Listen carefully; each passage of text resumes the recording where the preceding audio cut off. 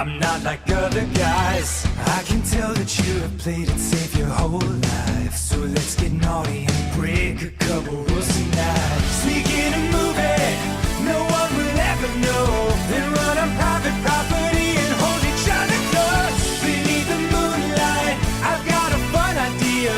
Lean and kiss a cheek and gently whisper in your ear. Let's steal the car tonight. Commit a felony with me and drive until the sunrise. Let's steal a motherfucking car tonight. Be young and alive. So let's commit some crimes. Hey, I like you. I got your flowers, let's get some coffee. Look deep in my eyes and tell me about your family. We can hold hands, then you can watch me shoot cocaine into my eyes and rock a memory. Let's steal some art tonight. What's a few Picassos when you're on a sexy date heist? Let's steal some precious fucking art tonight. We're young and alive and crossing state lines. Or, we could go a little more traditional. Go for a walk, watch a movie. Actually, there's a really nice flower exhibit at the Botanical Gardens. Ninja Brian was just telling me about that last week. He loved it. Wait, you know what? Fuck it! Let's kill some guy tonight. We're holding hands and laughing while we shank 'em in the starlight. Let's take a motherfucking life tonight. We're young and alive, which I can see for that guy. Yeah, let's kill 5 guys tonight. Then share a cherry cola while we blast a savage drive-by. Let's kill 10 guys tonight. You know what? First date, let's pump the brakes on the murders. Let's kill 5 guys tonight. I'll take you back to your place and we'll craft a perfect alibi. Man, we had fun tonight. We're young and alive, and you can call me anytime. Good first date. Want to do it again next week? No? Oh, all right.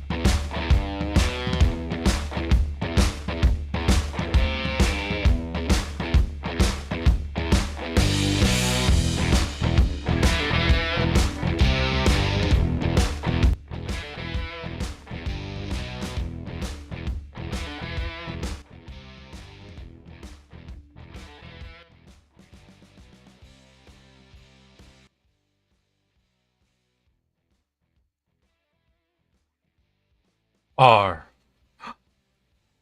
Are we live? Yes, we are live. Hello, everybody, and welcome to an exciting Wednesday. Wait, no. Friday stream, where today we are celebrating the fantastic, wonderful, absolute holiday that is America Freedom Day. That's right, the 4th of July, motherfuckers. Woo! And how are we celebrating? By USA! USA!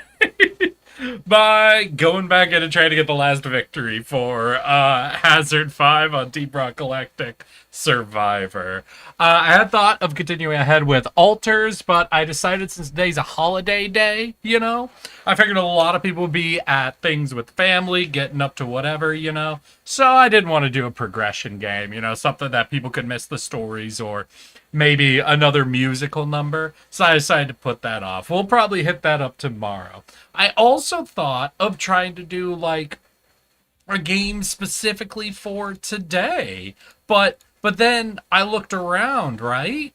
And there aren't really any great firework games, right? There's some like firework simulators where you get to like design a firework show, like its timing, size, color, that sort of stuff, but nothing that's like, like running a fireworks stand sort of simulator or something. Something that's got a little bit more like gameplay behind it. And because I couldn't find anything like that, I figured, all right, we'll just buckle in and knock out the very last Hazard 5 we need for Deep Rock Galactic Survivor.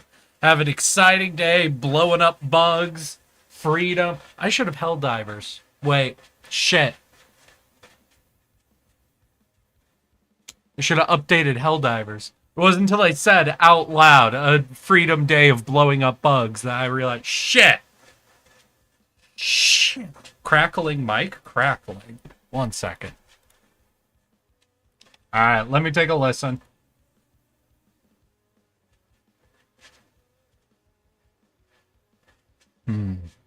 Let's see here. Testing.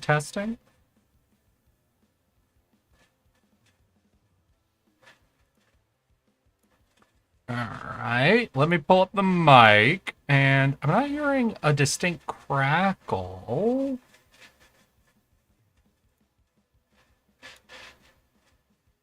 Let's go to filters. What do I got? I got 1 gain boost. I'll bring that down a bit.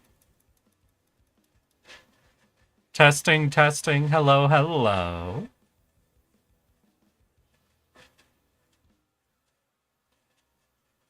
Am I the only one in chat? No, we got Richard, we got Zelix. I think them might be all in chat. I have a noise gate. What happens if I lower? Hi, Hiru. Happy America Day. Testing.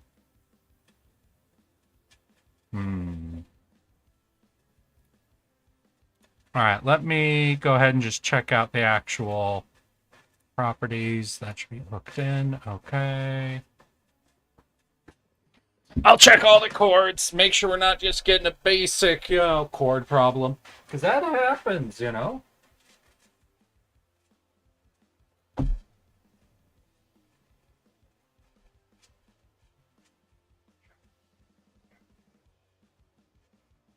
All right, all the cords seem fine. Testing, 1, 2, 3.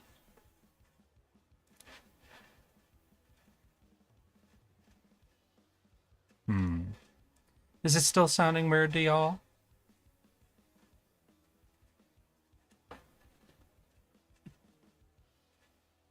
Wow. Let's hear more of a distortion than a crackle. All right, do I have anybody out there who's good with sound? Richard, you do audio stuff, right? With your video editing?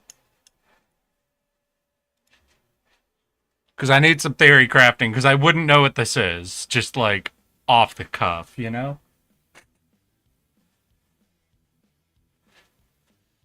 I'm going to turn the gain on the box down a little bit. Hello.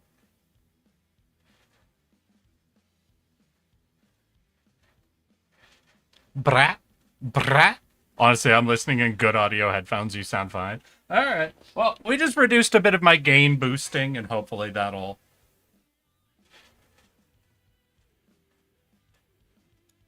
We'll see if that just kind of balances things out a little bit. Could be just because after my last time I replugged everything in. Maybe a bit of weirdness. I don't know. How bananas would it be for me to unplug and replug everything in? We'll let it ride, okay? Chaotic, I'll need you to report in like 5 minutes or so if we're still hearing problems. Because I did run a little bit of like a update on some of my audio drivers recently.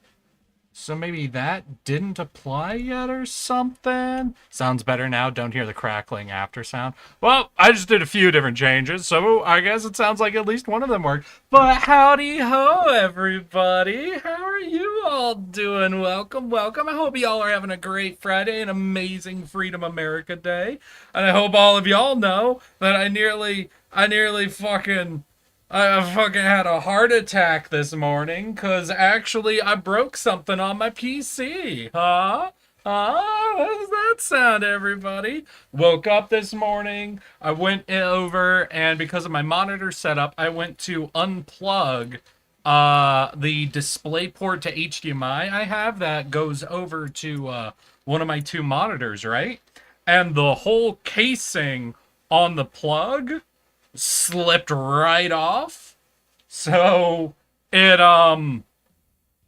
well, I've got a plug now just stuck in my display port. I can't really get a good angle grip on it. Tried gripping it with some pliers, but apparently that particular plug has some locks that are just engaged in it. So it just lives there.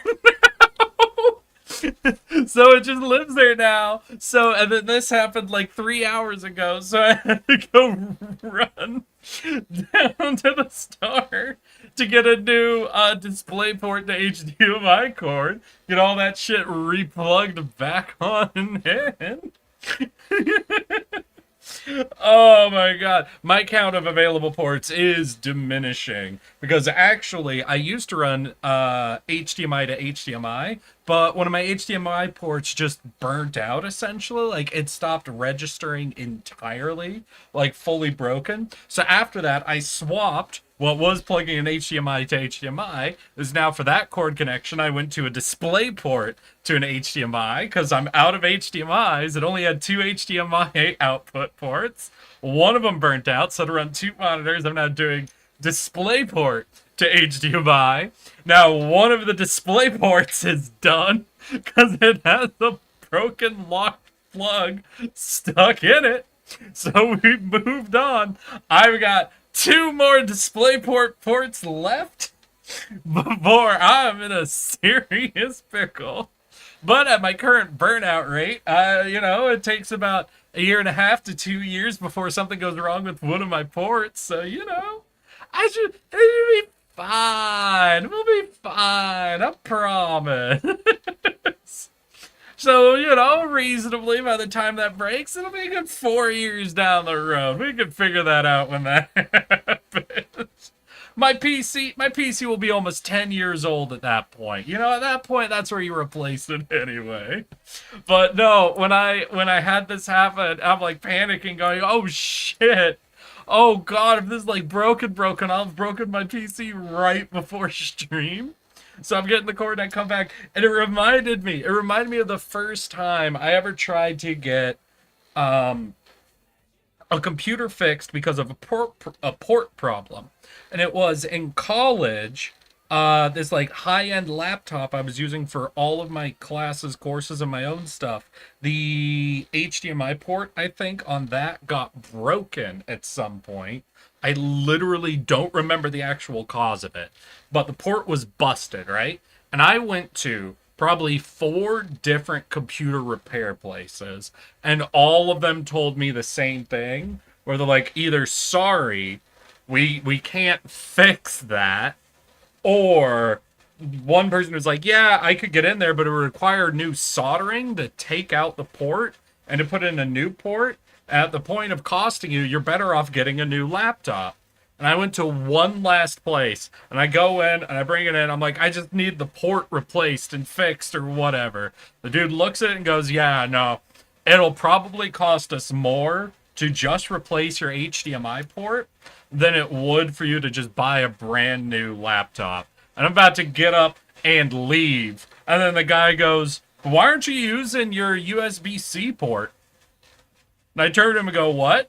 He's like, yeah, they do USB-C to HDMI, and if you're just like hooking this up to a TV or something, you should be able to just plug that in and run with one of those cords. And I look over and he's like, yeah, you got this port right here. Have you never used it?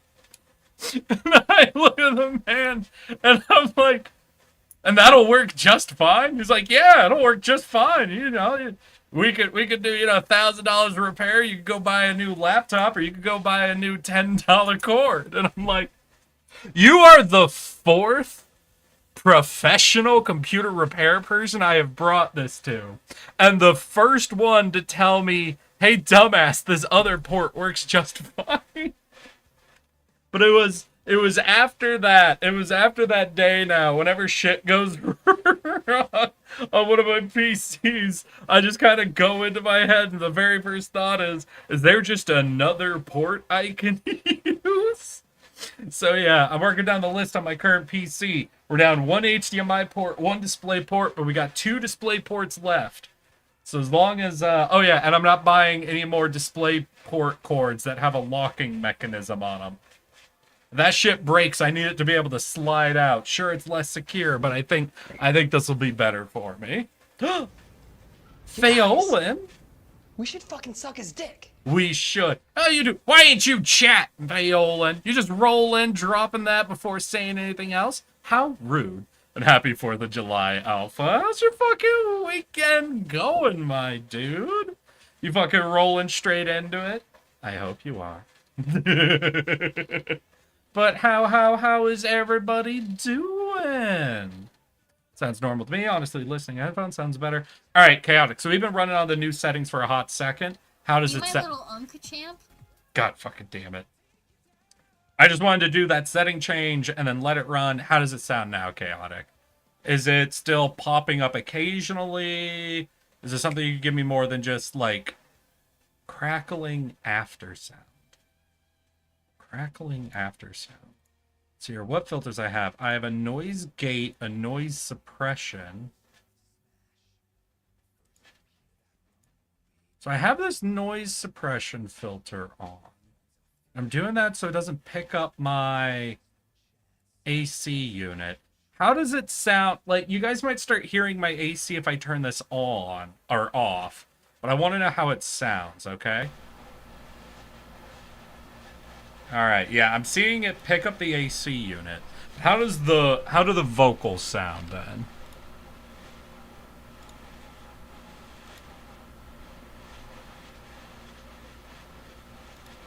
Are we still getting crackling, popping, anything weird?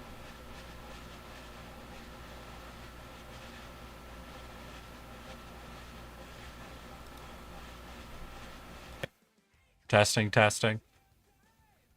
Vocal sound, all right, just the fan. Okay. And then when I turn it back on. What if I turn the noise gate off? If I'm already running a suppression, then maybe I don't need the noise gate.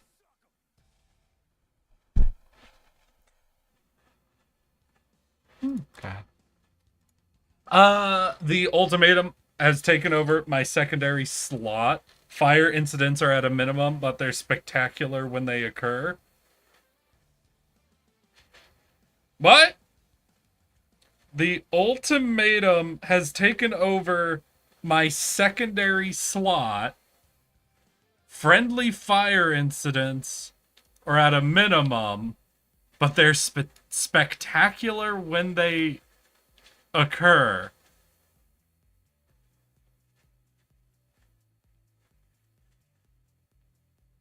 Pheolin, you can't just drop that on me. I need any context to what you're referring to. Is this Helldivers? Your secondary slot, like your secondary weapon? Like there's a gun named the Ultimatum? And it does some insane friendly fire incidents? Or Helldivers 2, yes. Okay, gotcha. Alright, one second. I'm just watching myself, and something's annoying me. My mouth, I feel like my mouth is not moving as much as I want it to. Sorry. I need mouth open, face, eyes. I smile, eye open, eyes. Sorry, after the whole reset, I'm getting sensitive to some of this stuff. Mouth smile. Do a little less smoothing down to like 30. Mouth open significantly less. Take these both down to 30. Let them run. Let them run like that. There we go. Happier. And with your mouth more open. There, that's got a little more pop to it, don't you think? Just a smidge. Just a smidge. Google 8 Helldivers 2 Ultimatum and you'll comprehend fully. Alright, you know what? I only have one plan for today. I could take a look at the Ultimatum. 1 second. Let's hear Helldivers 2 Ultimatum.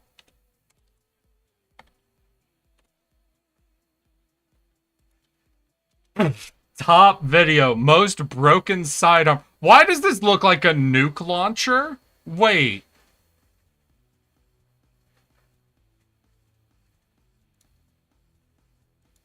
What the shit is this? Is that just a handheld mini nuke launcher? What the fuck? Why do you have this?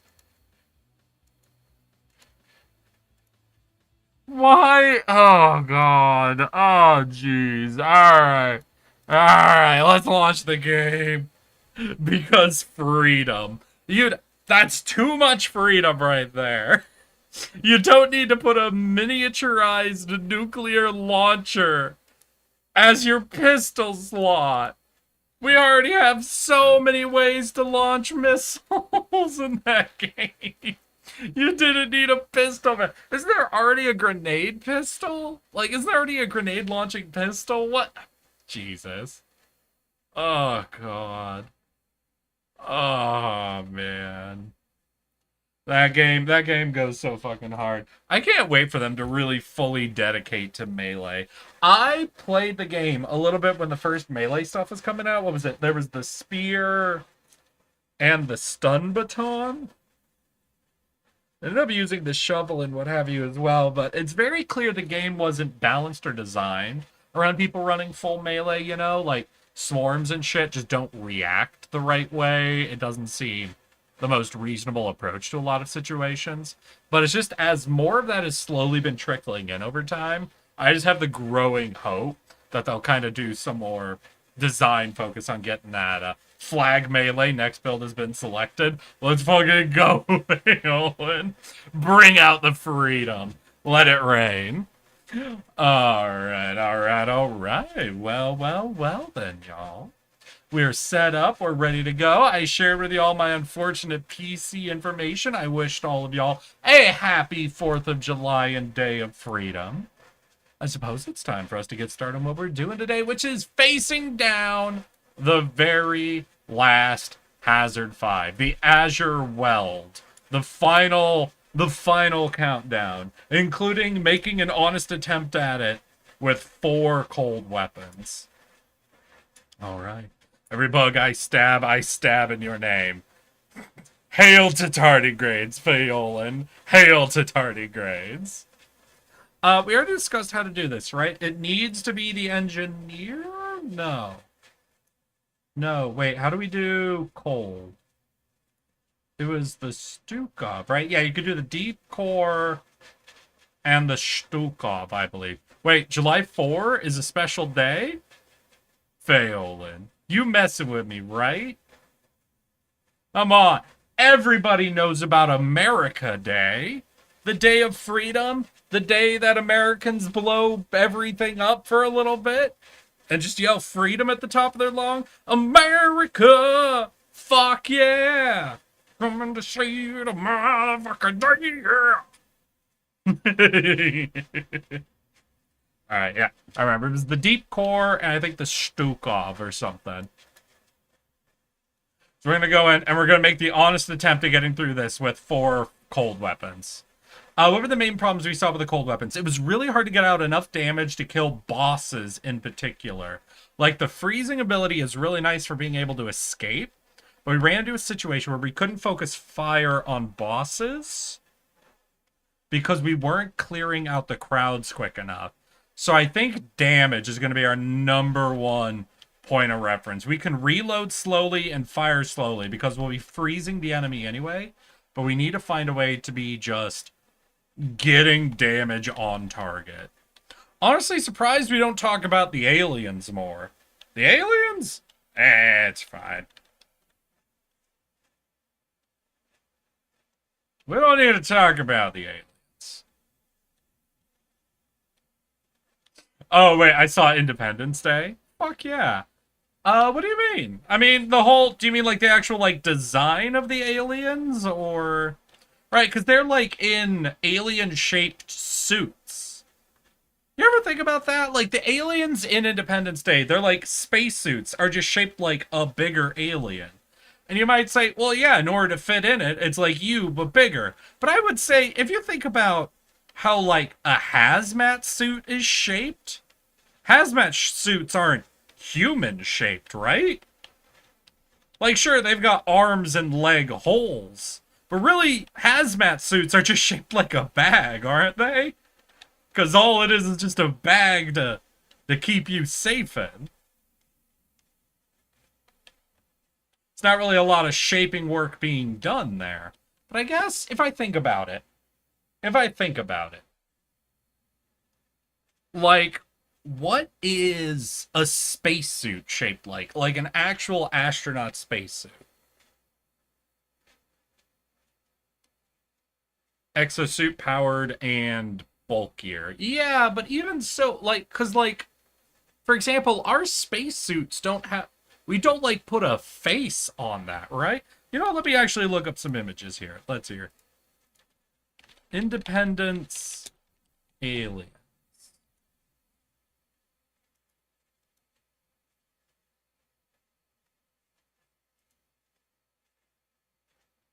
Yeah, you know what? Let's get some images up on screen here. So where's my add image? Okay, then we're going to go ahead and save in pictures. I'm so good at staying on topic, aren't I? Let's hear exosuit.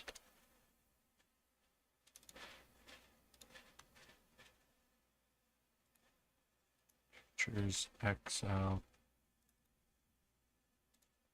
Okay, so here we have the alien exosuit, right? And then if we want to see what the little guys look like inside,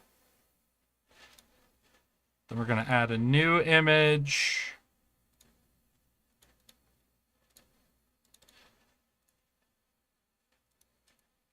Alien.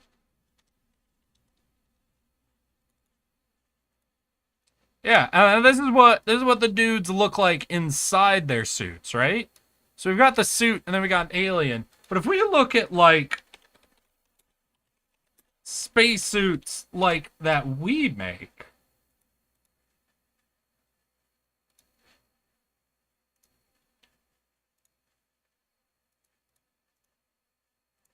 sorry, 1 second.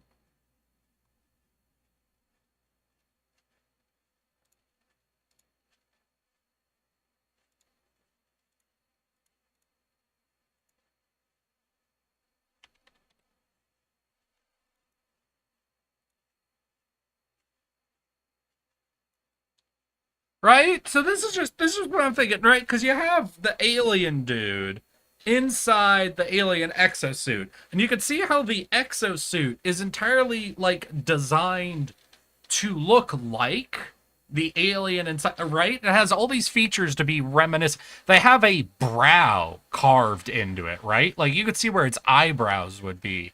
It's got like nose features and like the spreading out head features and all this other bits and pieces. That's like kind of crazy because if you look at how we make a suit, we're like, sure, we give it limbs so that we can fit in there. The head's bigger than the limbs because we got fat fucking heads. But we're not putting in like human features on it, you know? There's like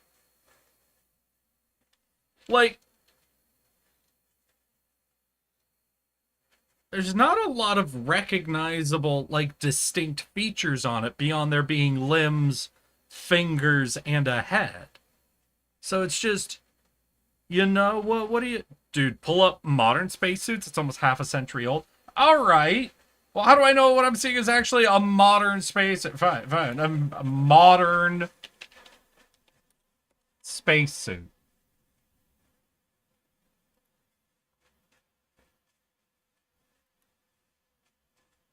I'm seeing sci-fi shit. God damn it. I'm seeing things that are literally from movies right now. You can't just throw... Okay, name a modern... No, Phelan, name me a specific model of spacesuit you want to see on screen. Name me a specific model. Skip it. No, I was yanking your chair. I will throw shit at you. No, Phelan, we're not moving on. We're not going to go back to play the game or talking about anything else until you name for me the modern spacesuit model you would like to have on screen right now. Come on. Give it to me.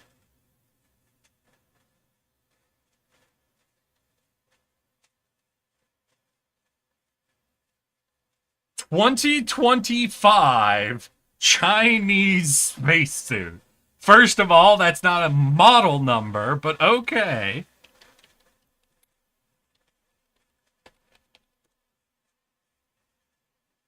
All right, I will use the first image that has come up for the 2025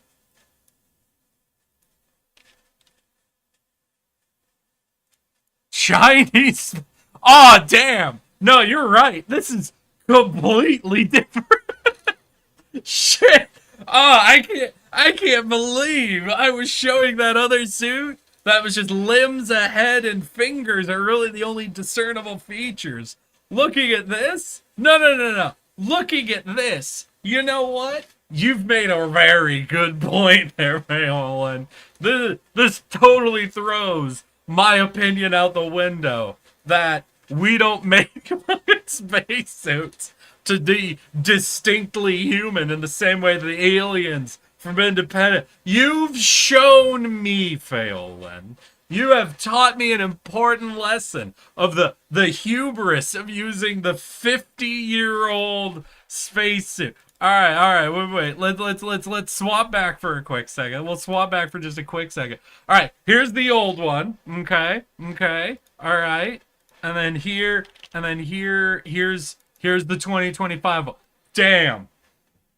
The transformation, the refinement, the obvious visual differences. I love helping a brother out. Thanks for having such an open mind about it. You're welcome, Phelan. I always strive to be a very open person when it comes to new information.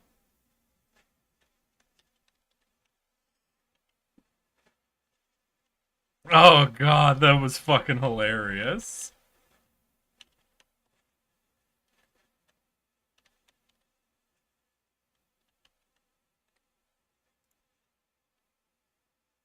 Damn, they didn't give me the frost option. God damn it. Thank you, Ice Grenade. God, there's that fucking tree they have. I need them all off that capture point. I need to pop that tree before I can get anything out of that supply pod. Stop, you're making me laugh too hard. Hey, you're the one who said it. All I did, Phelan, was ask you to give me a model number. And what you gave me was a series of search terms that resulted in, as you said, a distinct and modern version of the spacesuit that looks entirely different, not even slightly confusable for the 50-year-old design.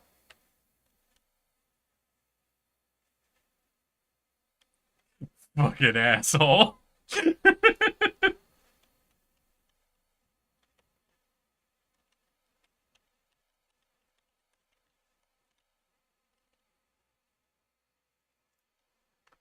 Alright. Now, extender axe might be pretty solid for us. Ah!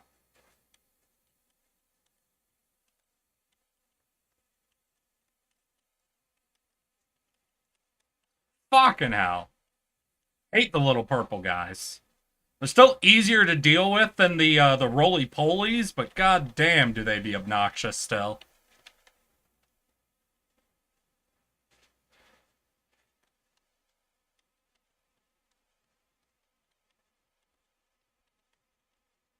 Yeah, I'm already hitting the problem. Even though I think I've taken even more, like, damage upgrades than I normally would, I'm really just not dealing a lot of damage. Yeah, Epic Fire Rate might be able to get the damage out a little quicker. We also have one piercing upgrade, so we should be kind of laying it through. Yeah, we're hitting both the bosses. God damn. Yeah, I'm gonna try to farm up another level. Hopefully I'll even do a reroll if we're not offered directly a damage upgrade. Oh, shit. Yeah, I might be doomed. This might be a level 1 failure right here. No, not piercing. 50% damage. Alright, let's go.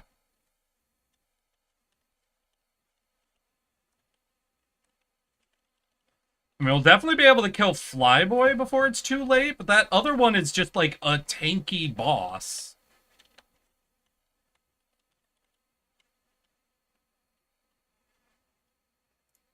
We go damage and... Oh! We have to restart. Doesn't matter, we have to restart, because we need to get to 4 cold, so if they don't offer us cold off of the overclock, it doesn't even matter. Alright, we'll go back in. Hopefully we won't low roll the overclock. You know, kind of good. Kind of a good thing we were able to get 2 overclocks on the main gun in the very first level. So we didn't waste too much time.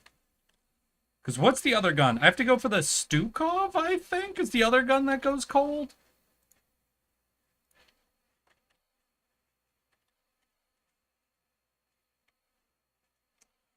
We're going to pick up a little bit more mining speed, so if we have that tree problem, we can get through the trees a little quicker.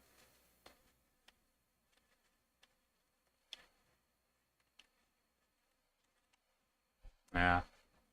Oh, any of y'all tracking all the people going to Anime Expo?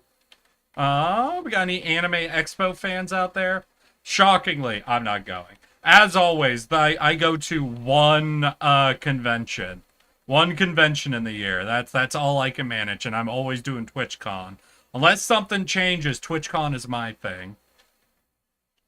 Stukov my nuts. New NPC name. Stukov my nuts? I'm pretty sure Stukov is a character. Isn't he? What is that? That's from StarCraft, right? Isn't he a dude who, like, joins up with a Zerg or some shit?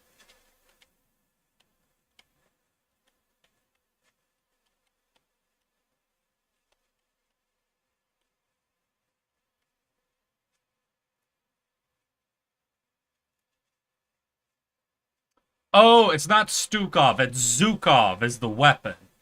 If that was what you were thinking of.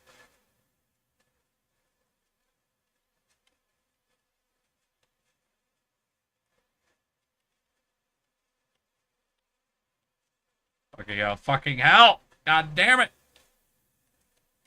Got him. Alright, we'll just take a generic upgrade to, like, everything. Taking damage. More damage. Let's go. Me think? Phelan, you okay, buddy? The English seems to be collapsing rapidly on itself. My grip on reality is starting to fray.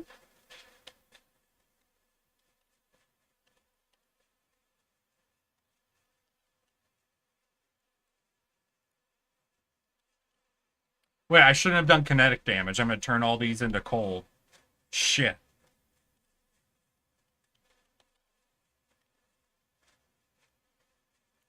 Oh, a 50%. Damn, wait, I missed an overclock, though.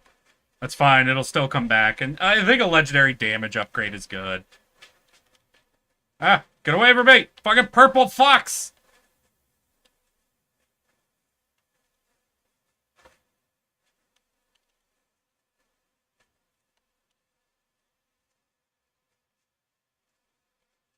Oh god, they're gonna catch up with me, aren't they? I have to keep digging! Dig out!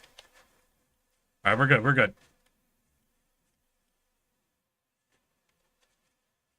Alright, we're moving.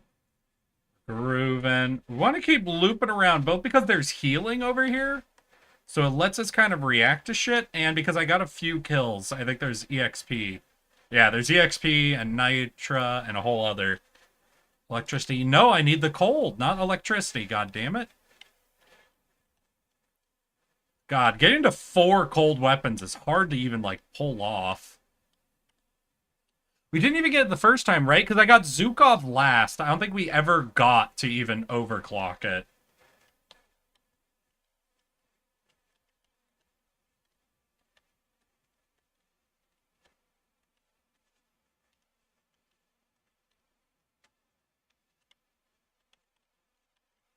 Woo! I will keep guiding them. And damn, they did the Flyboy tank combo again. Hey, Ultima, welcome, welcome. You must be talking about my unfortunate PC problems this morning. I'm down another port. My cord got stuck in the display port on my PC. And then the whole casing on the display port plug pulled off. So I'm down to 2 spare ports, which is more than enough. Oh yeah, we were talking about the weird spacesuit designs the Aliens and Independence Day did.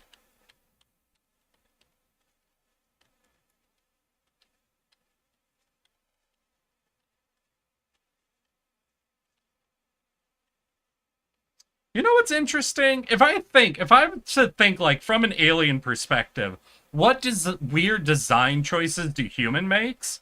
One of them's got to be just for like what we do for visuals, right? A lot of things we do for visuals and stuff, especially military stuff, is more so like patches or paintwork or something on it. And oh my god, that's a crack. Okay, it's just like the same color as terrain stuff. Understood. Is we like to put skulls on shit, you know? Like what comes to my mind is a weird example, but as an example, you guys know the fucking Call of Duty guy people like? That's got like the skull design on his like face or whatever. But we do put skulls on a lot of things. And it's kind of weird to think about that like our 2 most distinct design elements are either a human skull or like a cow skull. Because we do put cow skulls on things as well. And it's like, that's probably got to be weird from an alien perspective, right? Because we just sort of accept that. What were the aliens up to? Oh, I want to. So this is what the aliens from Independence Day look like, right? This is what they look like, and then this is what their spacesuits look like. This is the suit they get into when they're going to other planets, and we were comparing it to human spacesuits, and it was like they do a lot of work to make their mecha suits to look like them. Where humans, we don't really do, like whether it's hazmat suits or space suits or anything, we don't really try to make our safety equipment look like us, right? Hey, it's not just Texas. Maybe it's mostly an American thing for the cow skull thing, you know? But it is like imagery I recognize. But it's like even think like, let's go even more cliche, like pirate flags are known to have like full skeletons or skulls or crossed human bones and the like. And it's like, from a human perspective, there's sort of a sense behind it, right? Because we have such this ingrained like imagery that cropped up during the Black Plague.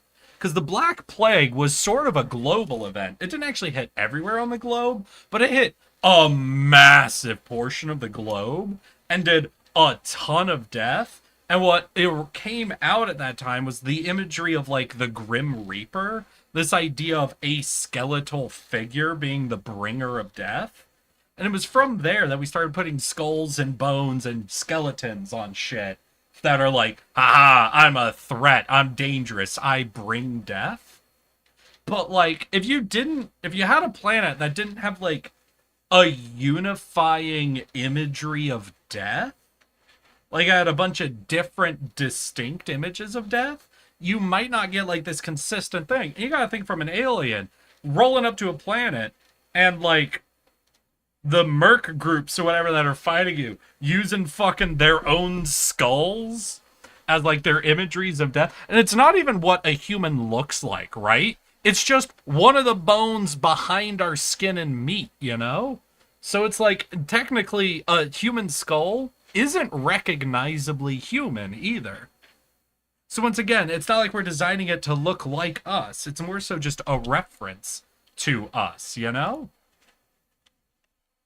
And I don't know, I'm gonna be thinking about that for a bit now. That's a weird thing to consider. Is what like our imagery and design reads as to like aliens, you know? Now imagine an alien invasion movie where they roll up and they have their own flags. And their flags have like their skulls on them. But we don't reckon. Like, imagine their bones aren't white, right? Imagine they don't use calcium for their bones. Like, they use iron or some other mineral to be, like, their bone structure, right? So they have something that looks like an iron thing that's, like, got holes in it and weird jutting protrusions and what have you. But, like, it doesn't have their skin or meat on it, so it's not, like, recognizably their bones, you know? I'm just saying, I don't know how you even interpret that, right? Alien pirates, yarg. You know, that's just what I'm saying. Like, imagine, just because you said alien pirates, that made me think of the jackals from Halo. You know the jackals are bird-like, right? So imagine they actually draw their bones with, like, hollow areas on them. Like, I don't know if that'd be instantly recognizable to you as, like, oh, that's one of their skulls. That's all I'm saying, is it's weird to think about, you know? It's weird to think about. I think we can all agree with that.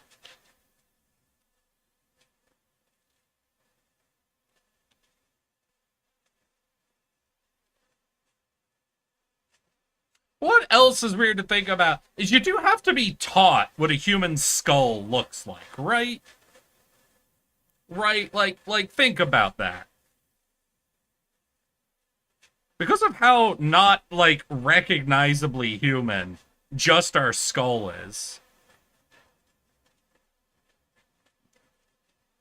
You're really betting on the idea that anyone who's going to see your flag with a skull on it is gonna be able to recognize that's a human skull, and they should be scared of you because you're using a human skull as your imagery. But, like, you know, imagine you're a little kid encountering a pirate flag for the first time. You're probably not gonna know enough to be scared. You're gonna be like, what's that funny thing on the flag?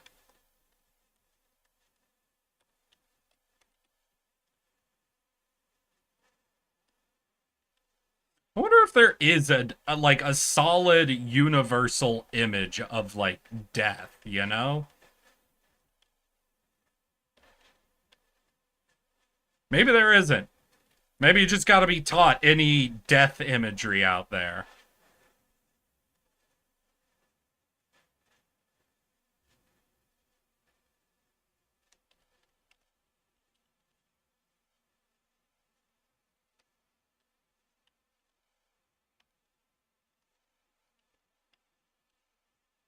I mean, maybe blood. Maybe blood. Though that wouldn't really be death so much as harm. But I do think you can make an argument that like every human has probably experienced blood. Whereas every human has probably not experienced a whole ass human skull. Right?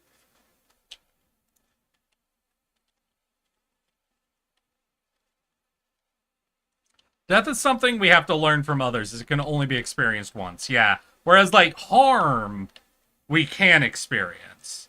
So I think even if there isn't a universal symbol for death, maybe you can come up with something for harm? And I feel like blood is a good one. Obviously, it can be a little tricky on how you communicate. Like, if we're just thinking like a flag or a patch or something, you know, a single static image. How do you make sure you're communicating blood and not a drop of Kool-Aid, right? Because, like, imagine you just have, like, a red droplet on a flag, you know? Yeah, a lot of people are going to read blood. Some people, though, are going to read Kool-Aid. You know, some people are going to see that, and they're going to be like, damn, it's the Kool-Aid pirates. They're out here to steal all our all our fucking Kool-Aid, my guys. Don't let the Kool-Aid pirates catch you. If you don't got Kool-Aid, they get really upset. They'll blow out all of the walls on your ship.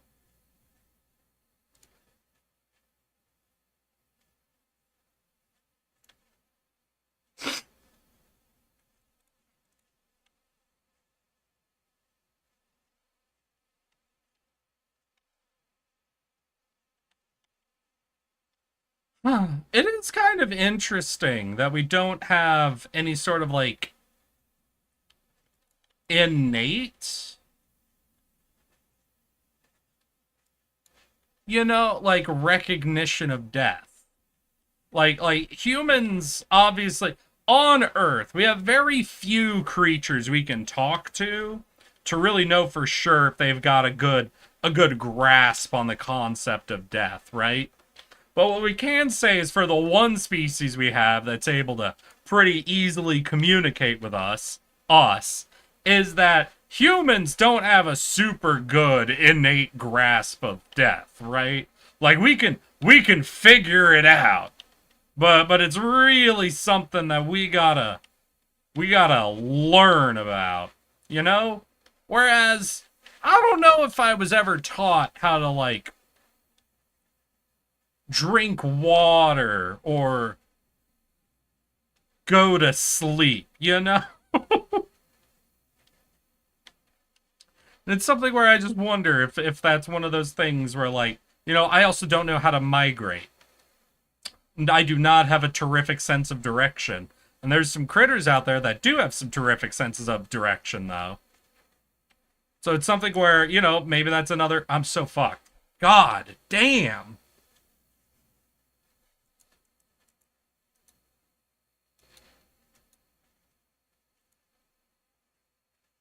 How do I get into this?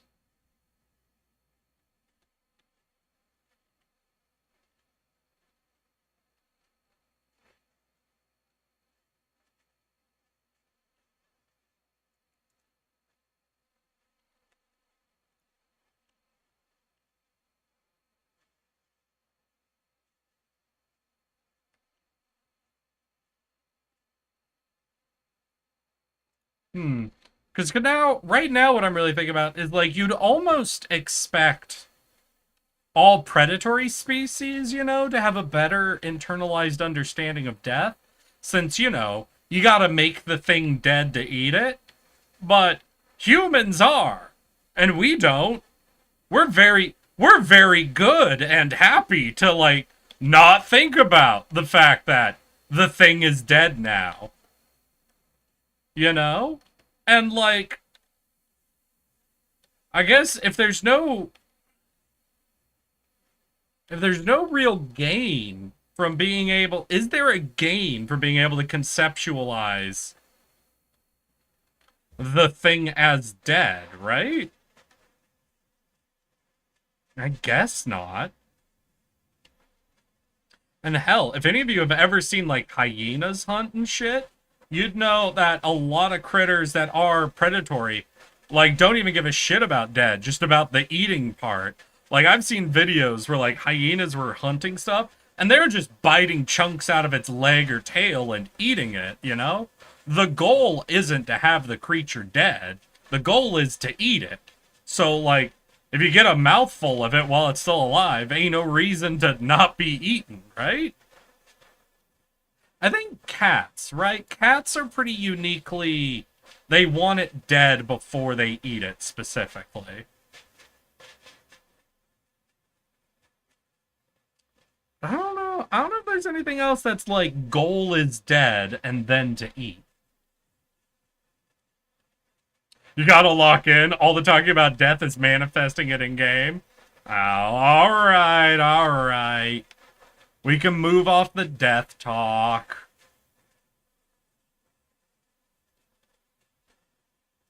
How are you doing, Ultima? Got any weekend plans? You not out at a barbecue or something right now, my homie?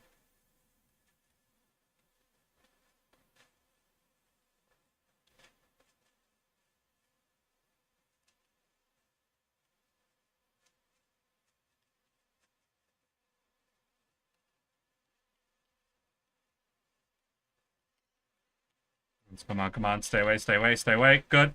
Ooh, that's a lot of purple. Hell yeah. Oh, yeah, we'll take the 3 levels. Come on. Hey, we got a coal. Perfect.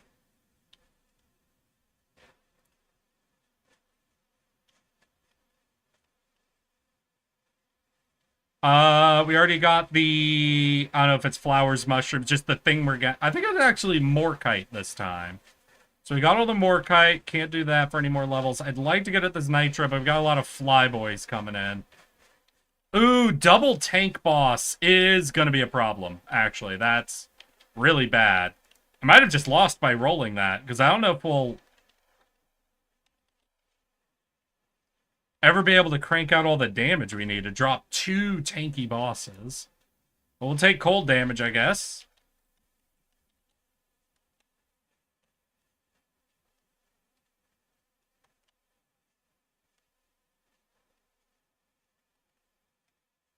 Try to run up another level. Maybe we can get some more.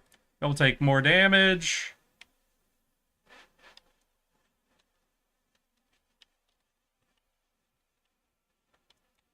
Oh, boy.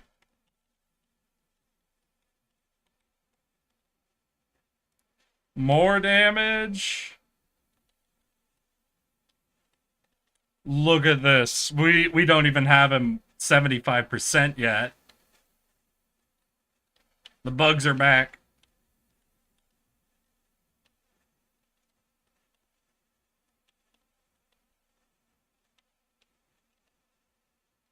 Fucking, we got the purple ones coming in.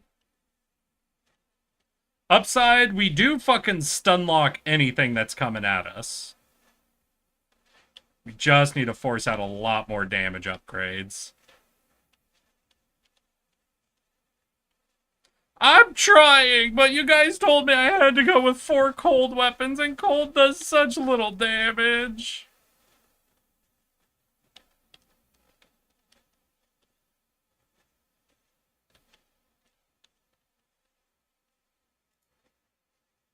Alright, well, we've got the grenades, the drones, and the rifle.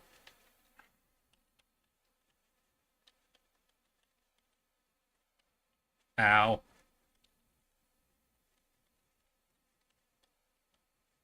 Run away! Run away! Well, we've got them to half, but holy shit, I don't think we're getting through this. Yeah, there's no way. Hey, little pink! How you doing, my guy? Happy 4th of July. Congrats on the Freedom Day. You getting up to anything? You've missed it. We've been almost exclusively talking about death. And symbols of death. And how confusing it would be for aliens to see us decorating things with human skulls.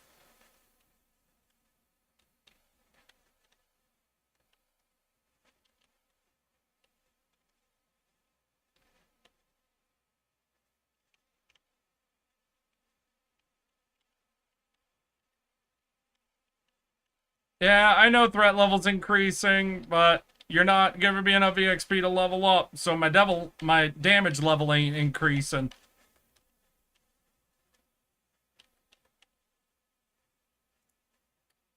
Alright, well, let's keep... This is the only weapon they're giving us damage upgrades for, so... Yeah, I'm trying! Stop telling me it's only gonna get harder! I know! Alright, this is good if it's an overclock. What can we do? Smaller grenades? Ugh, that'll reduce damage. Alright, yeah, we're just gonna do damage ups.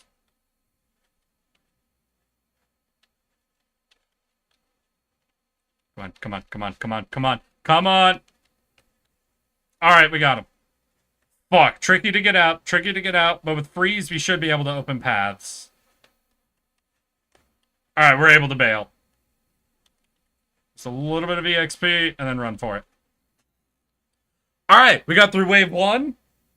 We got 3 of our 4 cold weapons.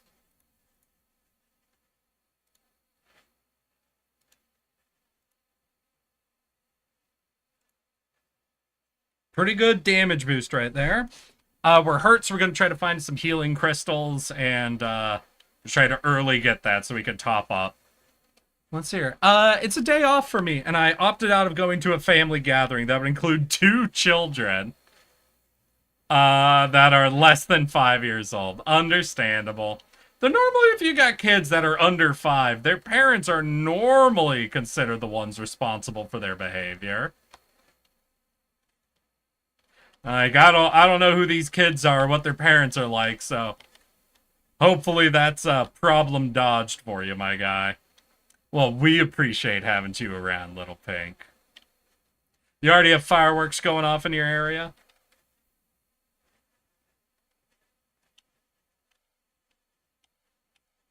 I heard some last night, but I haven't heard any so far today. To be fair, I'm in the Seattle area, so I'm pretty sure even the ones last night shouldn't have been going off. But still, you know. You sort of expect it. You sort of expect that whole rattle the whole day, you know, starting at midnight. Technically, cousins once removed. Could argue uncle. Huh.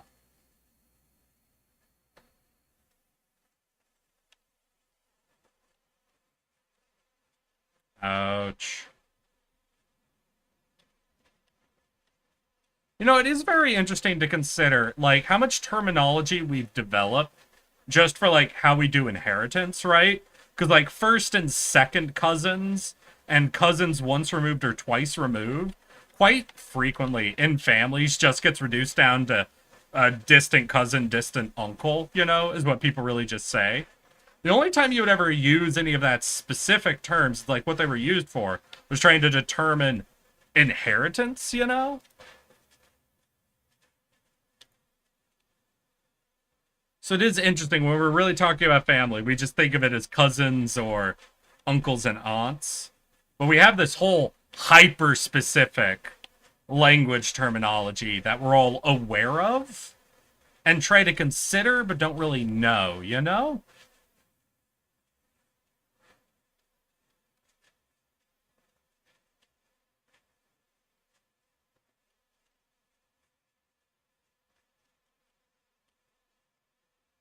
X removed means 1 generation difference. So would another term for a grandparent be a parent once removed?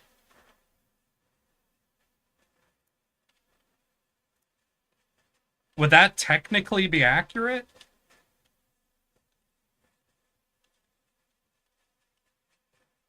Yes, but also no. Wait, why also no? What do you mean yes, but also no? Why would that not be technically accurate? Come on, Little Pink, defend the argument.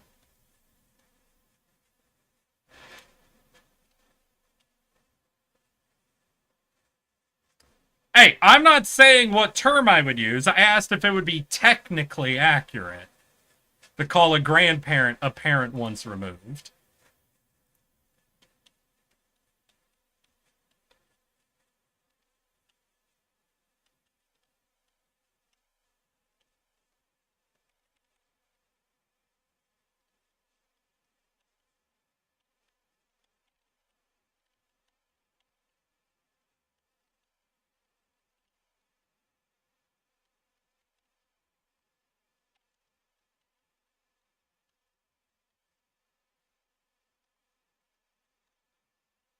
Now, here's interesting that we don't really have the terminology for, is how many extra words, at least in English, you need to use to denote your grandmother on your mom's side versus your grandmother on your father's side.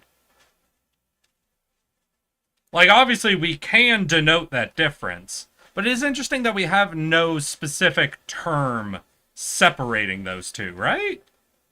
Maybe that's not interesting, I don't know. But it feels like that'd be something you might want to be able to denote the difference between.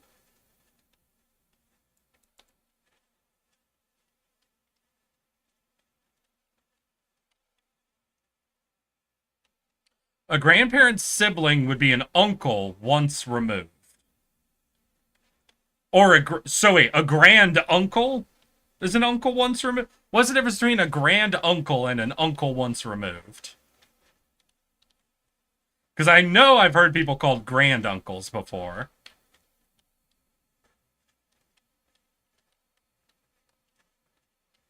And at that point, wait, if that's what removed then wait, should we not say great grandparent then? Do we say grandparent once removed?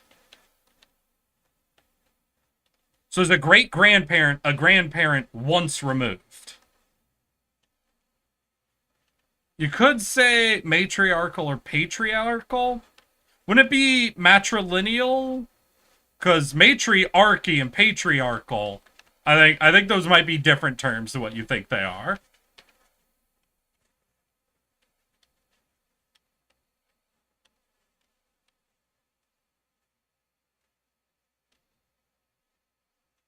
But we have the term granduncle, but you said uncle once removed. So it feels like you're arbitrarily deciding which of these terms we should and shouldn't use.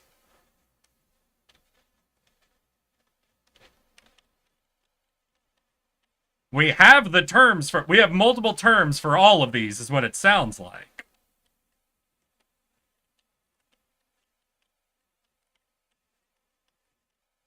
And you're just labeling some of them as more or less valid than others. There's a problem. There's a big problem. I need a very good level right now. Fuck. I guess, you know what? Grenade reload speed ain't bad. The grenade does solid damage. God, the crowd is just so jam-packed. I don't know if I'm able to even hit the bosses anymore.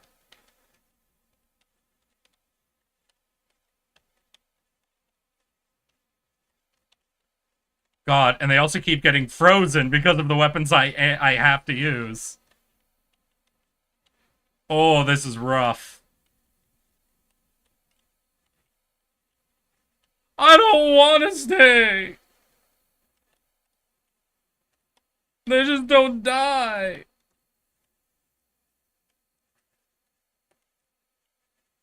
Alright, more piercing might be helpful, since we're trying to clear the crowd.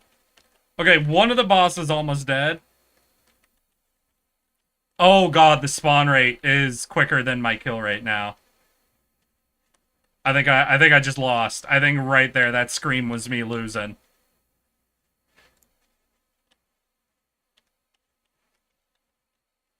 Yeah, one of the bosses is almost dead. If both of them were at that health, I think it was maybe possible. But I'm pretty solidly sure it's not possible at this stage. Oh god, maybe okay, maybe if we lucky roll and hit him with a... No. God, look at that. Howdy, Sour. How you do? You even checked in if I was gonna be streaming today. How are you? Wait, I just got a view count on YouTube. Queenie, is that you?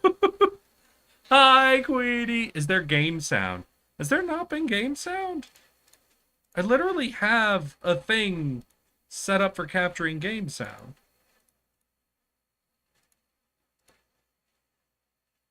But it might not be doing it?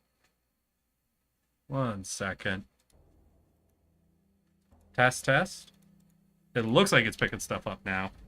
Ah, shit. But how you doing, Sour? How's your freedom day? It sounds like you've been sleeping. My lucky day. Just a classic scout. I'm good. Just woke up from a kind of shitty nap? Wait, a shitty nap? I can't believe y'all have let me stream this. Oh, no, it's Little Pig. Hi, Little Pig. Why are you on YouTube, my guy? You're almost never on YouTube.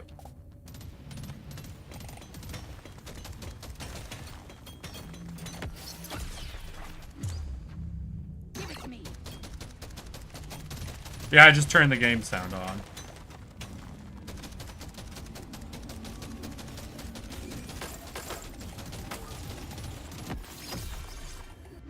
I'm outside on a small bench that I cannot fully lay on.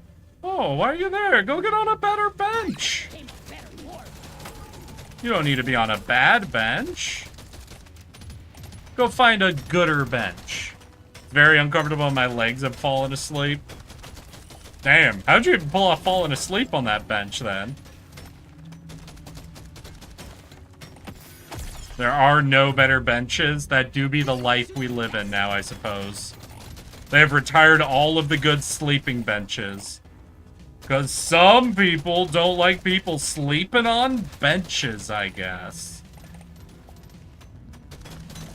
Swarm detected. Get ready. They'll be with you shortly. Please.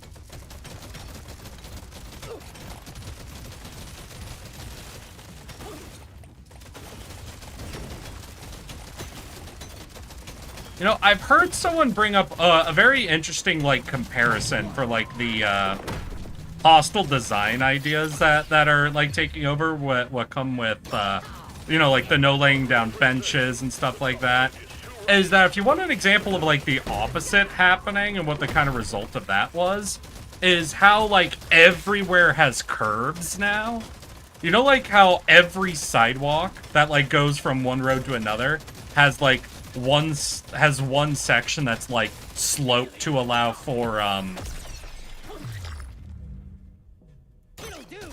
sorry, a slope to allow for, like, wheelchairs or, like, accessibility access, essentially. And how we all expect that. And because of that, we now, like, everyone uses strollers or things like that to move around, since they know sidewalks will 100% of the time have a way for you to be able to easily wheel things from one location to another.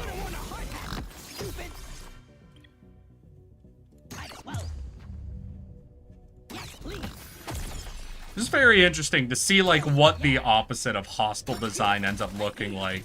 Where if we're forced to and everybody has to adopt, essentially, like, accessible design, then we do start to kind of shift how we work at things, you know?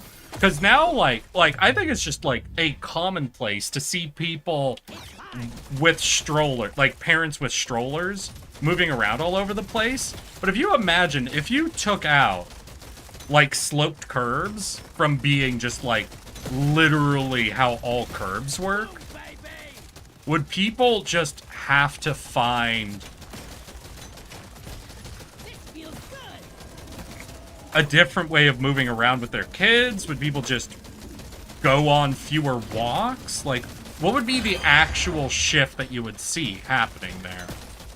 Because I'll be honest, if I think of the ratio of parents with kids in a stroller versus people in a wheelchair using those, I definitely think the ratio of people who technically don't need the access to survive versus the people who do is pretty skewed towards parents with strollers and away from people in wheelchairs. It's not anti-homeless, it's just small. I bet a kid could sleep on this. Gives me the strength to carry on. If it looks good, it shoots better. Everyone knows that. Overclock is my favorite type of clock.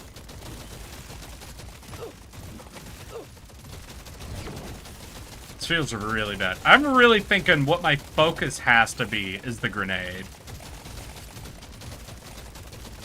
Like, I've been focusing on the assault rifle for the most part, because I always imagined it as the most directable damage. But, like, look at this.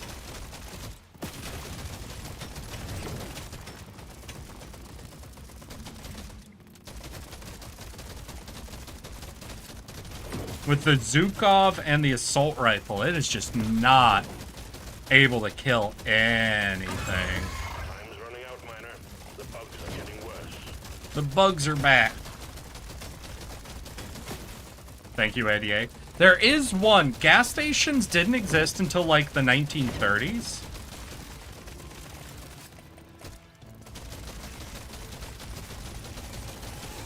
Something incredible is happening here. I feel Wait, what?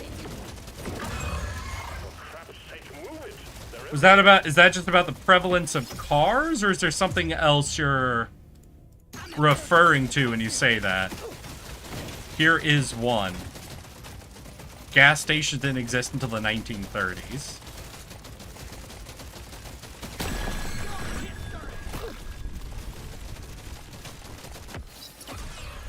Wait, how do people get their gas? Never pass up the ice floe. Plus, they keep them beer cold. Wait, when was the Model T adopted? I realize I don't even know when cars, like, are becoming broadly used versus, like, as a niche thing. Oh, so yeah, you're saying before the adoption of cars, there wasn't gas stations. I don't really know if that's talking about hostile design versus access design, though. That just sounds like there weren't cars and then there were cars and we needed a way to get gas to our cars. That's all you got. That's never I said. Were there horse feed stations, you think? Nice. I'll take it. Because I'm actually wondering now, like, obviously, when we used horses as, like, the most ubiquitous, like, method of transport, right? Like, your horse-drawn buggies, horse-drawn carriages, horseback, all of that. Were there horse stations? Like, was there a place I could specifically... Like, if I'm, like, say I'm somebody who's moving goods. No, let's remove the horseback for a second. Say I'm somebody who's moving cargo, right?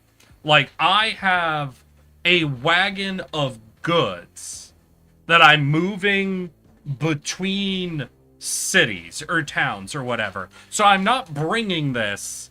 I'm not bringing, like, what? Like, 6 to 8 horses and a massive, like, freight wagon into the center of a city up to a general store and one by one tying them up to, like, a post, you know? What I'm saying is, like, was there, like, a distinct set, like, I guess just a stable, right? You would just have to find a stable? Yeah, so, wait, no, towns did have stables. So then what, you would rent a room, essentially, for your horse, you know, right? Like, obviously, it would just be, like, one fenced-off square in the stable, right? And then probably included in that price would be, like, feed and water. So, yeah, there were, to compare to a gas station, horse stations, but ultimately, a horse does just work different from an engine, right? You just need to make sure it has enough food and water, technically, to not die. So you just top it up on the food and water, and then you can run it until it would starve or die of thirst. Now, no one's actually going to do that to the horse, right? If you're passing by a river, you're going to let the horse drink. If you don't need the horse working right now, the horse can graze on grass or whatever. But it is just something where, like, you're not thinking about how you think about whether the horse is hungry or isn't hungry, not about the gauge or meter of how hungry your horse is when you're thinking of feeding or watering it, right? And obviously, we don't even think about that for ourselves, really. Which is interesting, because, like, when you play Sims, obviously, you're given those hunger and thirst meters. And I think we treat those, like, if you're playing a game, you treat that a lot more like a fuel gauge, right? Where, like, if your person's at half thirsty, and you know you're gonna go do something, you top them up to full thirsty, so it won't be a problem. But in real life, if you're planning to go do something, you don't really think, well, I'm only 25% thirsty right now, but I know I'm going to be gone for an hour. So even though I don't feel thirsty, I'm going to top up on water beforehand to be fully fueled before that. Now, maybe before, like, a sporting thing or something where you're going to be conscious of the fact that you're going to be sweating a lot, but not really as, like, a passive thing. In the same way you would if you have your fuel like, on your car. If you're going on a drive and it's at half a tank and you're like, I don't need a full tank to make this drive, but I'm thinking of exactly how empty it'll be, so I'm going to top up beforehand anyway. Move it. They're So just the fact that you visualize the amount of empty makes you change the behavior on how you consider it. That's interesting. That's very interesting. Where essentially UI is guiding behavior. Because I can see it as it being specifically this empty or that full. I now change the way I behave around it. Woohoo! Oh shit, did we get a magnet or something? No, we did not. Oh, they rolling in. Please let me dig quickly. Oh, I'm not gonna dig quick enough. I'm fucked. Yeah. Fuck! Also, horses were never as ubiquitous as cars have become. Cities are more centralized. Yeah, I know. But again, I was talking more so about... Because, like, you mentioned the idea of, like, people tying up their horse at a post and then, like, getting it a bucket of water or whatever. Which I agree with. But it's, like, that's less of the behavior we think of cars. But if instead you were to think about somebody who's, like, moving freight with a horse carriage, you know? Then you would actually think of it that way. And how that would work would be about, like, renting a stable. So the stable would more so operate as the gas station. God, so what? We want to try to get the grenade early? And really focus on getting that grenade popping off? Because I think the grenade is going to be our only real, like, kill weapon. Like, the frost rifle is really good for stun locking enemies. But I just think no matter how much piercing or damage we get on it, since, like, we really just got to get through wave 1, it's never going to be super popping off. But if, like, we can get crazy reload speed on the grenade, that could do a lot of work for just, like, clearing out everything.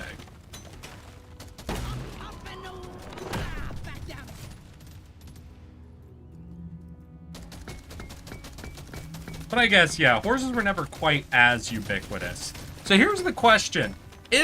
Why do you think that is? Why do you think horses were never as ubiquitous as cars are? Because I don't imagine... Per paycheck, at the time that horses were at their most ubiquitous, was a horse value per paycheck more expensive than a car?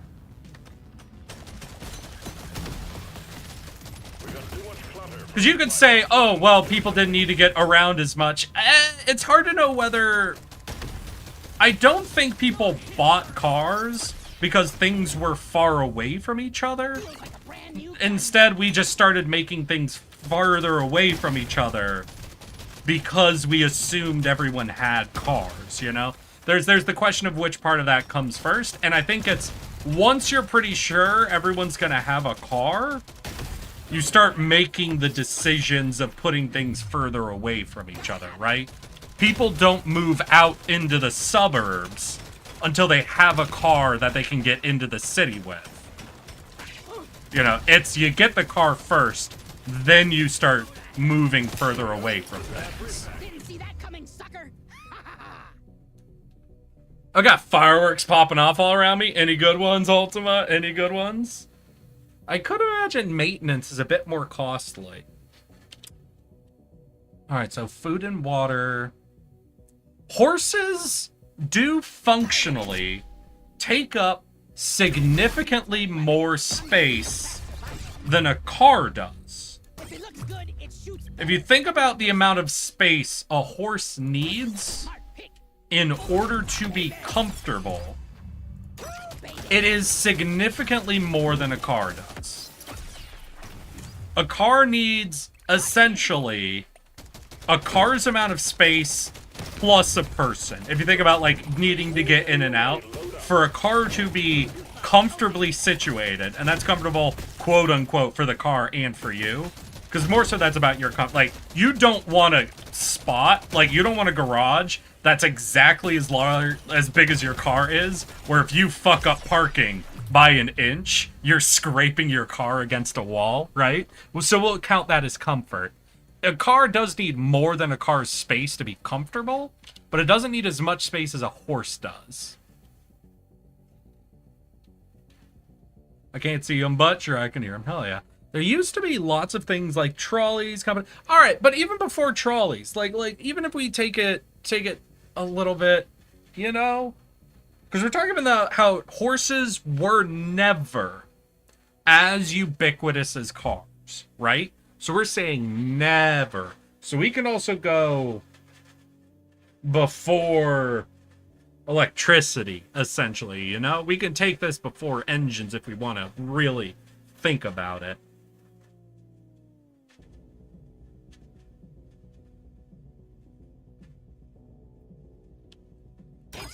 Yeah, but once again, here's what I'd say is cars were already popping off at the time that you started seeing a lot of the lobbying out of it. The Model T came out and blew up, and after that, car companies started eliminating any form of competition, including public transport and what have you.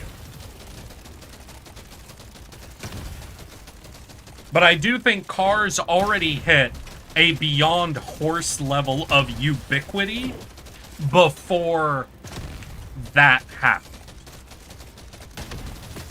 I think cars were already at the Model T being introduced, being more ubiquitous than horses.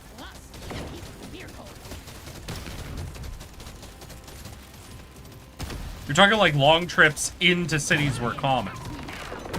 No, I don't think long trips into cities were common. What I'm saying is, people didn't live a long way out of the city until they had the consistent transport. So once any form... So is it no form of personal transport was ubiquitous before cars? Because the argument I'm making is people didn't live regularly a long trip from the city until they had cars. Once they had cars, people started moving further and further and further from the cities. It wasn't people were living far from the cities, so they got cars to compensate. It was they had cars, and then they moved away from the cities. So it's just... So was it originally, like when cars first came out, they were significantly cheaper per paycheck than horses were? Because we've already talked, inherently, they need a lot less space, right? So that's definitely early on a big price point. Like, you don't need a barn in order to keep your car. And hell, if you're gonna put it in the street or something, you don't even need a garage or like a designated space for it. But I do wonder what the upfront cost... Hey, could someone look up what the upfront cost for a Model T and a horse was at the time that the Model T came out? So cars aren't the post-war economic prosperity allowed for the existence of suburbs, renting, public low-income housing. Well, it doesn't matter the subsidies you do. If you move out to the suburbs and there's no job near you and you have to walk to the city, you're not moving out to the suburb. You're only moving to the suburb once you have the car. That's what I'm saying. Like, you can say why they became more popular or how we afforded to build them, or all these other things. What I'm saying is you cannot get suburbs through subsidies alone. First, you have to adopt cars at a near ubiquity. You need to adopt a form of transport that is easily and affordably available to a large cohort of your population that is able to provide the specific transport they need. Because that's the one thing you could say about cars. Your car will always take you from where you are to where you need to be. A bus or a train doesn't always take you from where you are to where you need to be. Now, you can make a very good transport system. Like, you can look at New York City's subway system. There are ways to make it very, very good. Ultimately, the car will always be better on the individual level. Trade-offs, yada, yada, blah, blah, blah. What I'm saying is the only way to get suburbs without cars is to make a level of public transport that I don't know if any nation has ever done. I don't know if there's anywhere that has the level of public transport you would need to facilitate the development of suburbs. What I'm saying is suburbs as a thing only happen. The UK kinda does? Are you sure? Suburbs. Like full lawns, housing, with the nearest store being like a 10-minute drive from anything. I don't... Listen, maybe you don't understand. Little Pig, I don't know if you're going to be able to really have do a good job picturing what a US suburb is. It's not the same suburbs as we experience. Yeah, that's what I'm gonna say. Yeah. I think that's probably the problem you and me are having right here. All right, the American suburb can only develop. You don't get it. Like, it basically, what would be from like one subway train station in New York to the next stop is like 4 houses in the American suburb. Lived in the U.S. I know what U.S. suburbs are. Okay, it's just you're really trying to make the argument that you can have the American suburb with public transport. I don't believe you can.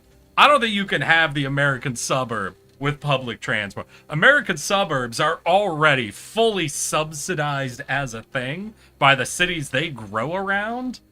I don't know if spending more money for public transport for them would end up being a winning investment.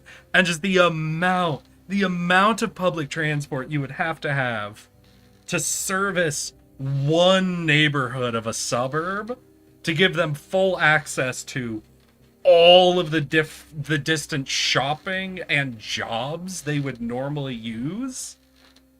I don't know if you could do that. There was a transition period? Yeah, what I'm saying is the transition period started with everyone who was going to move out to the suburbs getting cars. What I'm saying is the suburbs developed from the cars. Cars came in, then people moved away from the cities. No?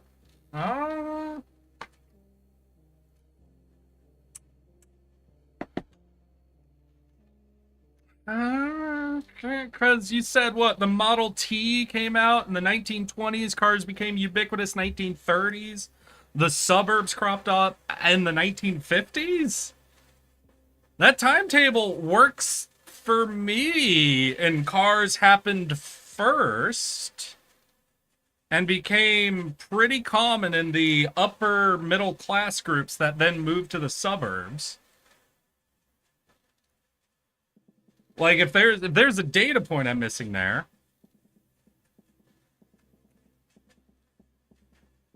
Suburbs came first, then car-dependent suburbs? All suburbs are car-dependent.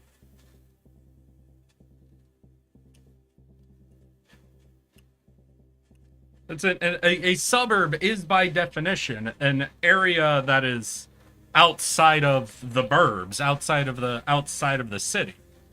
If you assume the jobs are in the city, you need to be able to go in and out of the city. I add in the shopping part. I'll admit, like, the no shopping anywhere near them, like no commercial options anywhere near them, came later. I'll admit that level of suburbia came after all of it. But you have to note, the jobs are in the city.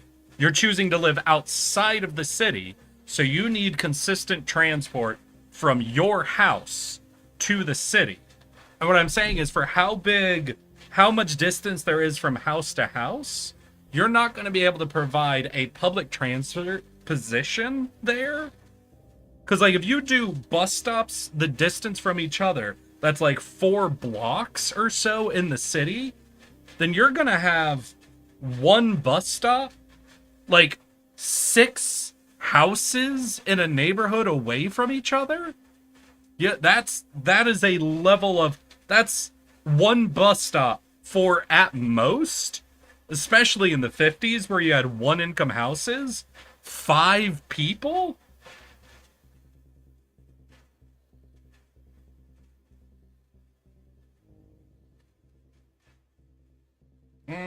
I'm just making the argument. I'm making the argument that I'm pretty positive this was mostly a thing that was influenced by the cars coming in first.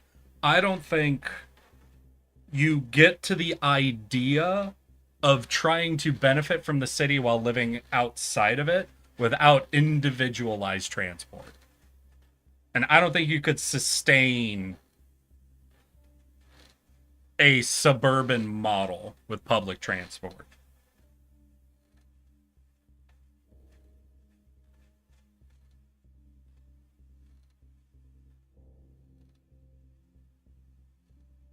All right, let me take a let me go look at a picture. Let's see here, 1950s suburban neighborhoods.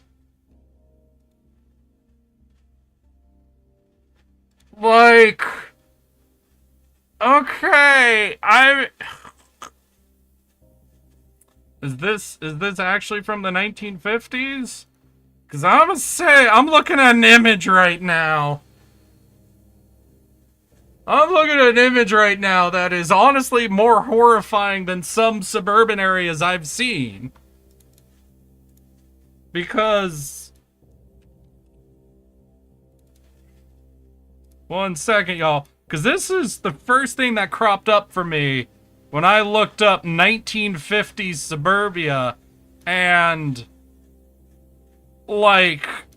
I don't know, man. I don't think public transit is gonna be a super good option for trying to get out of this to wherever the city, the jobs, or the shopping is.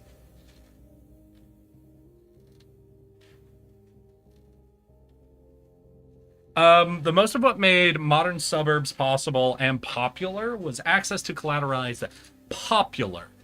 I fully agree with the possible. With the way that taxation systems, income, yada yada works, ultimately you can't build suburbia without some serious levels of accepting debt and the fact that it won't be paying you back, you know?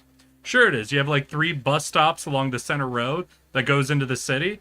Oh, okay. So the dude at the end of this neighborhood has a 15-minute walk. I don't know. I don't really think you see how far away this is. So we have a bus stop. God, I gotta bring this into GIMP if I'm gonna draw on this. 1 second, y'all.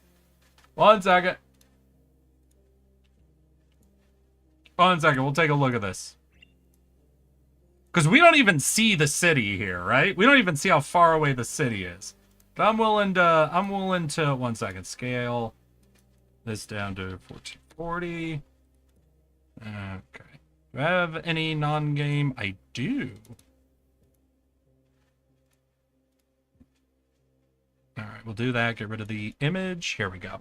Alright, let's hear. What'd you say? What'd you say? You have 3 bus stops along the center road, and then you take that into the city. Alright, so we have our center roads. Right? We have an obvious cross-section here. Let's just take this to 10, just so it's a little... We have our obvious cross-section here, right? So here's our 2 central roadways. I don't know which way that goes to the city. Somebody pick a direction, and we'll just say that's to the city. Ultimately, the design is meant to sprawl out, so we can choose whichever way we want to go to the city in, right?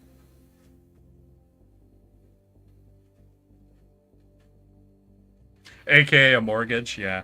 Though, I don't know if you need mortgages specifically to make suburbia, right? Because there's To make suburbia in the way we think of it, as suburbia being where the wealthy people go, I suppose you do. But if you imagine suburbia, like if you imagine how suburbs formed before this in a way, like the outside of the city region was just sort of where the poorest went, where land was dirt cheap and they just built what they could out there. There's technically a way you could imagine it. That doesn't require the debt, but again, it wouldn't be the recognizable form of suburbs we're talking about. So I do ultimately agree with you. It's just, I'm thinking in my head, I don't know if you need individualized debt, but you do need citywide debt in order to build out all the infrastructure you need for these areas. But you don't necessarily need the houses to be as expensive as they were. You could make just shit houses and shit neighborhoods and push people out there and not need the collateralized debt. It wouldn't be as recognizable as how we think of a modern suburb, but I could still see a lot of similarities between those two types of suburbs, you know? So Chibi, so 3, so we'll say what? Okay, so we'll put our 3 bus stops along the main road. So if we're imagining this main road is going to the city, we'll say the city is out over here. So we put 3 bus stops. 1, 2, 3. So, motherfucker living in house here has to go out on the street and walk down his little road. Ow!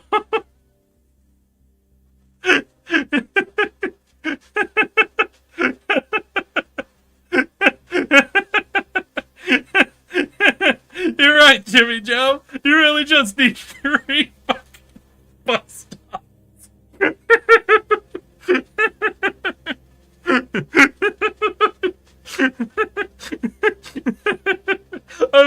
I'm sorry. I'm just imagining posting someone walk that every day to and from work. Well, yeah. And another 3. Okay, so we need 6 bus stops. 1 along each side of this crossroad. So we put 1 here. This is a cross, right? So we'll put 1 there.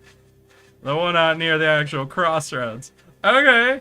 Alright, so let's go back to OG homie, who's now gonna walk either out around and back, but we'll say all the way down. This is curving, so he's gonna go another more distance, then cut back up the road, cross into there.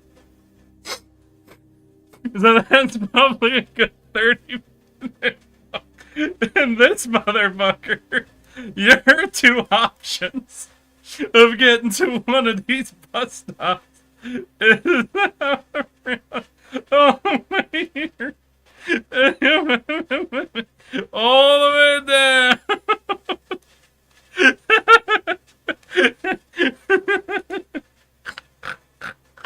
Oh, fuck. God damn. Holy shit. No, thank you, Chibi Joe. That was fucking hilarious. Oh, fuck. Man is losing it over bus stop. I'm losing over it. Someone saying, yeah, this could be easily serviced by 6 bus stops. The image is from fucking Levittown. Those houses are shit. We're basically debt traps for people. I don't even know where this is from. Ah. Of course, made the ideal model for suburbia. Yeah, I mean, I looked at it and instantly this is recognizably suburbia to me. But yeah, no, this is fucking... Yeah, so this is my argument. My argument is suburbia is not maintainable on a public transit design. In order to make public transit comfortable in this situation, what you would have to do for transit to be comfortable for people is you would probably need 1 in the middle of each of these neighborhood roads. You could maybe reduce that if you took out these houses and these houses and made a thoroughfare, right? So if we were willing to deconstruct these houses, right, and just make a walking path that splits all these neighborhoods in half, you could reduce the number of bus stops you need. We'll assume this suburbia. We'll assume this design, so we'll ignore that, right? So you need bus stop here, here, and here. And that now services these houses and these house. No, wait, not even those. Because we have these yards we can't go through. So this bus stop now services 1, 2, 3, 4, 5, 6, 7 times 4. So 28 maybe people. This is maybe 28 people. If all of them work in the city, and if this bus's destination services the area they need to get to. At most, this is one bus stop servicing 28 people grand total. And they would have to go here, up, into the next neighborhood. Through, up, into the next neighborhood. Through, up, we'll carve halfway down this neighborhood. Through, up, halfway down this neighborhood. Through, up, halfway. Through, up, halfway. Through, stop here. So we get this neighborhood. We could have done it here, but whatever. And now we have about a 30-minute bus ride to pick up everyone from here. So this area takes about a 30-minute bus ride stop to finish to pick up all of the potential people and then take them to the city. Now, if this is suburbia like suburbia normally is, that means we're now 30 minutes out on a direct line into the city. This is my argument. To maintain a bus system that services one chunk of suburbia, you're going to need an insane level of coverage for it to be comfortable for people to use. And it's going to take forever per ride to get an extremely small number of people serviced. Suburbia in this design can only occur after people have adopted cars. This is not something you can propose, build, and maintain before cars. Thank you. Oh god, what was I playing? Deep Rock Galactic? Since when? Oh fuck, sorry about that. I'm sorry. People were calling me out. They were saying, no, you could easily maintain the American suburbia design like in the 1950s without cars. And it's like, no, you can't. That's not. This was designed exclusively. Oh shit. Oh, I think I lost. I think I lost because I didn't realize we were done. Yeah, ain't no way I get back. Come on, no! Fuck me. You guys said 1950. Fine. What is the in-between year for... When was this Levington place built? Wait, 1950s is the in-between. Suburbia didn't start building until after World War II ended. 1945. So you're saying, like, 1945 to 1947, depending on where your line's drawing, people returning, blah, blah, blah, blah, blah. So 3 years is not covering the in-between point? Oh, that was the argument. All I just heard is it could have had public No. The argument is that the way suburbia is designed cannot be reasonably serviced by public infrastructure and could only develop the way it did, or public transit, and could only have developed out of cars. You know, that sucks though, because I looked up 1950s. Literally, that was the top image for 1950s suburban neighborhood.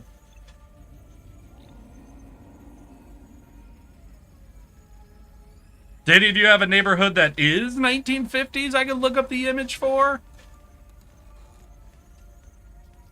Well, if someone I'd edit 2 shorts in a podcast. A whole podcast? How do you edit a podcast? Like long podcast short sort of stuff, or?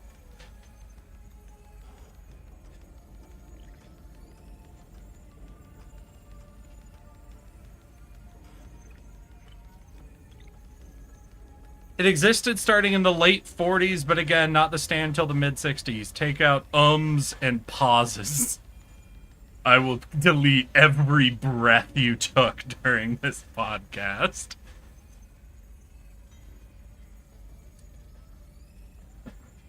You know, I am always like, damn, I love listening to the entire podcast these people put, but I just wish someone would take out all of the ums. If they would just edit out all of the ums, I would like this podcast. Maybe I'm insane. If I'm going to listen to a whole podcast, I'm listening to the people, and I want to hear how they talk. Please, don't just say, well, the ones that word of... Okay, if you cannot name me a neighborhood to look up a picture of, you have to say you're wrong. You can't just say, well, it would be right in the ones in the 30s. Which ones, please? You said 50s. I googled 1950s neighborhood. We looked at how it was designed. It was only after I went through it. River Oaks, Houston, Texas. All right. River Oaks, Houston, 1930s.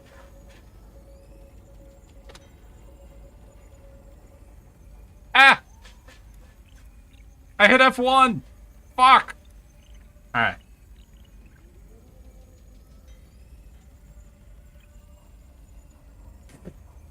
I mean, a lot of pictures of one building. Alright. Alright. I think the East End. Is the East End suburbia?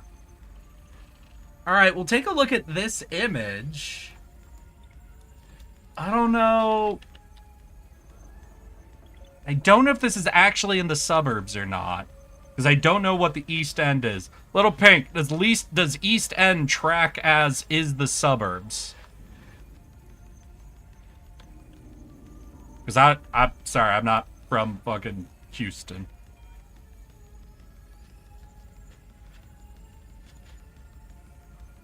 I don't know the history of the city.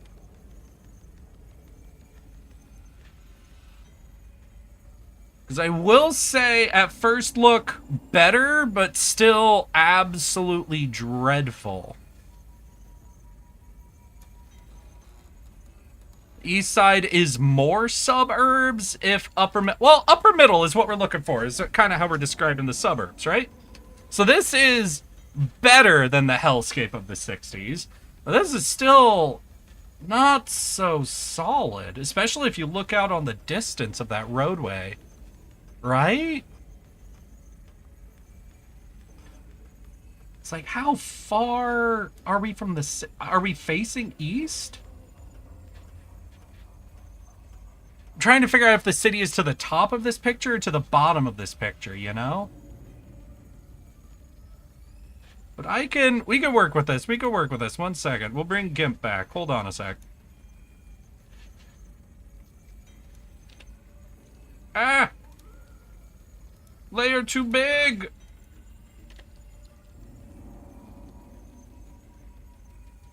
No, that's not the pit. That was the last neighborhood. God damn it.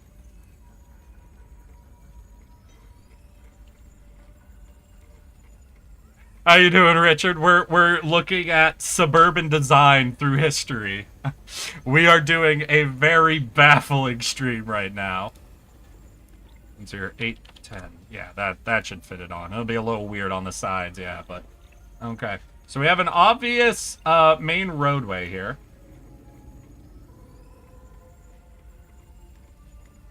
Maybe I shouldn't have said obvious. Wait, what the fuck? So is this a road? This a road? Is that like that? What the fuck is this road? Hold on a second.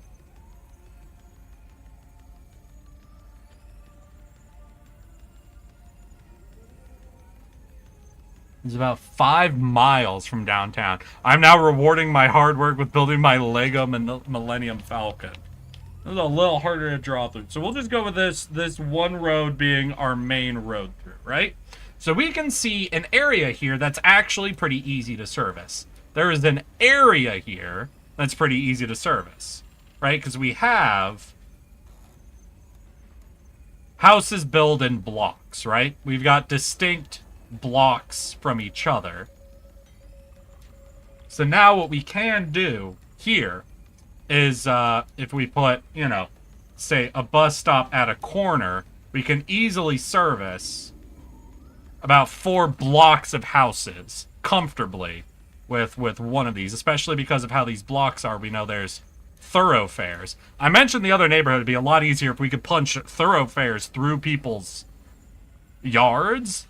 Really, that's the number one thing, even more than being in blocks, is the fact that we have no yards stopping people from crossing from one street to another. You can put one bus stop here that'll service all of these.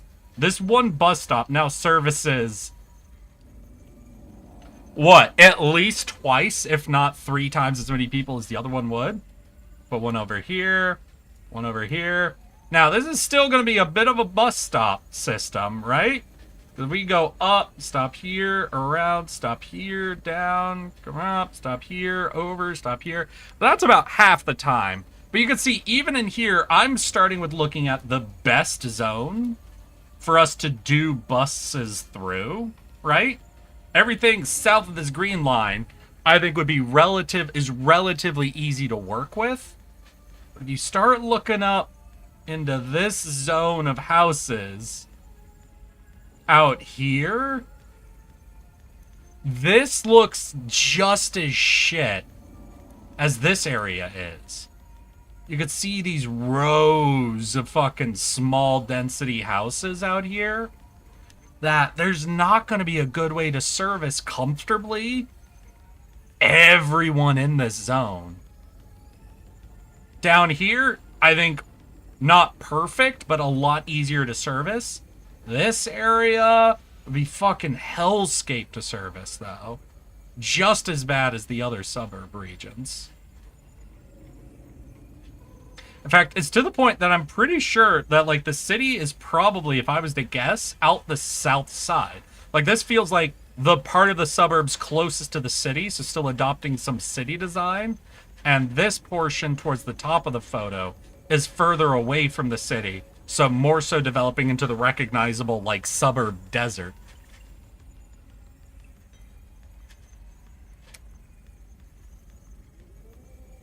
Is on the west side, actually? Yeah, unfortunately, though, the picture doesn't tell me which way is west. I'm guessing. I'm guessing which way is which. But we don't actually have any info on which side of that is north, south, east, or west, unfortunately. Yeah, so what I'm saying is there are portions of that you could be able to service with public transit, but a majority of that area, even in the 1930s appearance, is not fucking reasonably serviceable by public transit. For someone who's familiar with that area, I have no clue where that picture's going. That's fair. I would not expect anybody to look at a photo that old, even for an area they're from, and to be able to fucking clock it. Oh yeah, no, I know the fucking compass rose instantly looking at this photo. You telling me you can't tell and look at that black and white photo? Which way the sun's peeking from and what time of day it clearly is? It's a weird angle. It was probably a drone, you know? One of those classic 1950s drones. Prepare to fight for your life. A big swarm is approaching. Everybody loves the 1950s era drones.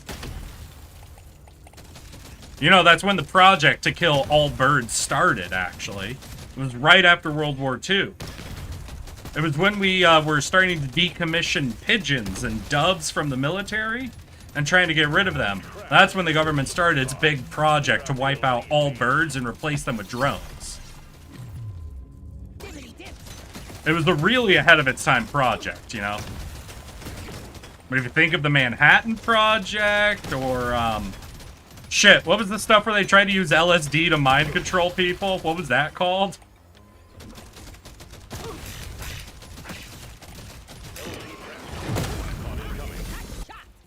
Does anybody know the bonkers shit I'm referring to right now?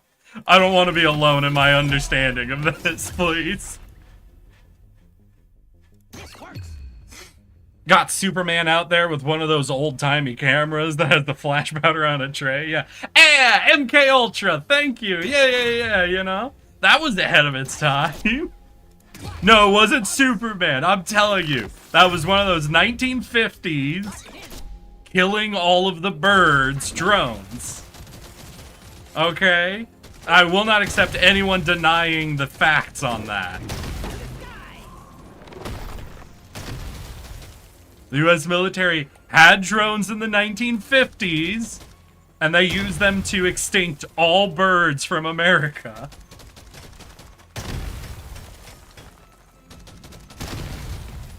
God. No, have y'all ever read any of, like, the declassified shit about MK Ultra? Like, holy fuck. There was a time period where, like, the CIA was just getting people high on LSD just to see what would happen. There was a point where someone needed to say, "Sir, what are we even getting people high for?" Mind powers, David! We think if we get people high enough, they'll develop mind powers. Okay, but why would that work, sir? It's a magic drug, it makes you see shit. Yeah, but why would that give them mind powers? It affects their mind. So does caffeine, you fuck. Oh god, my dad is in the FBI and he's gonna get your neighborhood addicted to crack. No, that would have been Reagan era, right? That's when the crack shit started. That was a little after MK Ultra. See, that one at least had a train of, like, logic to it, right? If we get them all addicted to crack, we can then blame everything on them. That's a very easy 1-2 processing order for why you're getting everyone high on drugs.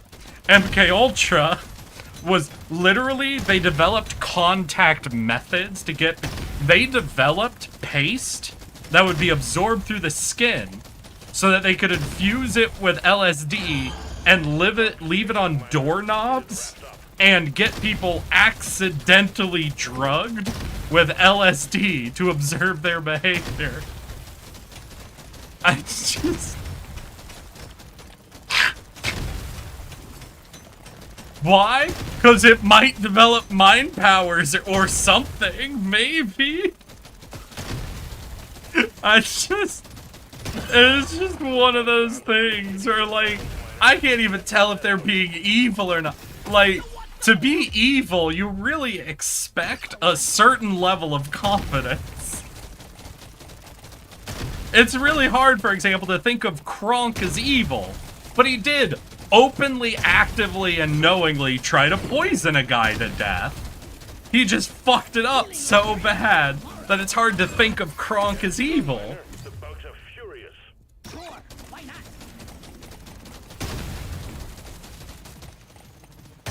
And MK Ultra's really straddling that line of too incompetent to be evil, you know? Some men stare at goats. I have not actually seen that. Any of you seen that movie? Is that a solid movie? Casting seems amazing.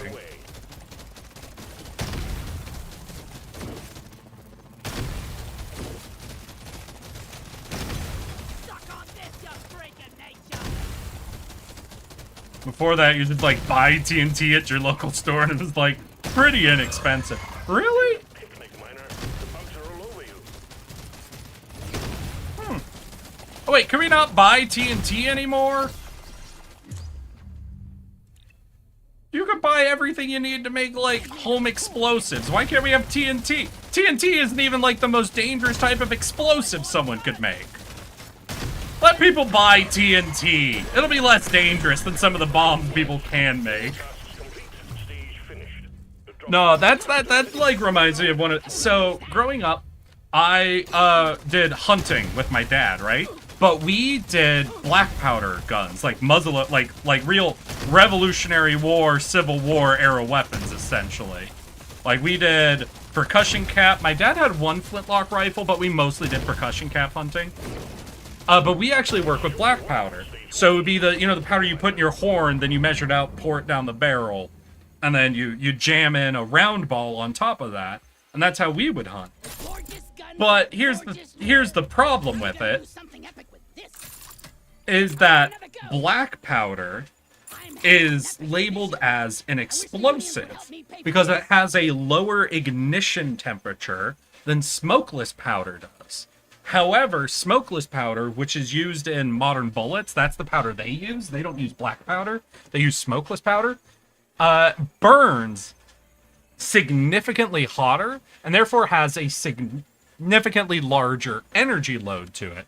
So, an explosive made with smokeless powder would be, pound for pound, 3 to 4 times more dangerous than an explosive made with black powder. It just has a slightly higher ignition temperature. So you just need your spark to be a little bigger to ignite it. So it's labeled as a propellant, whereas black powder is labeled as an explosive. And this is why I think they should let us buy sticks of dynamite again. God damn it, government's a bunch of cowards. I'm sorry, I didn't realize the First Amendment said except for dynamite. If I'm allowed to own a shotgun, I should be allowed to own a funny red stick with TNT written across it. Let me have my TNT, you fucking cowards. There's beasties to shoot and work to be done. Oh, what? I'm allowed to own a hand grenade? A World War II era hand grenade? But a stick of dynamite's too dangerous? Fuck you.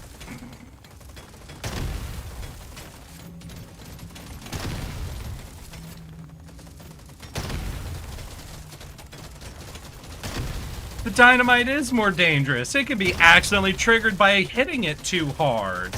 Yeah? Well, fuck you. I'll hit you too hard.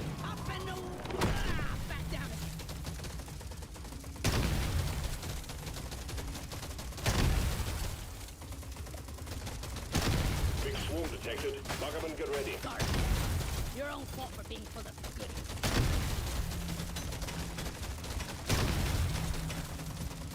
You know what is a kind of goofy thing to consider? You know what? It's 4th of July Day. This is actually a great day to talk about, like, American amendments and what have you. Is one thing that was pointed out to me once, and I'm not actually sure the conclusion to draw from this, but it is a very interesting fact, is at the time that the Second Amendment was written, you know, the right to own and bear arms, right? A majority of the colonial navy was run by privateers. Basically, pirates that the government had offered money to, but they privately owned their own war vessels and all the cannons on them. So technically, at the time that the Second Amendment was written and ratified, private American citizens owned war vessels, and the government was aware of and hired these citizens to be part of the Navy. So logically speaking, American citizens should be allowed to own modern-day aircraft carriers. That's all I'm saying. All I'm saying is, clearly, the Founding Fathers were aware that a private citizen could buy and own a war machine of the highest caliber, and in spite of knowing that, they still wrote the Second Amendment. So I think Americans, I'm not saying the government should provide them with modern, up-to-date aircraft. I'm not saying tax dollars should go towards this. I'm just saying I deserve to have the right to own a modern, nuclear-equipped aircraft carrier. All I'm saying is I want that right. I don't think I need the ability, but the right. You got the money for one? Hey, are you saying someone doesn't have the right to own a gun because they don't have the money to afford a gun? An entirely illogical argument to make there. Come on, V. I want bear arms. Give it to me. Bear. Can we point out the difference between the capabilities of an aircraft character and a 19th century cannon? First of all, not just a cannon, a warship. So a ship equipped with up to 32 cannons. And sure, what's the The difference? upgrade I was looking for. A 32 cannon 19th century warship could level an entire city. Aircraft carrier can level an entire city. What? Name me the difference, Little Pink. Name me the actual difference between owning an aircraft carrier and in the 19th century owning a fully equipped war vessel. Bugs are growing stronger. Only difference I see is it'd be easier to operate the 19th century war vessel up to full capabilities. How far inland the city can be?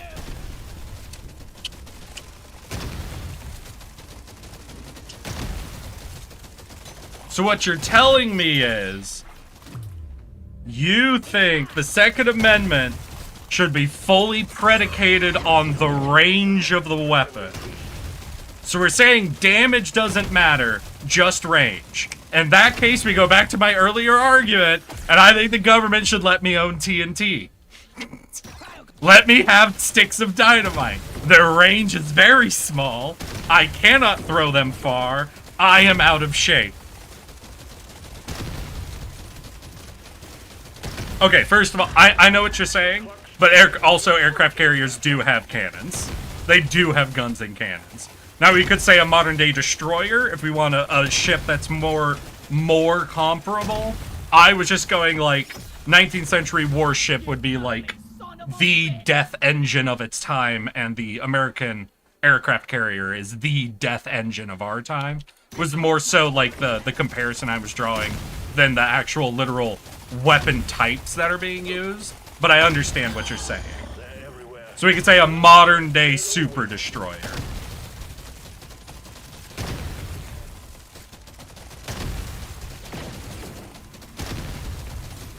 Hey, Molly!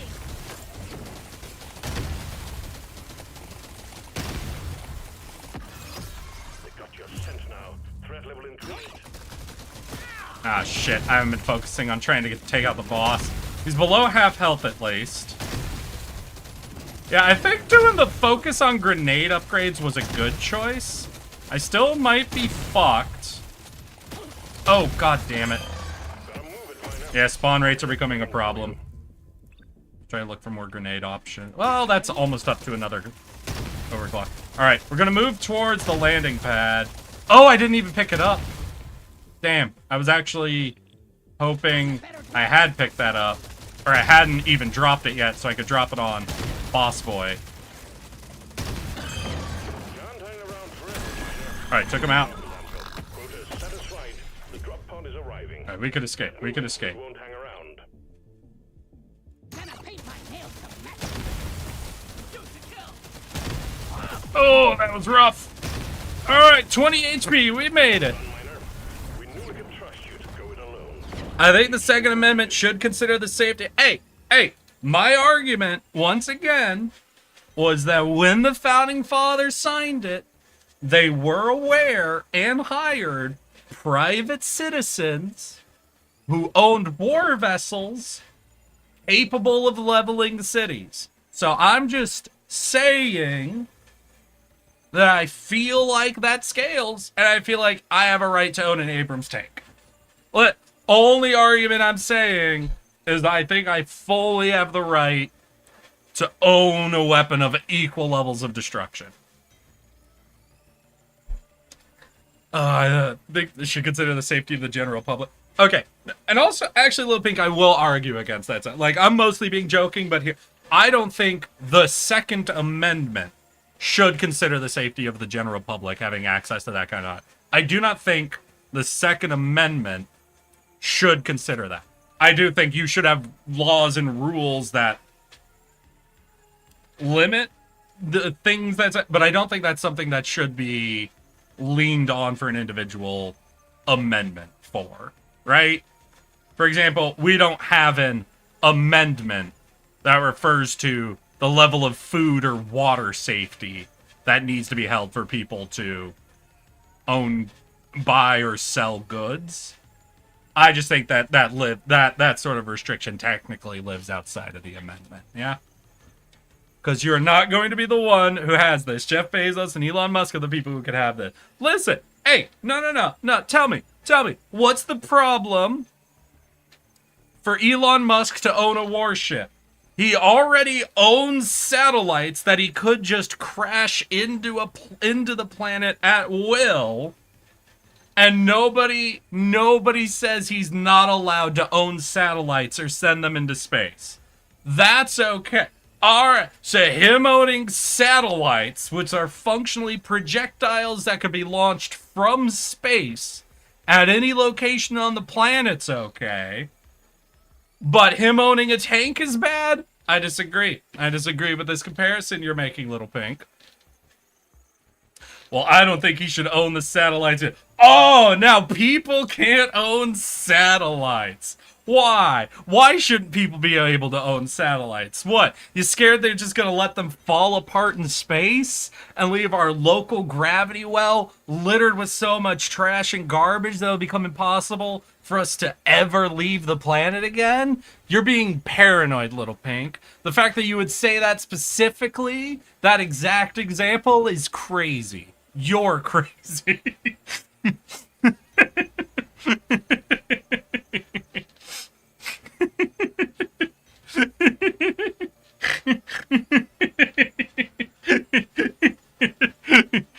Once again, do you remember where this all came from? Is the government saying it's too dangerous for me to own a stick of dynamite? Listen, all I'm saying is, if the government had let me own the stick of dynamite, wouldn't have had to follow this whole train of logic to Elon Musk owning satellites in an Abrams tank. That's all I'm saying. They should have just let me own the dynamite.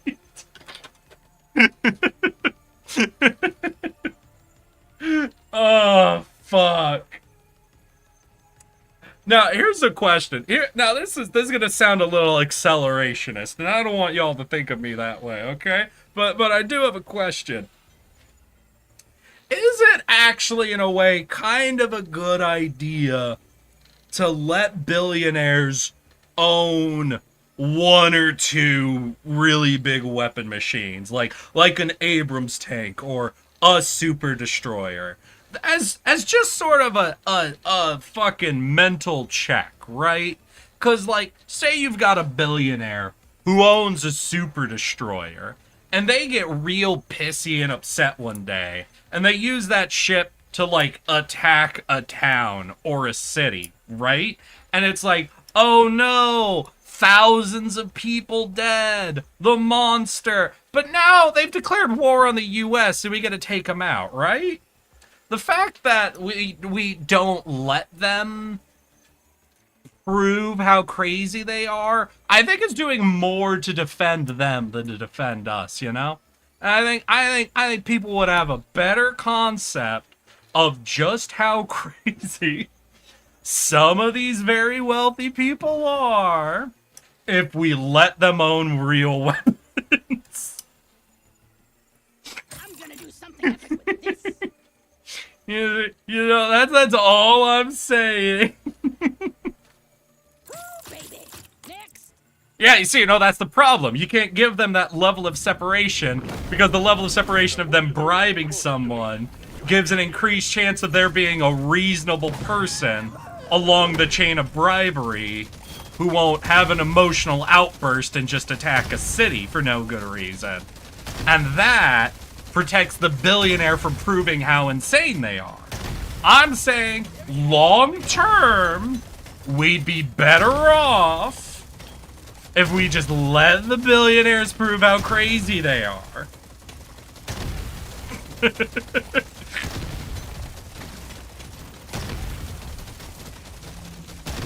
I actually don't know a lot about the Spanish-American War.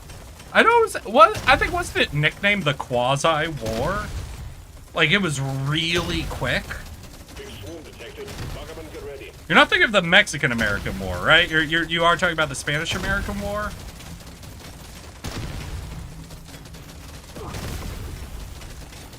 Like, wasn't that one like... I really feel like that one was famously short or something.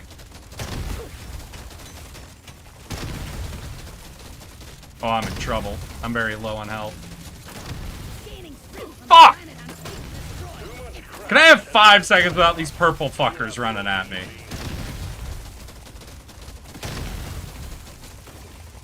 It was started in response to a ship exploding?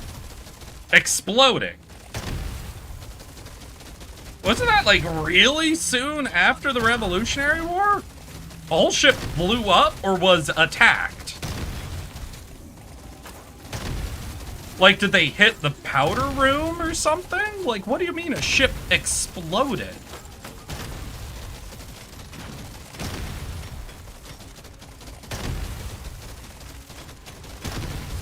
See, that's the catch. Was it self-detonated? Because, like, the only way you get a ship to blow up is if you rig the entire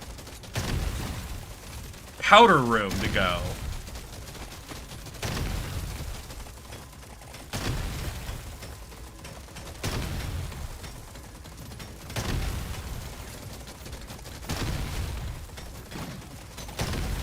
Swarm is heading your way. Load up.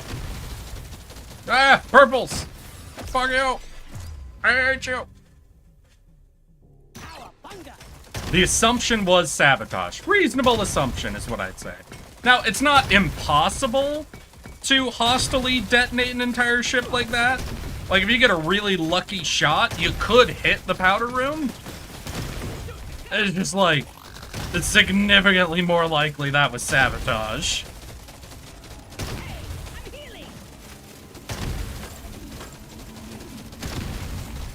Or I guess as the Russians would say, that we were not attacked. Man was smoking where he shouldn't have been. Fucking hell. I have to restart. They didn't give me ice. Holy shit. I'm taking the day off. Let me try that again. God. The fact that it's the Zhukov and the assault rifle is a problem. Because they have, I think, at least 6 different overclock options for the first 2 levels.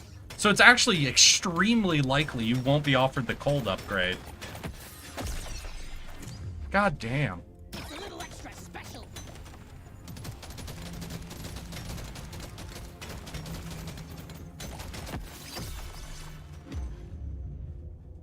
Oh, this is it.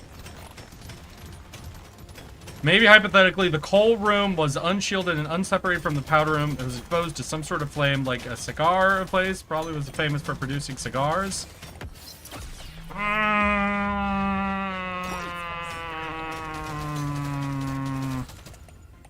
So the thing is, almost every instance in history of someone saying, oh yeah, a dude was smoking and it caused this military equipment to blow up has been bullshit.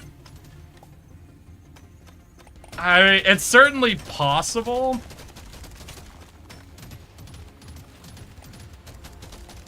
But it seems extremely, extremely unlikely to be that's like the literal cause of something. I mean, it was a blown up ship. It'd be pretty hard to find the evidence of sabotage.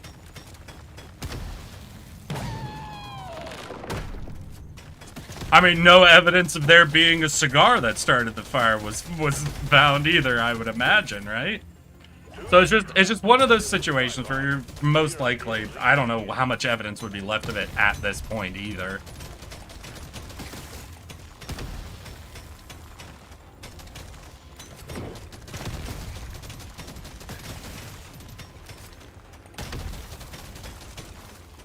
And Boiler Room, did they have metal clads? Like, what kind of ship was this? Because I was thinking this was, like, well before the Civil... Because ironclad ships weren't introduced until during the Civil War, right? I guess there were ships that weren't ironclads that had boiler rooms, but I guess I just really imagined the Spanish-American War being, like, really early on. Maybe I'm wrong, though.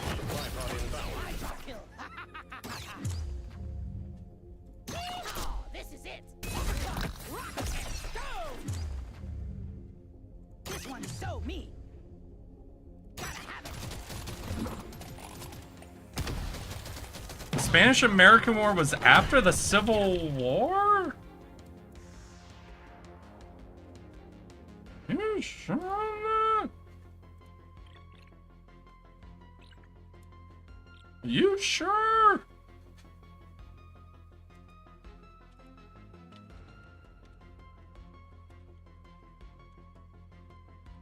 You think it'd be Mexican-American War? Maybe I'm thinking... Okay.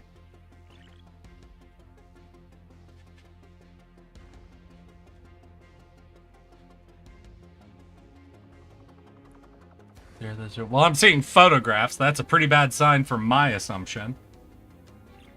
Spanish-American War was fought between Spain and the United States in 1898. Let's see, the American Quasi-War. Oh, the war I was thinking of was with France? We went to war with France? I thought this was with Spain. Hold on, 1 second.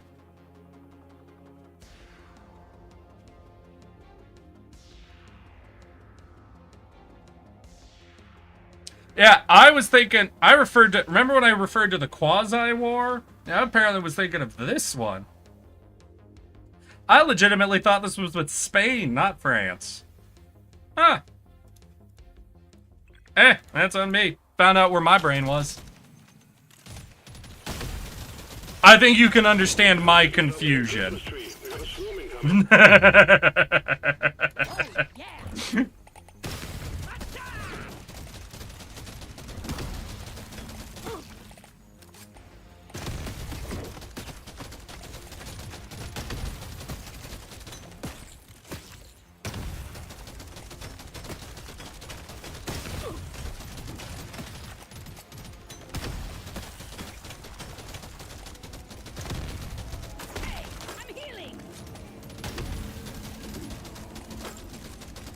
It is crazy how quickly after the Revolutionary War we got into a war with France.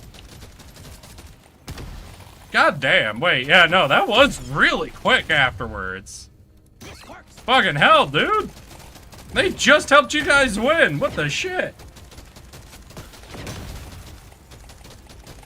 USA! USA!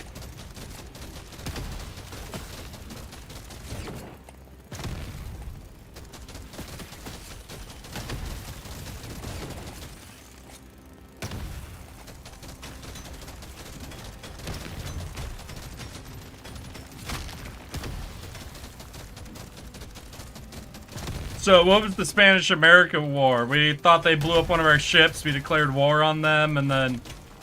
Did we get anything?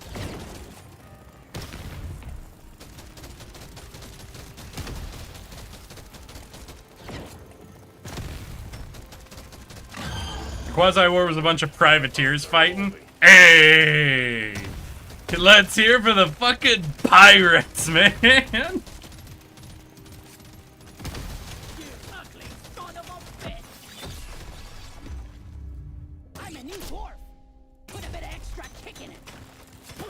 Ouch.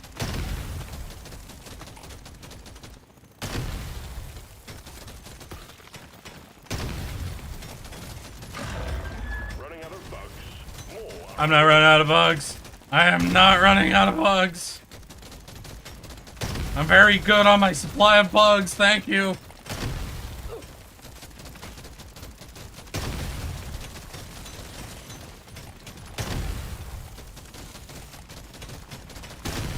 Yeah, this might be a bit of a pickle. The bugs are getting worse. The bugs are back.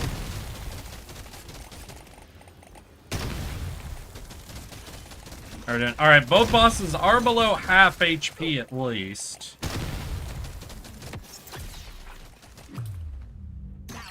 We are able to get a lot of grenade upgrades. We have the triple grenades going. For crap's sake, move it! They're everywhere. Come and get me, you big fucking bug. I want it. Just keep boosting grenade damage. Let's go. Quota satisfied. Fuck. The drop pod is arriving. Get moving. It won't hang around. South is a little rough, but we can do it. We can get out.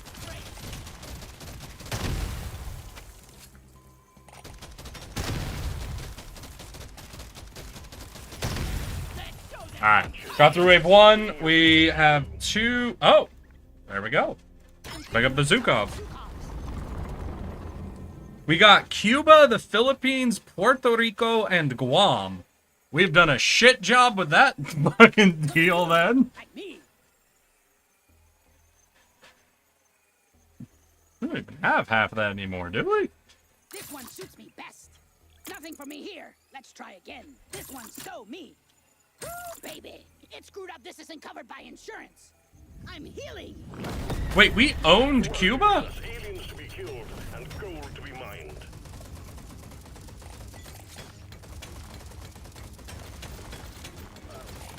Look at this plot. What happened to us owning Cuba? Loot bug looted. Did we just give it up at some point? What the fuck?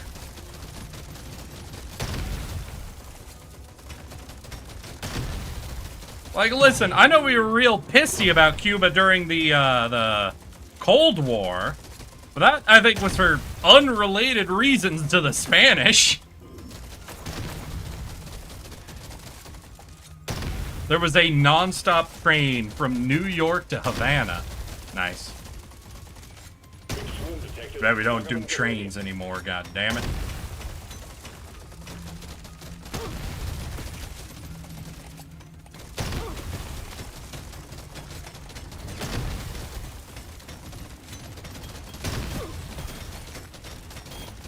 God, that is a lot of purples. Fuck!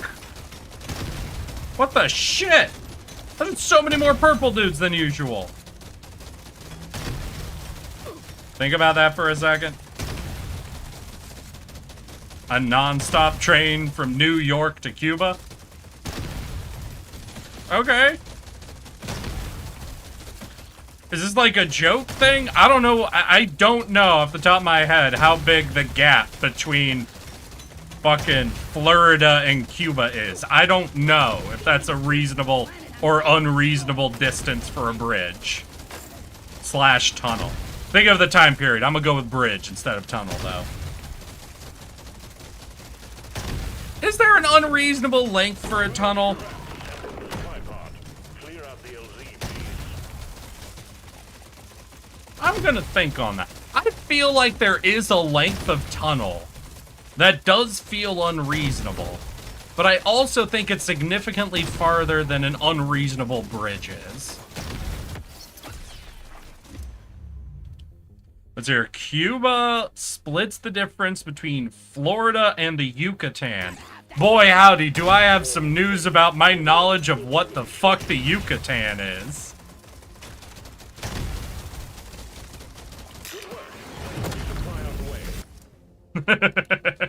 I'm very sorry. Your first example does not help me.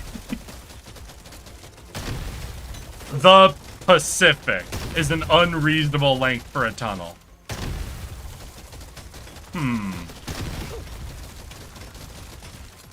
Let me think on that.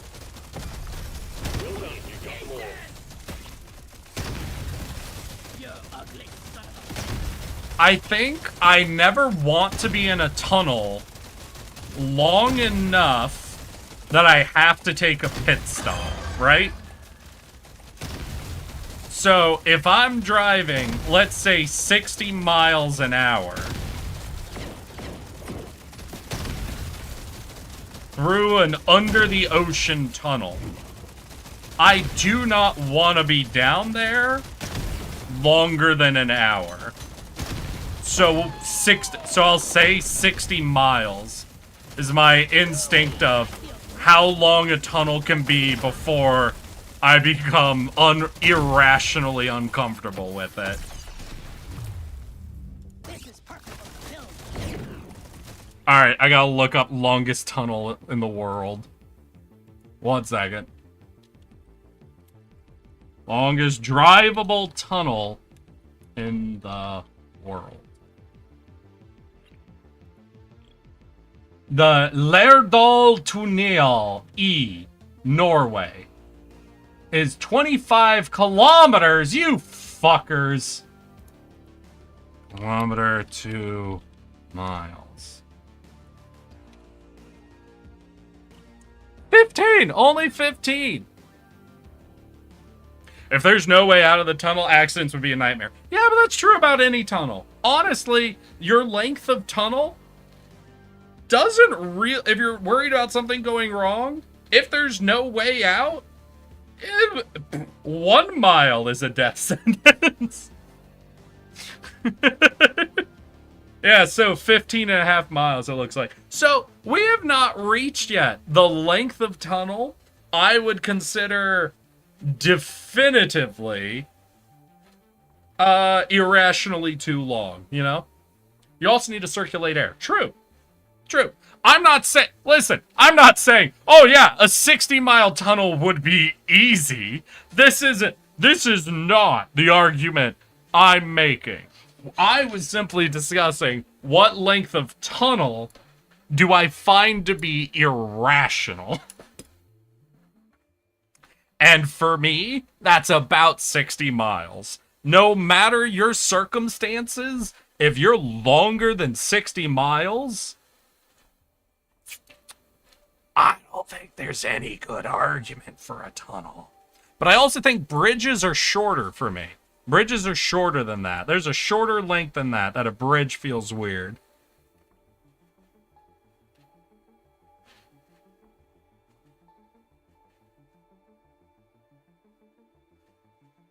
Unless you're like hop skipping across islands, right? Like if part of your bridge is on mainland and then there's a really small uninhabited island, you know, like more of a sand barge than anything, and then part of the bridge goes there, another part goes even farther, right?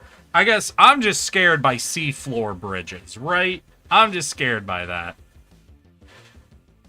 Would you want to drive your car at highway speeds for 1 hour in a tunnel? Want to, or would I be able to? Yeah, I could mentally survive 1 hour in a tunnel. The Suzhou Metro Line 311 is 53 miles long. What is that?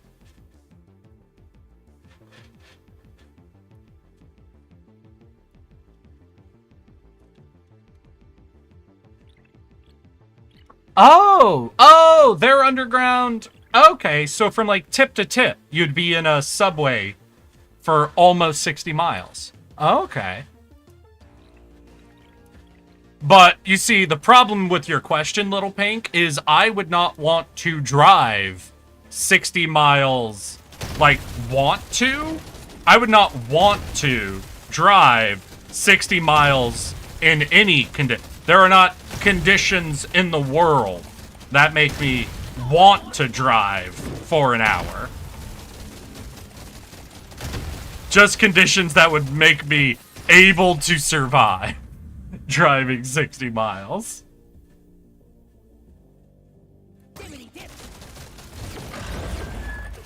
But I do think I could mentally survive 1 hour highway speeds in a tunnel.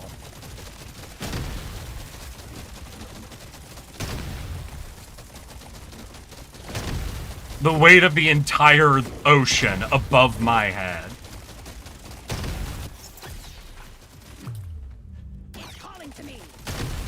Oh yeah, train's definitely easier. I think you're definitely better off with a train. Okay, if I'm not driving, if I'm on a train, how long mentally am I okay with being in a tunnel underneath the entirety of the ocean? I think I can do longer than an hour, but I don't think it's like exponentially longer, you know? I think it is longer. I don't know if it even doubles to like 2 hours though. Like without the opportunity to essentially quote unquote come up for air, you know? Put a bit of extra kick in it. Speed it up, miner. The bunks grow stronger. Am I set up to be able to kill these bosses? I don't know. Like, I've done a lot of work to make these grenades a lot more dangerous. They're everywhere. And they're certainly doing some work here, but... I want it. All of this. not really to the bosses. I don't know if they're not hitting or if the damage just isn't enough to notice a change to their health bars. Do I just give up on trying to do the ice thing? I don't need to do the ice thing. But it was like the requested challenge, you know? The clock's ticking, miner. Get it wrapped up. Gives me the strength to carry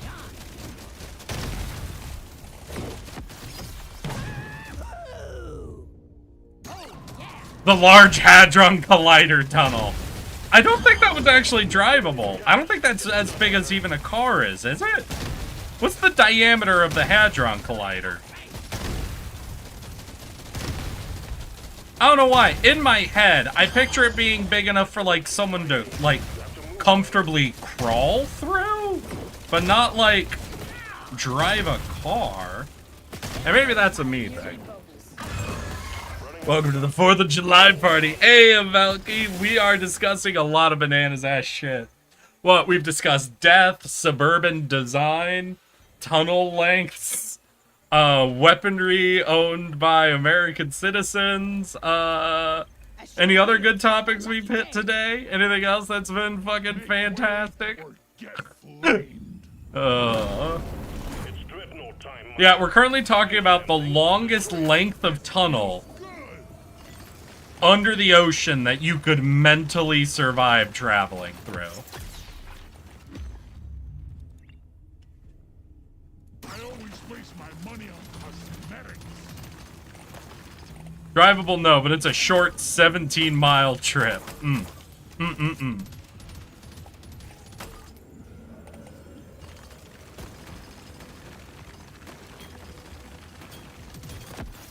So, what are some interesting gaps? Let's hear. Let's hear. Map USA. I want to see what's within 60 miles of the coast of the USA. Is there a good key for me here?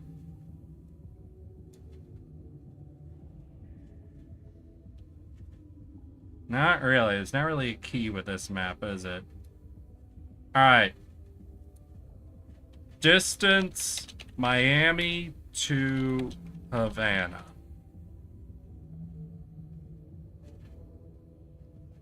No, I don't want to know how long a plane trip is.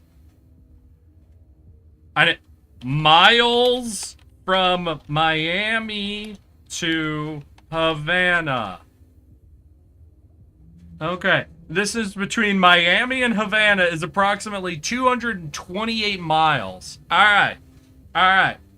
That's a little bit further than 60 miles.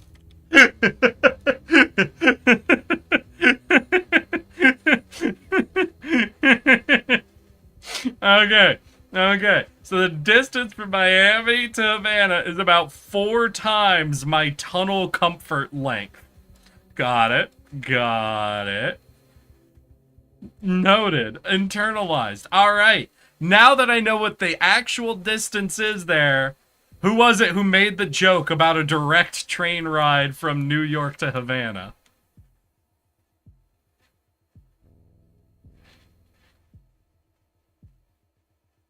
Was that Little Pink?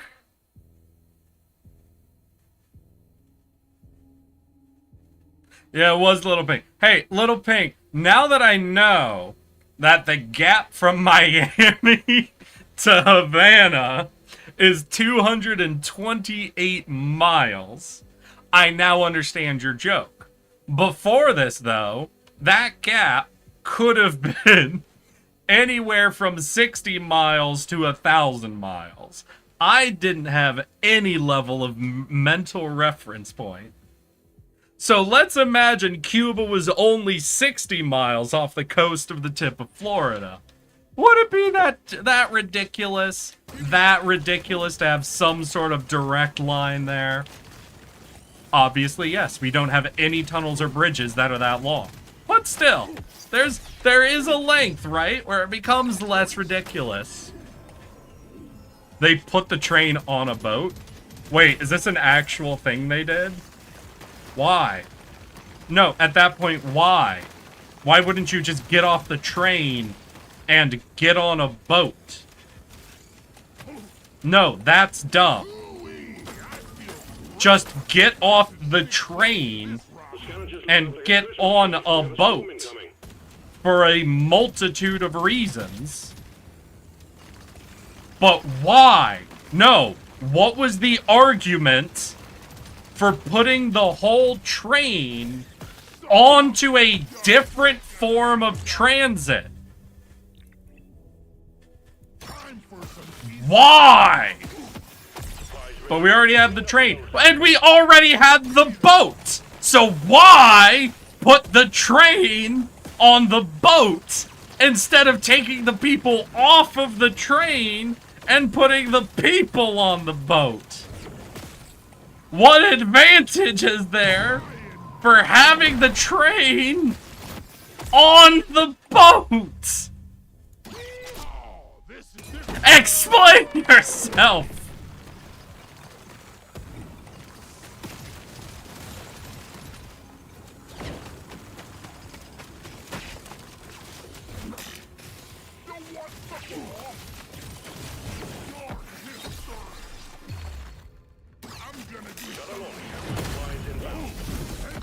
Because the boat had it didn't have tracks before the train was made to go on it.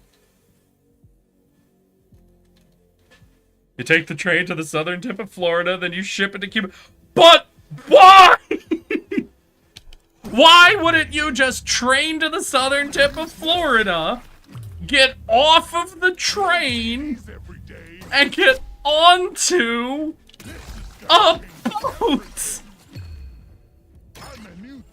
The only step that's changing here is the transfer. Big swoon detected. Lock up and get ready. Let's clear them out.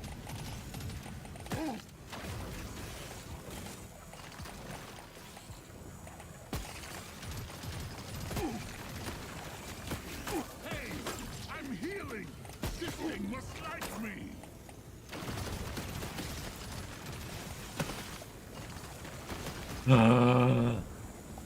But then you have to offload passengers. Yes! And trains had transfers. They offloaded passengers. That's what they're designed to do. It's very easy to offload passengers from a train. It's not a fucking submarine! I'm having an epic vision. Dogs don't die.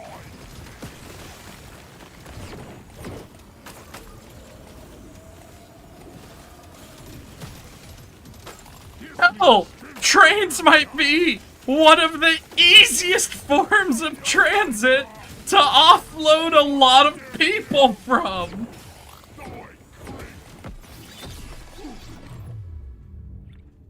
Imagine taking a flight. If you're about to describe to me a flight transfer, which I regularly do, Chimmy Joe, if you're about to describe a transfer from one plane to another, I am going to time you out. Imagine taking a flight to another flight without getting off of the plane.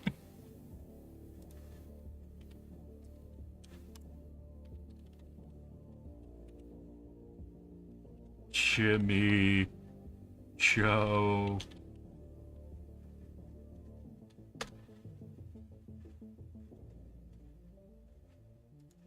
God fucking damn it. Can't fucking believe you with your fucking bullshit. If the train has cargo other than humans, it'd be faster to load the train onto the boat.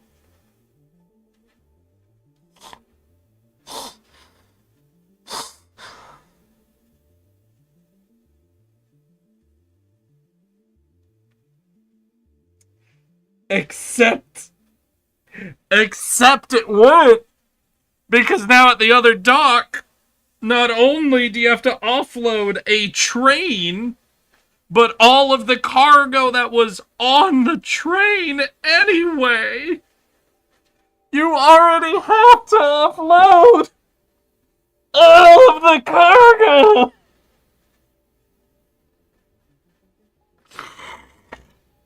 Ah!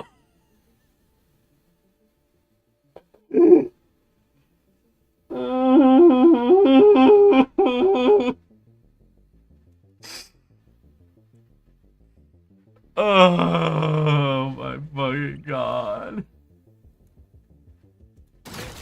I hate people. I hate all of them.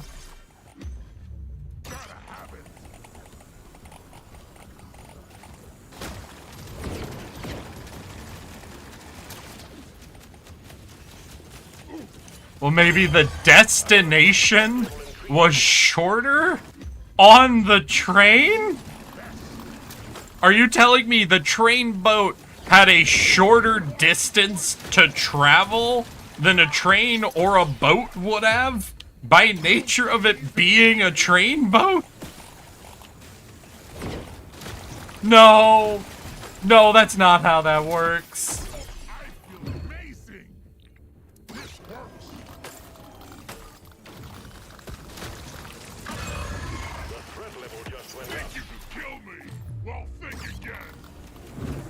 Alright, one argument I would like to make for all of y'all who are fucking excited about Train Boat. Maybe I'm crazy, but personally, I would be more marveled by, like, either a tunnel or a bridge capable of taking that train that distance without the boat. I understand y'all are gushing over Train Boat. I honestly would be more floored and amazed by an actual direct train line. Maybe the passengers were sentimental to that specific train. Have you thought about that? Have you, you inconsiderate fuck, considered that they were really attached to that train? They wanted to see it make it all the way there?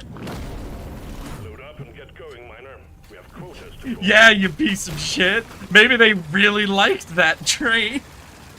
Maybe that train came to their wedding. Maybe they had a destination wedding in Cuba, and the train was one of the guests. What? You think the train shouldn't be allowed to go to the destination wedding? Fuck it, you ableist fuck. Everyone should be invited. Accommodation should be made for all wedding guests. God fucking damn it.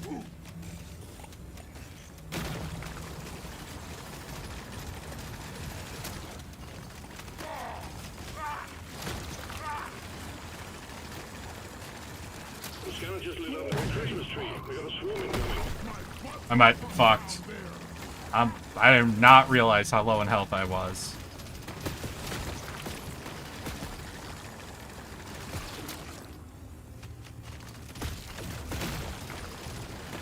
Oh god, yeah, no, I'm trapped.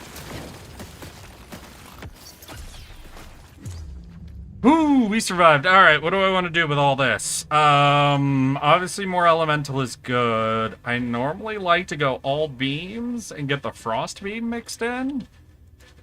We'll see if we can high roll frost beam. It's feeling like no. I will do fire drone. Fire drones work. There was a train bridge that went to Key West. Good daisy train through the Florida Keys, about 128 miles. That is fucking impressive. Ouch.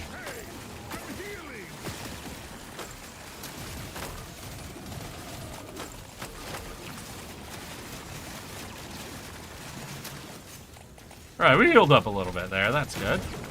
Let's go make a route for all that EXP.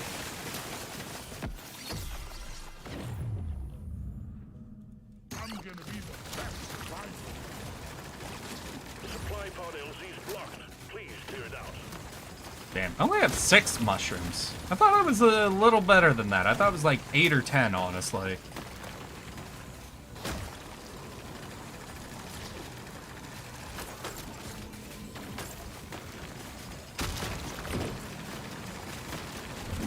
Fuck. Swarm detected. Get ready. They'll be with you. Yeah, I'm not gonna be able to dig all that out. Shit. Run, run, run, run. Fuck! The goddamn purple boys. Oh, this was a bad angle. Let's move. Unfortunately, it got hit by like a Category 4 hurricane. Yeah, that'll probably do it. Yeah, a series of bridges over that much ocean, 1 hurricane. Yeah, that'd probably do her in. If I was a betting man, and you told me there was about 128 miles of train bridges that got hit by a Category 4 hurricane, I'd be willing to bet that did them in. I'd be willing to bet that fucking series of train bridges is not there anymore. If it looks good, it shoots better. I'm walking into a weapon. No, yeah, I don't want to be a pessimist about this, but I'm pretty confident that's not there anymore. Oh, not a Category 4. Do they not categorize hurricanes? Sorry, I grew up in earthquake country, so I just assumed they categorized all that shit before hurricanes. Oh, okay. Well, I mean, if none of them were a Category 4 hurricane, it was just 4, like, Category 1 hurricanes, then I don't know, I bet they could take that. Sorry. I'm in a very goofy mood today. I think it's because I'm free, you know? On a scale of 1 to 10, I'm free. Now this is a rare treat.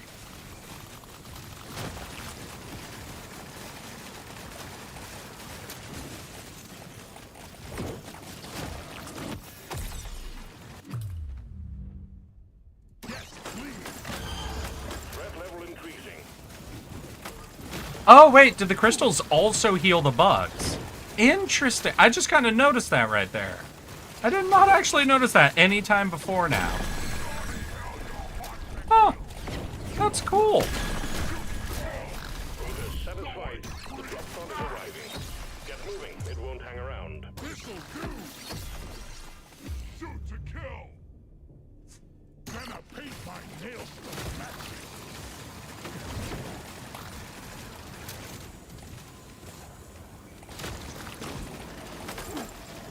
Oh no, the one that did was a Category 5. Oh yeah, no, dude. They didn't need all 4 hurricanes. 1 Category 5, I think, probably would have done her in pretty good. That elite never stood a chance. My argument is that they transfer from train to landmass, so it could continue on more inland tracks. Fuck Twitch ads. Humans typically take the path of least resistance, so there has to be some reason it's easier. I'm simply gonna say no, that's not how that works. Humans do not typically take the path of least resistance, particularly when it comes to constructing modes of transportation. You can look at the incentive structures and how the entire, train lines that were built across America during the westward expansion to have a good idea that humans almost never choose the path of least resistance. When it comes to construction projects, you only get those at a time when there are resources to spare. And when there are resources to spare, how to get those resources becomes the chief motivator, not efficiency. Humans are more than happy to spend quadruple the resources to earn slightly more in income. That's the point of transit? No, the point of transit is not paths of least resistance. Hell, public transit isn't even about path of least resistance. It's about comfortably providing transit to the most reasonable points of landing and pickup. If it was actually about points of least resistance, public transit would actually suck. No one would want to take it.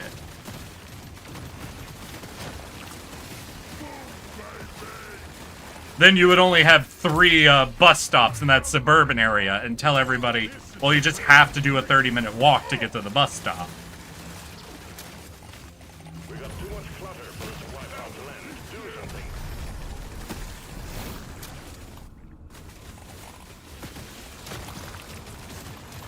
Well, I guess we'll say, sure, everything is the path of least resistance, but not everybody agrees on what resistance is.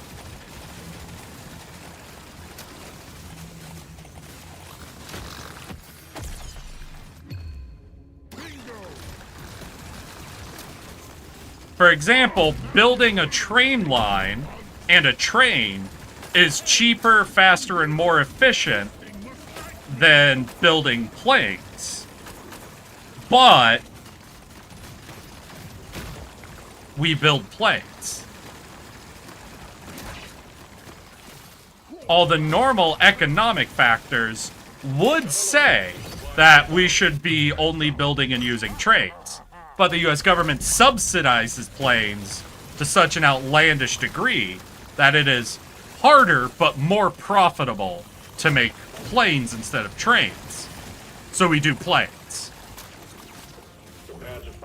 There is more profit in making people take a 1-hour plane flight than there is in making them take a 1-hour train ride.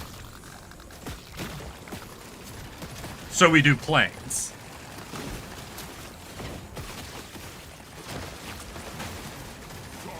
Difficulty, efficiency, and paths of least resistance are not even slightly considered.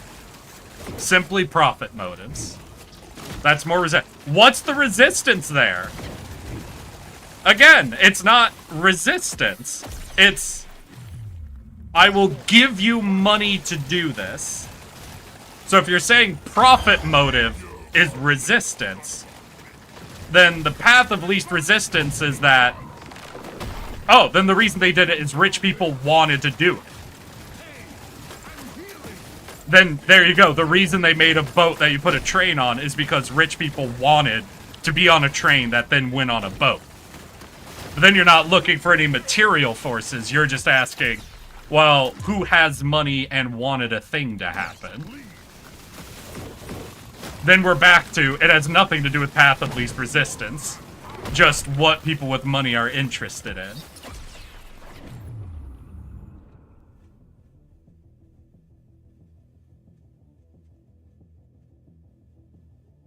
Do you know that railroads were like the equivalent of the tech startups in the 19th century? Honestly, compared to even some of the worst tech startups, they were a little worse. Listen, boom towns, worker stores, and the it's definitely not slavery anymore, right? Arguments. I think it's hard. It's hard to be worse than a lot of tech startups are, but the fucking old railroad companies, goddamn, did they pull it off? Satisfied. The drop pod is arriving. Also, no train operators wants to take on passengers due to complicated reasons and modus operandi held from the 19th century.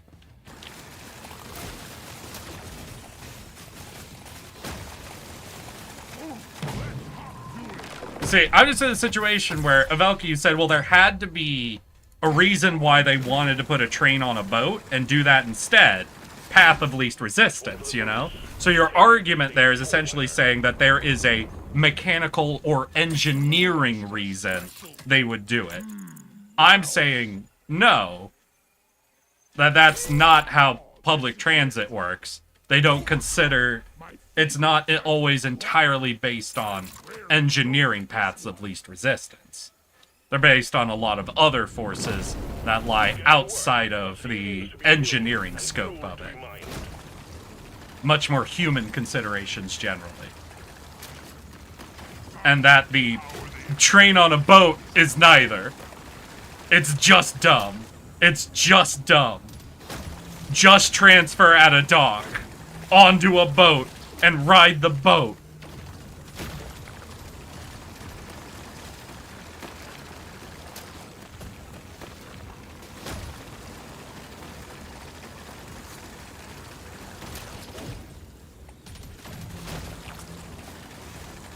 The reason is passenger convenience. The thing is, the cost to do that is no way for cost to amount of convenience was no way that was a reasonable decision. Maybe if it was only hyper wealthy people doing this, willing to pay obscene amounts for barely any convenience, you could make that argument. But at that point, that's not public transit. That's very big private transit. At that point, don't waste the money doing that. You're only doing that with public funds, either through subsidization or directly.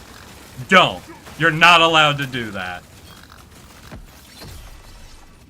Do not subsidize the construction of train tracks for the express purpose of hyper-wealthy people.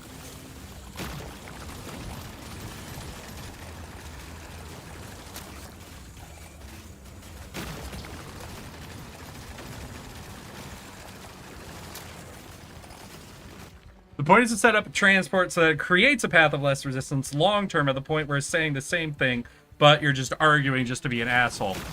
I'm telling you, creating a boat to put a train on is not a good long-term investment. It is not. Too much crap in the way. Supplies can't land. Clear it out, miner.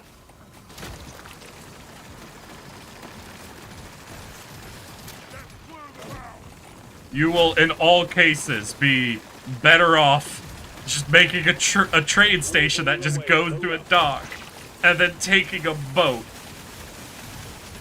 It's fine.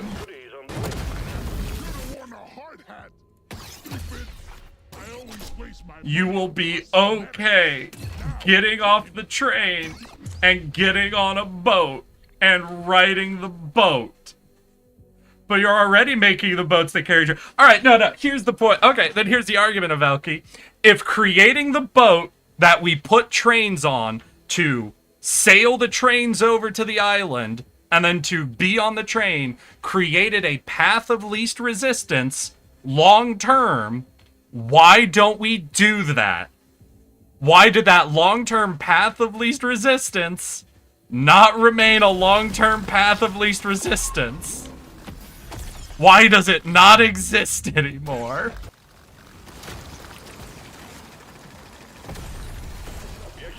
It's almost like it did create a long-term path of least resistance.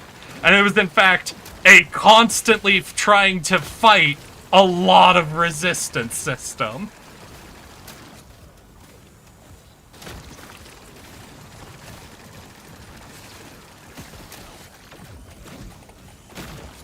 boy howdy does it sound like a cool novelty, but not actually a long-term transit system.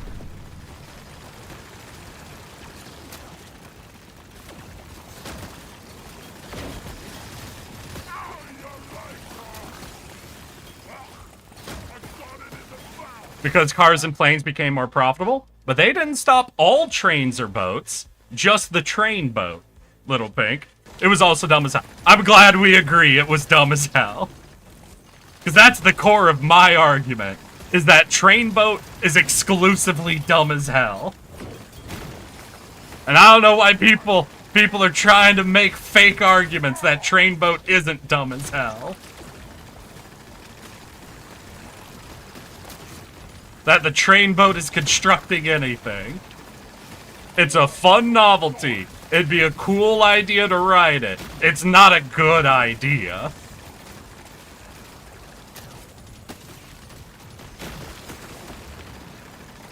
Where are people using train boat, Little Pink? Well done. Objective completed. It's like the night. Arrived. Get there now. It will leave without you. Am I about to Google, where do people train boat?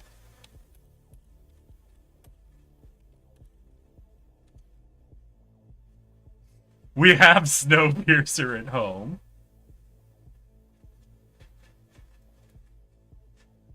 Oh, a train ferry. Fascinating. The Japanese train ferry Toya Maru sank during the Typhoon Mary. Huh. Current services. Train ferries have almost entirely ceased operations around the world. There are still some available in Azerbaijan, Georgia, China, Peru, Russia, Tanzania, Turkey, Turkmenistan, Uganda, and Ukraine. That's an interesting list of countries. What? Ukraine? That's probably Russia and Ukraine, I think, was probably like kind of carried over. I imagine that's both to specifically service what? I'm trying to remember the name of the island. Crimea? I think that's almost entirely about Crimea for those. RORO stands for roll on, roll off. Some of these are RORO train ferries that carry passenger trains. Some are expressly for freight transportation only.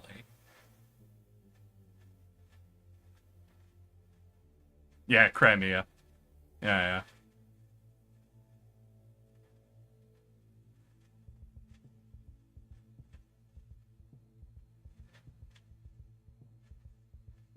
One of the most noted issues with train ferries is that as the train needs to be loaded on top of the track, this creates a ship that is far more top heavy than traditional ship designs. Although some systems have created a deck under the top deck to roll trains onto, they still remain predominantly more top heavy than traditional ships. Interesting. So the biggest problem is actually... Yeah, no, because you are loading. Trains themselves are like a shockingly vertical vehicle when you actually think about, like, their height to width size on a train, and now you're loading that on top of a boat. I would not have thought of that.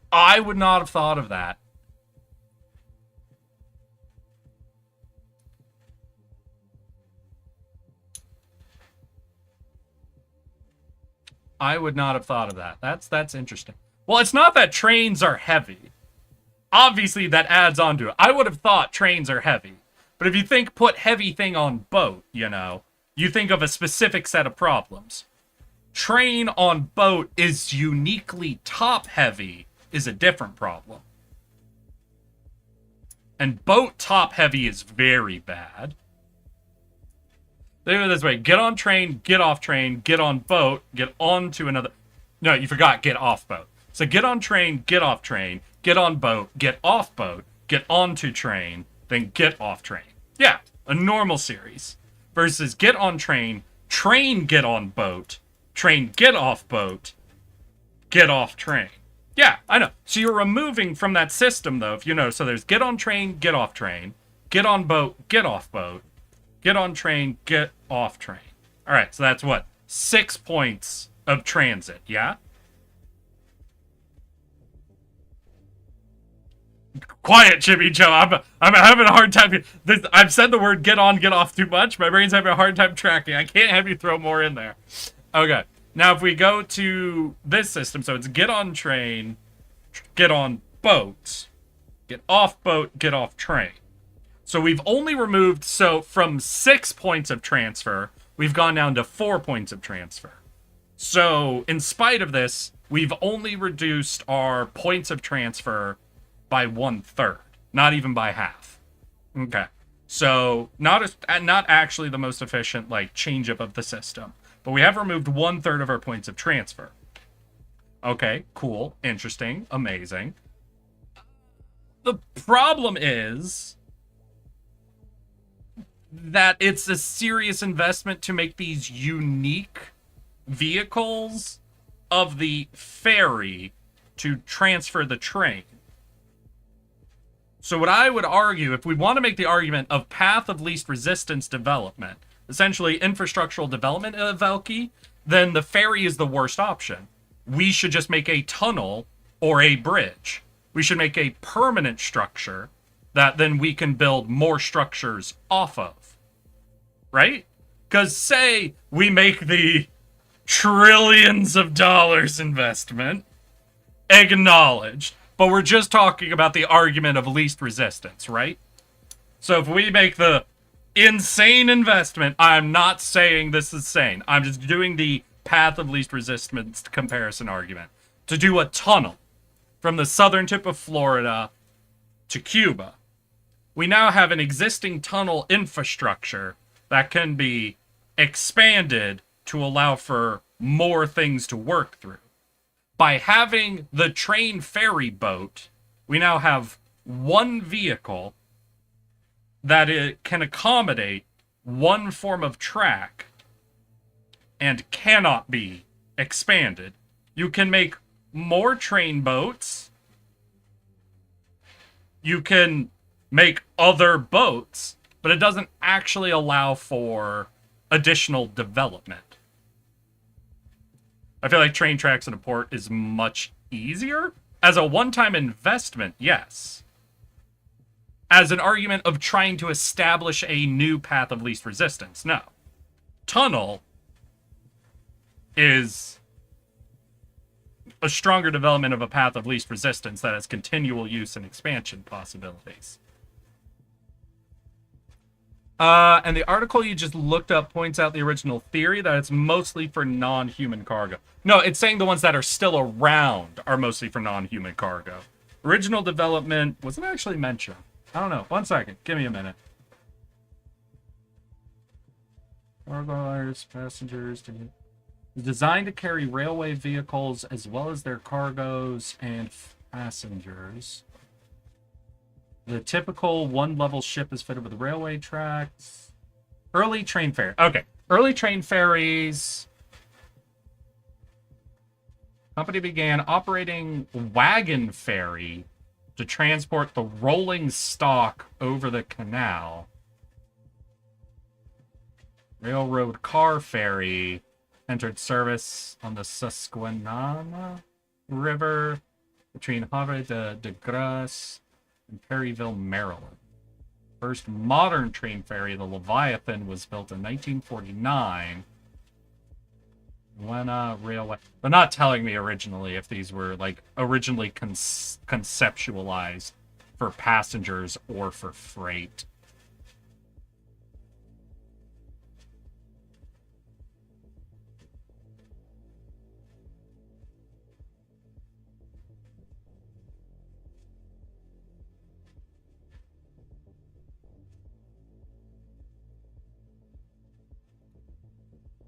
Question. What do you think is like the actual development difficulty between making train ferry and making a train that can float. I.e., one vehicle, right? That can roll off of its own tracks at a port. I'm saying, I do think that's harder than adapting ferry into can accommodate a train. What is the difficulty level difference there? I wonder. Problem there would be weight limits? What do you mean? Okay, why can't I put an entire ferry on a train track?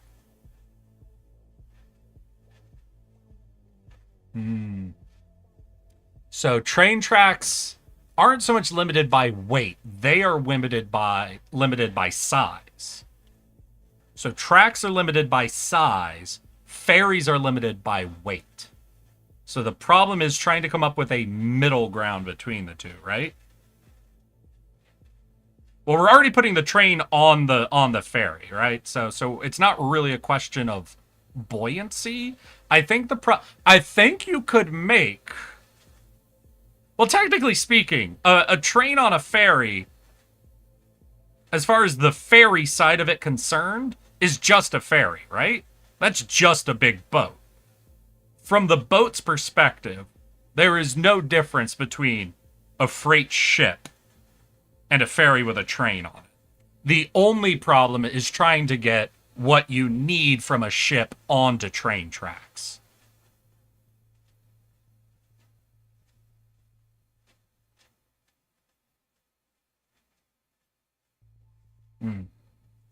What's interesting is, like, one of the big advantages a boat has over a train, like, once you look past buoyancy, obviously can go on water. Very, very good bonus. Is boats are free moving, Trains aren't. Trains are on the tracks. A boat can freely move. So really, the question is, what's the difference ultimately between offloading the train and loading it onto an actual freighter, versus rolling the train onto a ferry? So what leads you to develop the ferry? What leads you to develop the ferry is a majority of our freight is being moved by train. So by eliminating that transition point, we are orders of magnitude saving time. So the only reason you use a train ferry is because trains are already your majority freight mover. If freight is being mostly moved by another system, then on the full economic scale, you're not saving enough time by not just offloading the train. So question, what actually moves more logistics in the US? Is it trucks or planes? Because I'm curious. Because based on the logic line I'm going down, it might be trucks killed the train ferry. Because if we shifted most of our freight from train to trucks, then there's not a big gain from having a train ferry anymore, because if most of your freight is coming in by truck, then the offload onload saved from trains is minimal in the entire logistics system.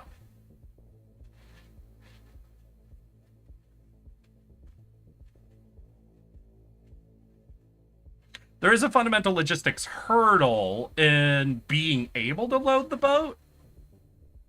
I don't know. I feel like, our current docks shipping systems are pretty good at moving a lot of cargo from not being on a boat to being on a boat. I feel like we're really good at that. Yeah. So, oh no, I agree with you, Little Pink. So, that's just a very funny logical thing where one of the real reasons that you don't want to make freight-oriented train ferries is because we mostly use trucks.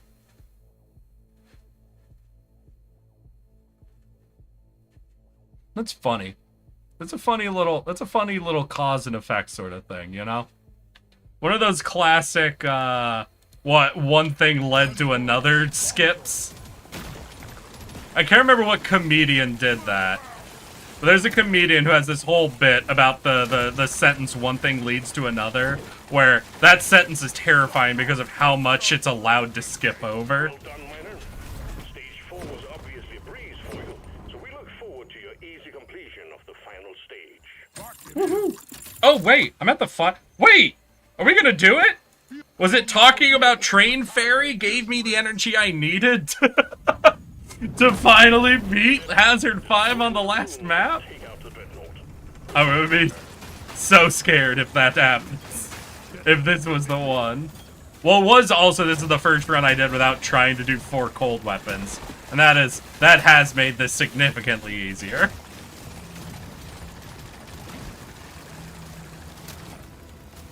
Loading the train on and off the boat. Yeah. I guess I'm also, in my head, I am imagining that the roll-on, roll-off mechanism is perfect, right? Where you could just roll up your train and get it onto the boat. But it is possible, just because I don't know, that there actually is a lot more involved in that transfer than I'm imagining. Yeah, so I would have to actually compare the amount of effort that goes into roll-on, roll-off versus on-load, off-load. Because if, for example, you're only saving like 10% effort for these highly specialized pieces of equipment, then that actually does make them a lot less viable.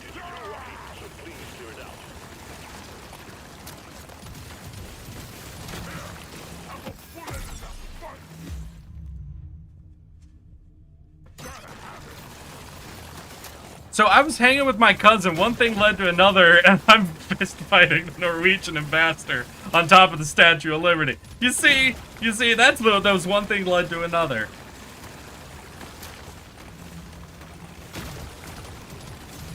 Americans started mostly using trucks to move freight across country. One thing led to another, and now train ferries are extinct. And now we can no longer take a direct line from New York to Havana. Oh, God.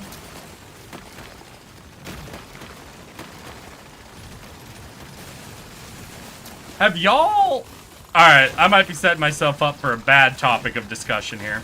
Have y'all been tracking the history of how people talk about Adolf Hitler's artwork? Because I remember talking about it as like a middle schooler. And I remember as a middle schooler, the big joke was, damn, if they had just let him go to art school, if they hadn't have rejected him, that whole thing could have been avoided. But then I remember in college, people were then talking about how good his artwork was. And I remember people talking about it, like, I think, what am I remembering from college? I think people said the artwork was fine, like, not great, but people actually weren't quite sure why he got rejected. I think most recently people have started talking about Hitler's artwork actually being absolutely awful, like talking about the perspective work and what have you. And I think I'm just very interested in what the trajectory of how people talk about Hitler's artwork has been over time, you know? Because I feel like, and maybe you guys can like agree or disagree with how I'm identifying the trajectory so far, but I feel like you all agree there has been multiple shifts over time on how people have discussed Hitler's artwork, yeah? I basically never talked. Well, even if you haven't, I feel like maybe I'm crazy.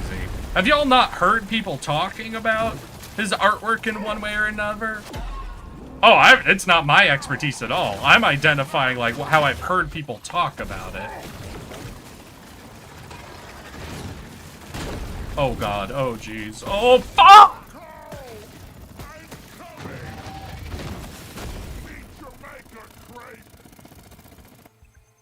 God fucking damn it. Yeah? Oh. Hey, you. Yeah? Me? Finally awake. I am. You were trying to cross the border, right? I was trying to win, actually. And talk about Hitler's artwork. One more time. We're going again. Going crazy. This is it. Either the dreadnought goes or we send in another dwarf. I know. Make it count. I would be experiencing the shift in perspective of people around you and their ability to critically evaluate. Because these have definitely been from different groups of people, but, you know. Suit buff down.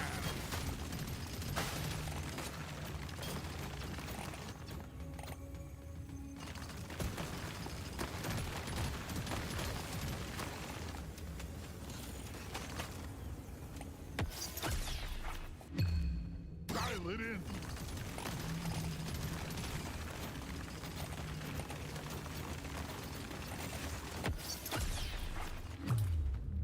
I'll take this one.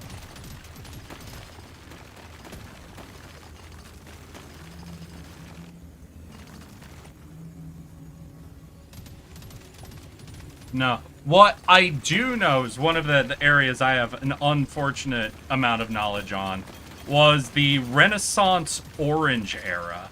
Because in college, I was taking a class that was like an English class. And basically what it was is every week, we needed a whole new ass goddamn essay on a topic.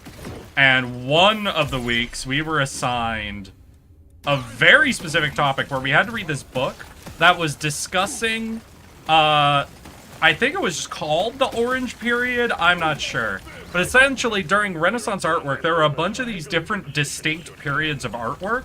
One of the more famous ones was the Perspective period. That was particularly famous because that's one that Da Vinci engaged with a lot. And it's actually part of the reason, like, a lot of his individual artworks that are known were famous at the time. Basically, a lot of people at that period were working at trying to really capture perspective. If you look at artwork before this period to after this period, like, if you ever look up, like, ancient, like, cathedral artwork, I think you guys know the style of artwork I'm talking about. It's all very flat images of kind of rudimentary people. And then after the Renaissance Perspective period, you start seeing these much more realistic looking portraits of like people and subject cropping up. And that was one that Da Vinci engaged a lot with. There was another one that was the Orange period. And this is where a lot of those bits of artwork of like bowls of fruit and other things came out. One of the more popular subjects was oranges. And people ended up making a lot of different paintings of oranges. And people got weird with it. Like, people became obsessed with making the most accurate image of oranges possible. And you can find in a lot of, like, museums that carry a lot of, like, Renaissance paintings, you can find areas of museums that have dozens of pictures of oranges because of how popular they were for a subject of this. And what you had were people making paints, and then some people would mix in, like, rinds of orange to, like, see if it would add more texture. And when that wouldn't work, they would start trying out other crazy ingredients to add in the paint to make their paint look more orange-like in texture. And there was just all these, there's just like hundreds upon hundreds of surviving pieces of artwork of people trying very crazy or very minute changes exclusively to figure out how they can make oranges in paintings look more and more like an actual realistic picture of an orange. And it was just like this article I read, and there's just so many different crazy things people were doing. And it's super interesting. If any of you have a free entry museum that's got like any amount of Renaissance work in there, go check it out. Walk around till you find the section. I promise you there's a section that'll have at least a dozen pictures of oranges. And just spend a time looking at each orange picture and just trying to find all these crazy minute differences you can see between them. The more you talk, the more you sound like someone falling to Slanesh. Slanesh. Everyone knows I'm a Nurgle fan. Wait, I gotta get the box. I gotta get the box. There we go.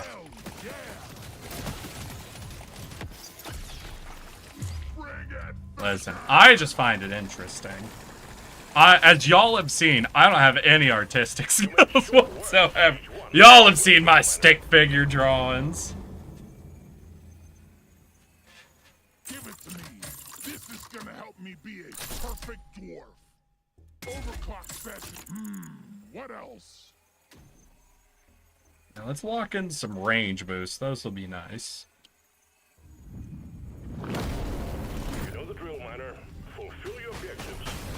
I'm a Nurgle guy too. I think people think I'm Zeech. Okay. I don't know. The thing is, Nurgle seems to be the only guy who's just happy to be there. Like, you know, I don't necessarily agree with all of his thoughts, but I can understand, and he seems fucking chill. Like what? His whole vibe is, you know, I want things to be alive. I want everything to be alive. You know, you might be like, but he gives diseases and they suck. Yeah, but if you worship him, he makes it so the diseases don't suck, you know? Sure, your guts are hanging out and they're festering, but you don't feel the pain anymore. So, like, what's the downside? Listen, if it doesn't hurt you, what's the downside of having a disease or two?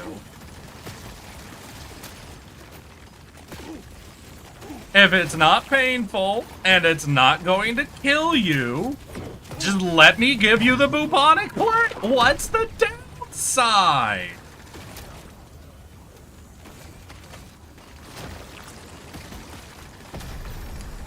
Nurgle is the platonic ideal of conservatism? Of conservatism? Of conservatism? What?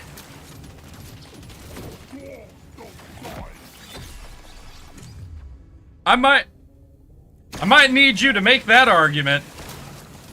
I can understand Nurgle, but gross. Maybe that's what it is. Maybe he's the only one of them that's comprehensible. All the other Chaos Gods get a little confusing at times. Even Khorne. Khorne should be the most comprehensible, but there are some times where Khorne doesn't quite make sense. I don't want to fight my friends. Don't make me cut my friend's head off, please. Keeping everything the same? But Nurgle doesn't believe in keeping everything the same. He believes everything is a cycle.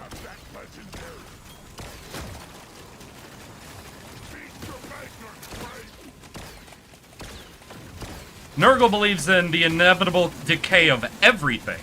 Everything will change into decay. And that decay brings on new birth.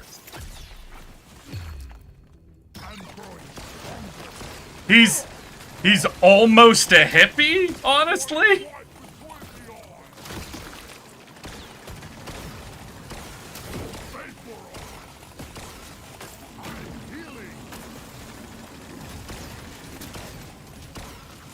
Yeah, no, Nurgle wants the cycle, I guess. I guess you could say he doesn't want anything to change from the cycle that it normally changes on?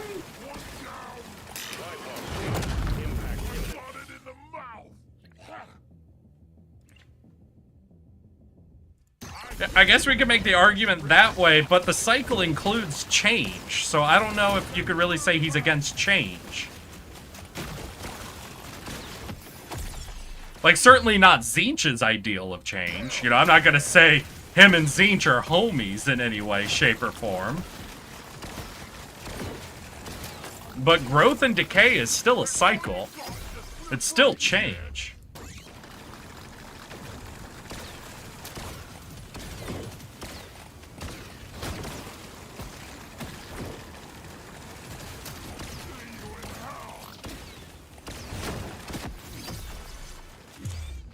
This one suits me best. Tzeentch is Nurgle is about non-intervention and resilience. Doesn't he create diseases and then release them onto places? I feel like Nurgle is not about non-intervention.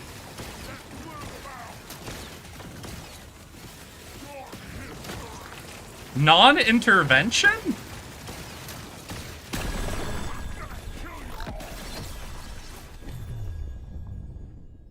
Maybe I feel like I've got to be misinterpreting what you mean by non-intervention. Because I'm really struggling to see how non-intervention relates to Nurgle.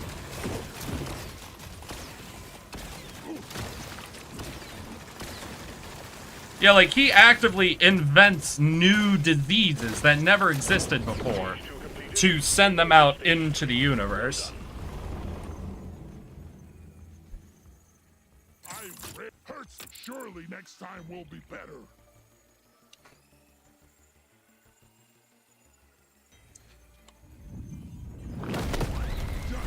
Can we say, am I allowed to say this? 40k Tzeentch is worse. No, not Tzeentch. 40k Slaanesh is worse than Fantasy Slaanesh. Am I allowed to say this? Slaanesh being a Chaos God made specifically by one race, I think makes Slaanesh worse. Slaanesh's whole point just being elves, I think is bad. I think that's worse. Listen, I know even in 40k, Slaanesh has a special connection to the elves, but he's not in fantasy, like, only associated with the elves, you know? It's not like born by them, his entire point is to consume them. He's a little more on par with the other Chaos Gods.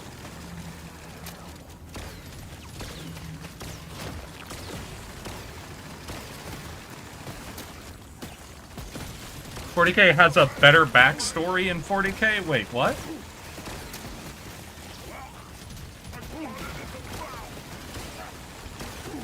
I don't think I understand the sentence.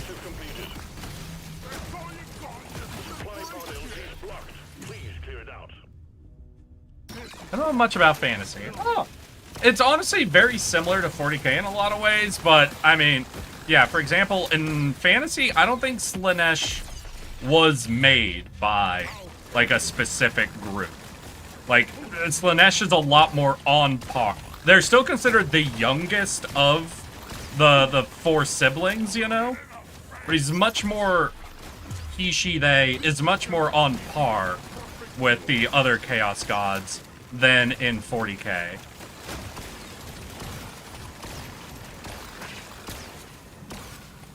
Yeah, I have not played around with modding, but I did see the Cobalt mod you sent to Valky. I think their backstory is better in 40k being more involved. I don't know. I just really don't like the Chaos Gods being made by one specific race and being interested in one specific race. And I feel like, especially because there's only one of the Chaos Gods that are that way, I feel like it really reduces Slaanesh when compared to the more cosmic horror that the other, because essentially, like, Tzeentch, Nurgle, and Khorne being like these pure cosmic entities with no obvious beginning or end, you know? makes them very, like, eldritch, elder gods, essentially. Whereas Slanesh in 40k feels a lot more like, you know, like a fairy tale villain. Like an elemental evil crafted by your own hubris, you know? They're not an existential threat that is formed from existence. They're a moral lesson, you know? And it just feels like it reduces them compared to the other more, like, cosmic horror gods.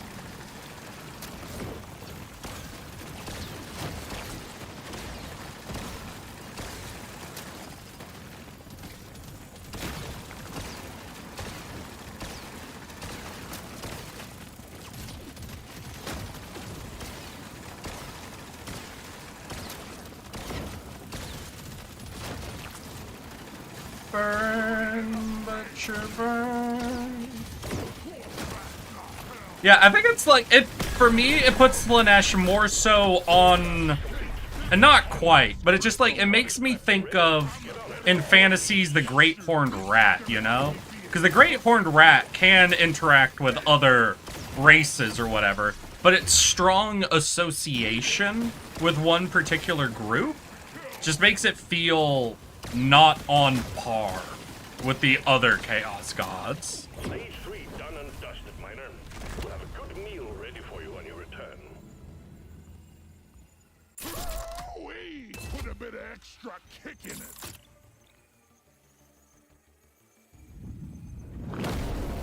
Load up and get going, Miner. We have quotas to fulfill.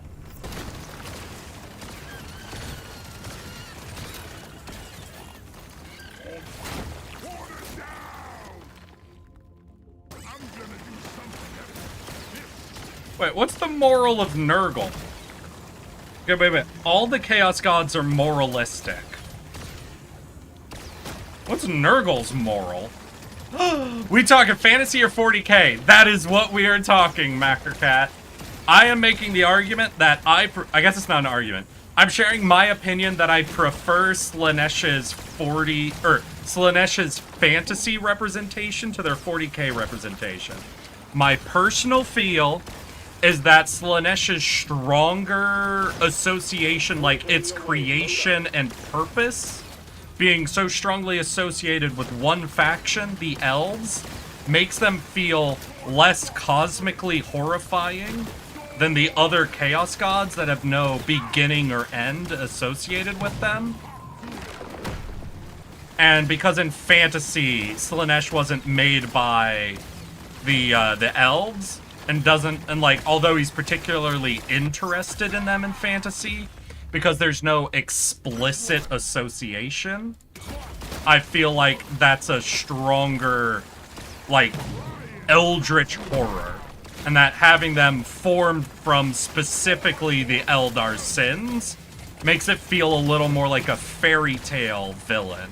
You know, a little more, this is a moral punishment for your failings, and less, this is a part of the universe that has been corrupted and is just an eldritch horror that you have to contend with. And I feel like in 40k it makes Slanesh feel diminished compared to the other Elder Gods.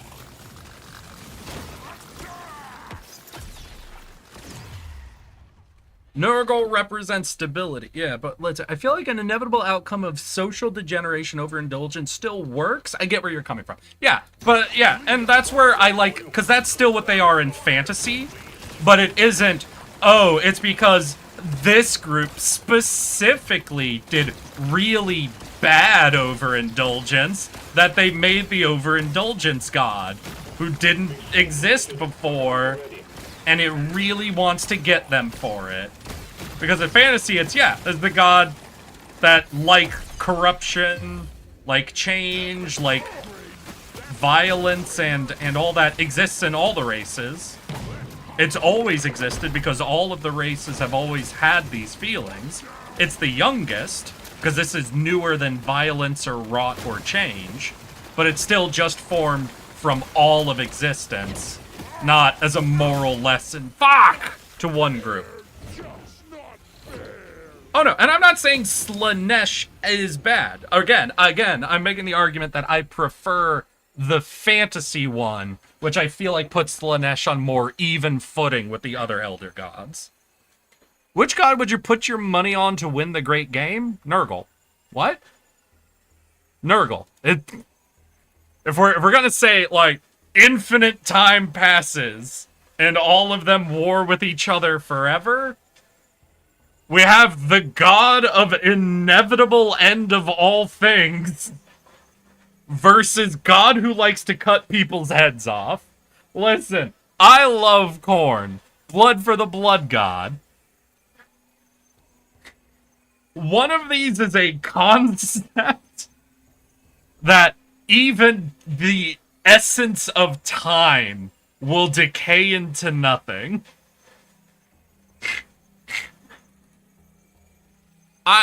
I find it hard to even imagine any of the others over infinite amount of time would be able to, like, and this is just Nurgle just high rolled his concept is more so what I'm saying. Like, there isn't anything where I'm going to point at a power Nurgle has that would let him beat the other people. I just feel like the things that Nurgle gets to draw power from feels like it's going to give him a bit of an advantage over almost everyone else. Let's hear. So, wait, where was I? Sorry, we talking fantasy, blah, blah, blah. Like, a lot of writing on them is how they represent some good qualities just taken to the extreme. Fair enough. But I'm still making the argument that when they're not associated with a specific group's specific actions, they feel more eldritch. Like, this is just the essence of the universe. The morals, like, more universal morals lead to them. Whereas Slanesh being associated with a specifics group specific fall makes it feel less like a universal corruption and a little more, so don't do that specifically, you know? And it's a thing where I do love Slanesh, because I love Slanesh in fantasy. It's just I prefer fantasy's version of Slanesh where there isn't a specific cause of Slanesh, and there's more of the universal cause, in the same way that there isn't a specific example of decay that brought about Nurgle, or a specific civilization of violence that brought about Khorne, where it's just more of a universal thing, you know? I feel like being an inevitable outcome of societal I already read that one. Nurgle represents stability to some degree, like a stable cycle. So that's the problem with Nurgle, because a lot of people will say stability or in changing, but it's not really stability or not changing. It's a stable cycle, an unchanging cycle. So there's instability within the cycle, there's change within the cycle, but everything should be encompassed by a stable cycle, you know? So that's just where it's a little, you know, a little more. But I do agree, compared to the other gods, he wants a cycle that is stable. Well, at extremes it can be stagnation, but ultimately he also represents stability in nature. Yeah, so because he's in the cycle of nature, it's a little, I wouldn't say stagnation. Obviously, he gets associated with, like, stagnant water, because that's where disease gets to fester and grow. But still, he wants things to decay and bring forth new life. So he does want new life to be constantly springing up. So it's not a true stagnation where no new life comes about. Because in true stagnation, nothing dies, nothing new is born. It's a static, stagnant nothing. But he wants things to come about. Resilience is stability taken to the extreme. Stagnation. Decay is an extant form of life. To be fair, Slanesh is the proactive force. Without Slanesh, there wouldn't be a motivation factor granting direction to the Chaos Gods. I mean, the gods have always been at war with each other, right? Slanesh is why they specifically started messing with the Emperor. I don't know enough about 40k lore to agree or disagree on that.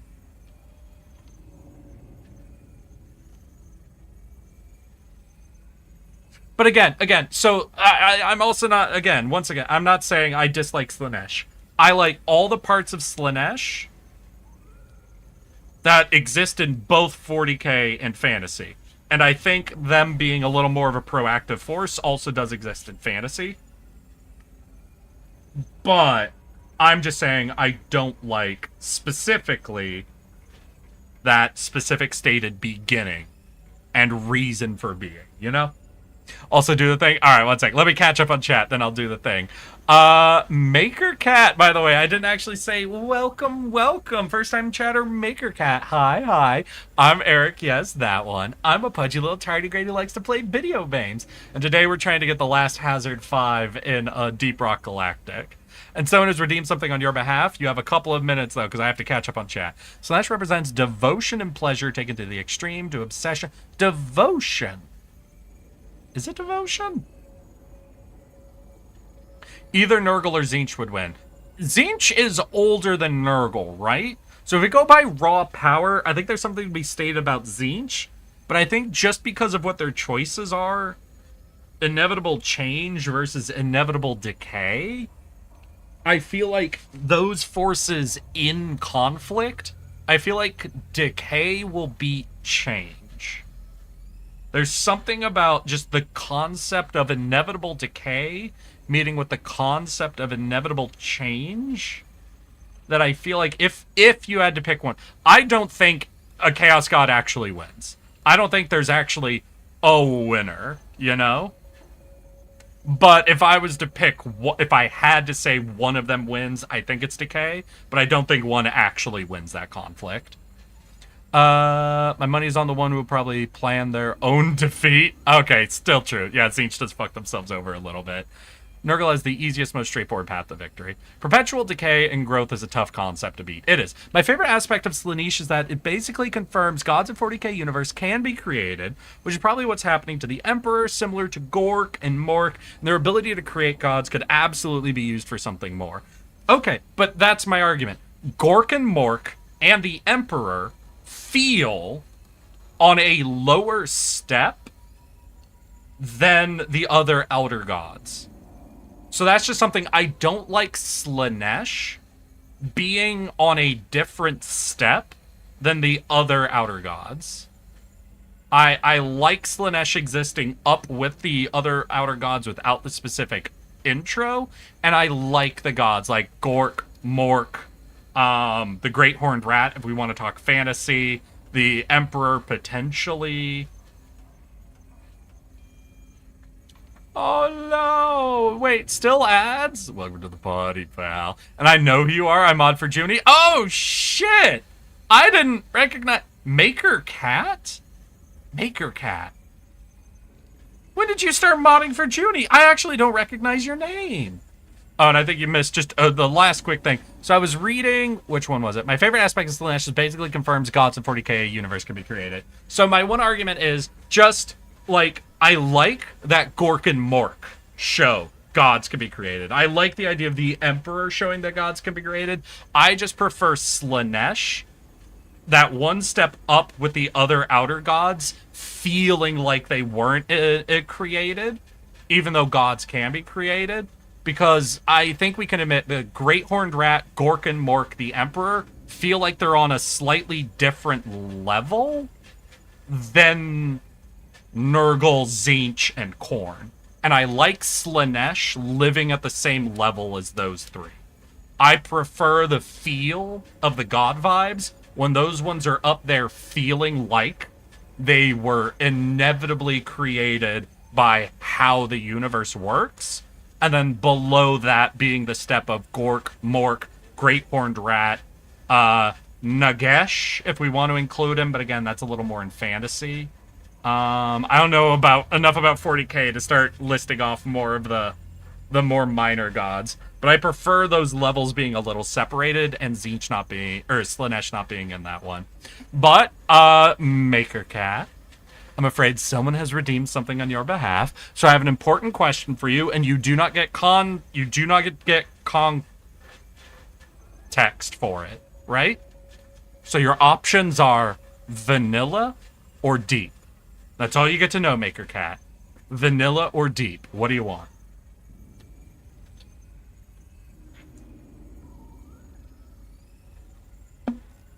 Did you read my 7 Deadly Sins thing? I might not have. I'm sorry. There was a lot, and I was trying to keep up. Nurgle's greatest flaw is he preaches decay and regrowth, but creates so much rot that it tends to smother out said new life. Oh, that's true. That's true. But I would say that's not his intention, you know? Korn is wrath/honesty. Zinch is envy/learning. Slanesh is lust and emotion. Nurgle is sloth and patience. I am actually going to say I disagree with Nurgle being sloth. I know that people want to associate the visuals of Nurgle with sloth, but a big problem people tend to have is when they think of sloth, they think lazy, but sloth is actually more so associated with apathy. You have to think of what the... So just like there are 7 deadly sins, there are 7...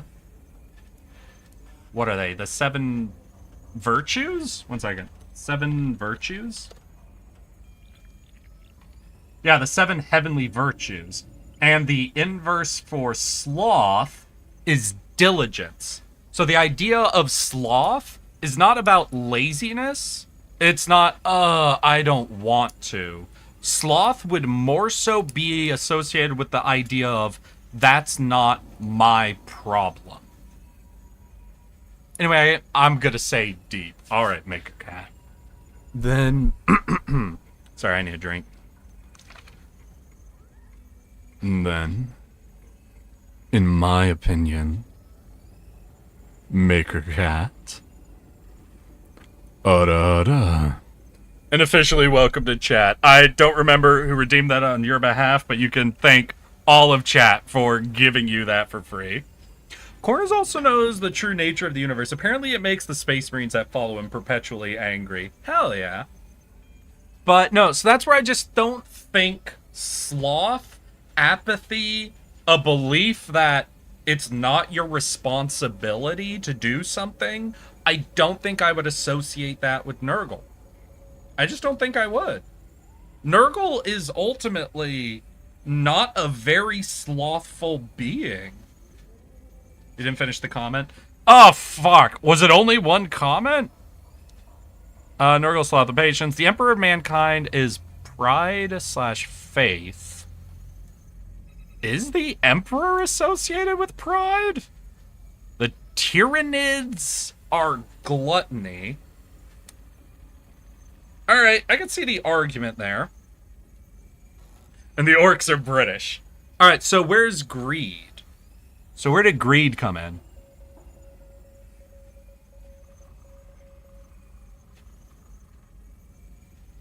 So you didn't list up greed. Would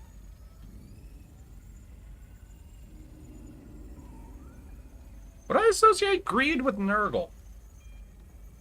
I think I might. Either greed or gluttony, I might associate with Nurgle. Because as someone mentioned in another comment, I'm not going to be able to find it, but that, like, his love of new life... Yeah, there it is, from Avelki. Nurgle's greatest flaw is that he preaches decay and regrowth, but creates so much rot that it smothers out the new life.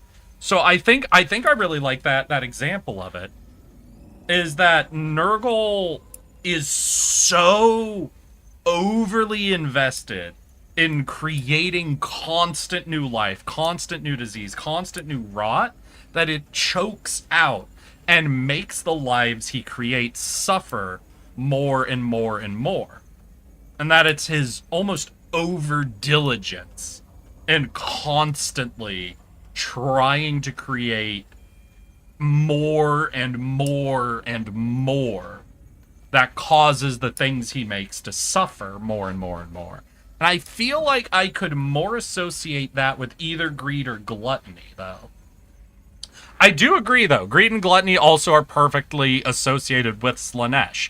But that's what I'm saying. If I'm looking at Nurgle, I,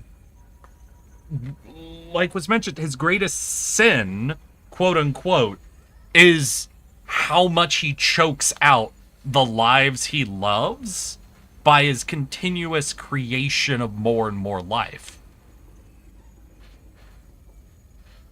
Well, no, but he loves the new life. He's not apathetic about it. Yeah, but I do think lust does also associate itself more obviously with Slaanesh. But I do agree, greed and gluttony and lust would all work. Greed, I feel, would be the Great Horned Rat. But we're talking about 40k right now, true? So we gotta dodge the Great Horned Rat. But I do agree, Little Pink. Yeah, so that's just where I'm coming from. I feel like if I'm to look at the sins of Nurgle, I just don't know if Sloth actually works for him.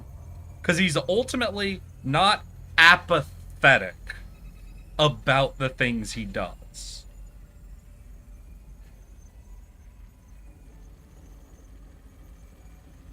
You know? I think the real problem with the 7 deadly sins, especially when it comes to Sloth, is if you're trying to apply it to like a villain, it's hard to make a specific villain that represents apathy, you know? Apathy as a sin. So if I was to make like, okay, let's just go, you know, like a fantasy realm. You have, you know, your 7 demon lords or whatever. A lot of these are really easy to represent, I think. What I almost want to do, if I was to make Sloth, if I was like in that, you know, we isekai'd into a world with 7 demon princes, I would almost make Sloth like more so represented essentially by a city or town, you know? Like the world's being ravaged by demons or whatever. And there's a city or town that's being spared as long as they do nothing about it. As long as they say, it's not our problem, we're okay, as long as we just agree everyone else's suffering is not our problem. I feel like you almost need that, really, to represent Sloth in a way. At least in a way that is, like, biblically accurate to what the actual, like, sin of Sloth is. Is this willingness to do nothing in the face of evil or suffering.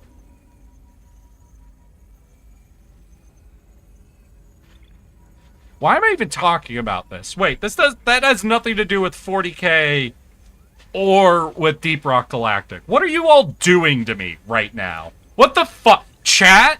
What the fuck? I lost my last attempt and none of you even did the dead redeem. We're so deep into this bullshit. I like that Nurgle has the little Eldari goddess wife that he keeps imprisoned and feeds her diseases. Yeah. You know, that's one thing that's very interesting. He has to, goddammit. He has to know, right? That she's giving away cures to his diseases. You were trying to cross the border, right? No, here's what I want. I want to know Nurgle's opinion of prions. Because, like, there's obviously the argument that bacterial or fungal diseases, right, are life. But I wonder how he feels about prions and viruses. Because I feel like it's a lot harder to make the argument that does Nurgle, like, not make viruses, you think? This thing tickles my blood. I wonder how Nurgle would react to encountering, like, a viral or a prion-associated disease. Why do space trains show up in sci-fi so much? Do space trains show up in sci-fi a lot? Are you sure they do? Swarm detected. Get ready. Like, I could think of, like cyberpunk-oriented settings, for example, have a lot of, like... What are the trains that hover? They're not called hover trains, right? Mag trains? I feel like mag trains get used a lot in sci-fi settings. But I don't know about space... Like, I'm not saying I've never heard of a space train. I just don't feel like space trains are actually, like, a staple of sci-fi. Are they? Bingo.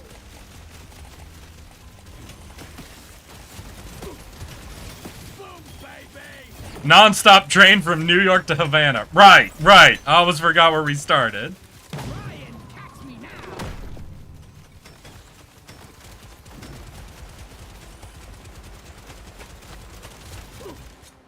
Let's hear. My bet is that they were made by Tzeentch to piss off Nurgle. Ah, you think viruses and prions were actually a Tzeentch invention?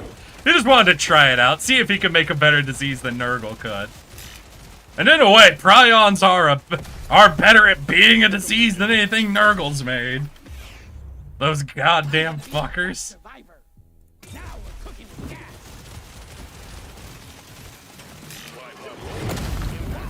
What a shot! Nurgle, I feel like, doesn't care about the details of the life he categorizes. I mean, except he does, though, you know?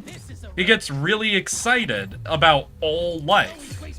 He considers them all his children. That's why he's called Grandfather Nurgle. He does care. That's why the main blessings he gives to the diseased followers is relieving them of the pain of the diseases they have. This one's so mean.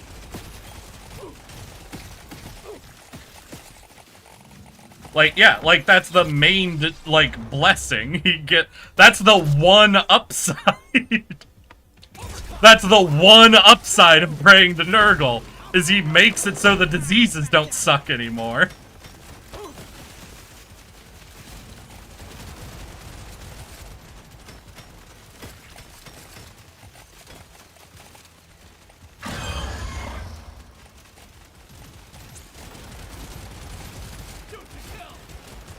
Something incredible is happening here. I feel amazing. Okay, so he cares that they exist, but he does not care about the specifics of existence. Okay. See you later, stinking. Does Korn care about the specifics of existence? Because I guess we would have to, if we're going to make Nurgle Sloth, then he has to be uniquely apathetic. Because we can say all of the gods, right? All of the Eldritch gods have some level of apathy to normal life by nature of them being gods and not normal humans. So is Nurgle uniquely apathetic to the details compared to Tzeentch, Slaanesh, and Khorne?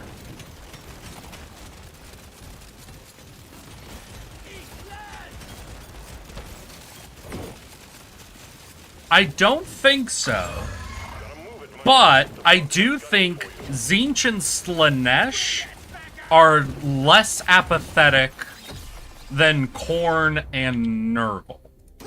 I do think Nurgle is, to the specifics of life, more apathetic. But I don't think he's uniquely apathetic. Stockpot has arrived. Get there now. It will leave without you.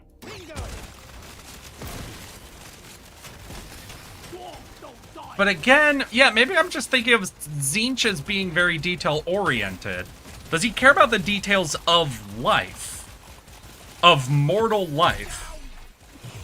Actually, no, I don't think he has any apathy for the details of mortal life either. Cowboy Bebop has them, and like a handful of others I can't name. Okay. Galaxy Railway. Huh. Oh yeah, now we're talking. This one almost makes it too easy. Now this is a rare treat. Gonna roll the dice on this one. Dibs. I can't get enough of this rare stuff. Tzeentch cares more about what you can do than who you are. Nurgle cares more about you than what you can do. Yeah. Yeah, so I don't think Nurgle is really easy to associate with Sloth at all. But I also maintain the opinion that I don't think within story writing, it's very easy to make an individual villain, like monster, creature, force, yada yada, like as an individual, that's associated with Sloth. I feel like that is uniquely hard to make an actual, like, biblical sloth associated villain. And you really have to systematize sloth to really let its evil be obvious. I think non-systemic sloth is really hard to represent. Oh, I'm fucked. God damn it, I can't stop moving because they're on my tail, but I gotta stop moving to drop all my turrets. There we go. Yeah, like, greed, I think is, like, obviously, it's even better if you can show a systemic version of greed, but greed is, you know, easy to show individually. Gluttony, again, I think all of these sins are easier and more effective to show in a systemic fashion, but I think sloth is the only one that you really can't do a good job of representing its evil at an individual level. Objective completed. Excellent job. I think Corn is sloth? He's too lazy to be anything but mad. Is Corn sloth? No, everything is his problem. Corn's opinion is that everything is his problem. Corn is not sloth.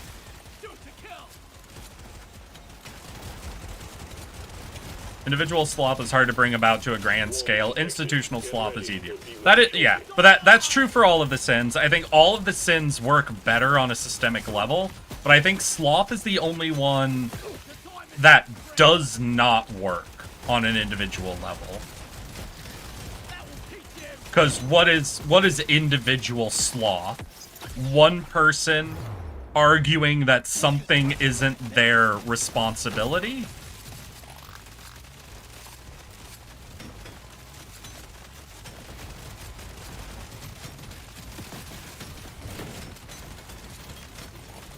Yeah, so you would have what in Warhammer? Like, sloth is a space marine saying that defeating demons isn't his responsibility. And if one space marine says that, you don't view them as being, like, as much of an evil influence as a space marine saying they want to fight and kill everyone individually.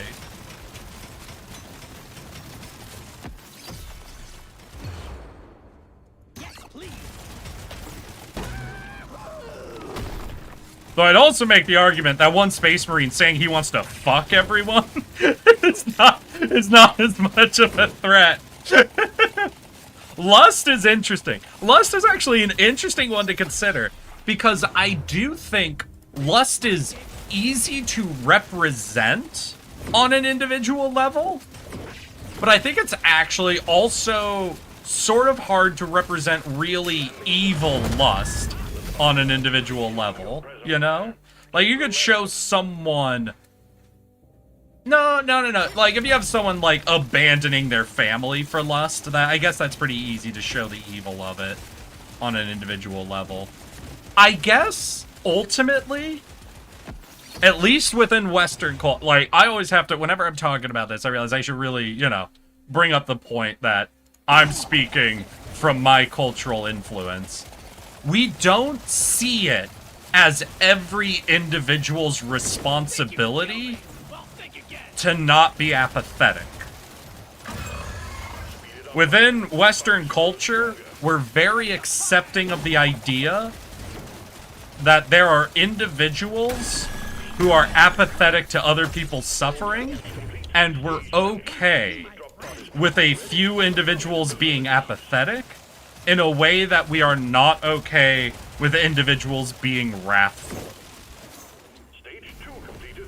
Taking you closer to your target.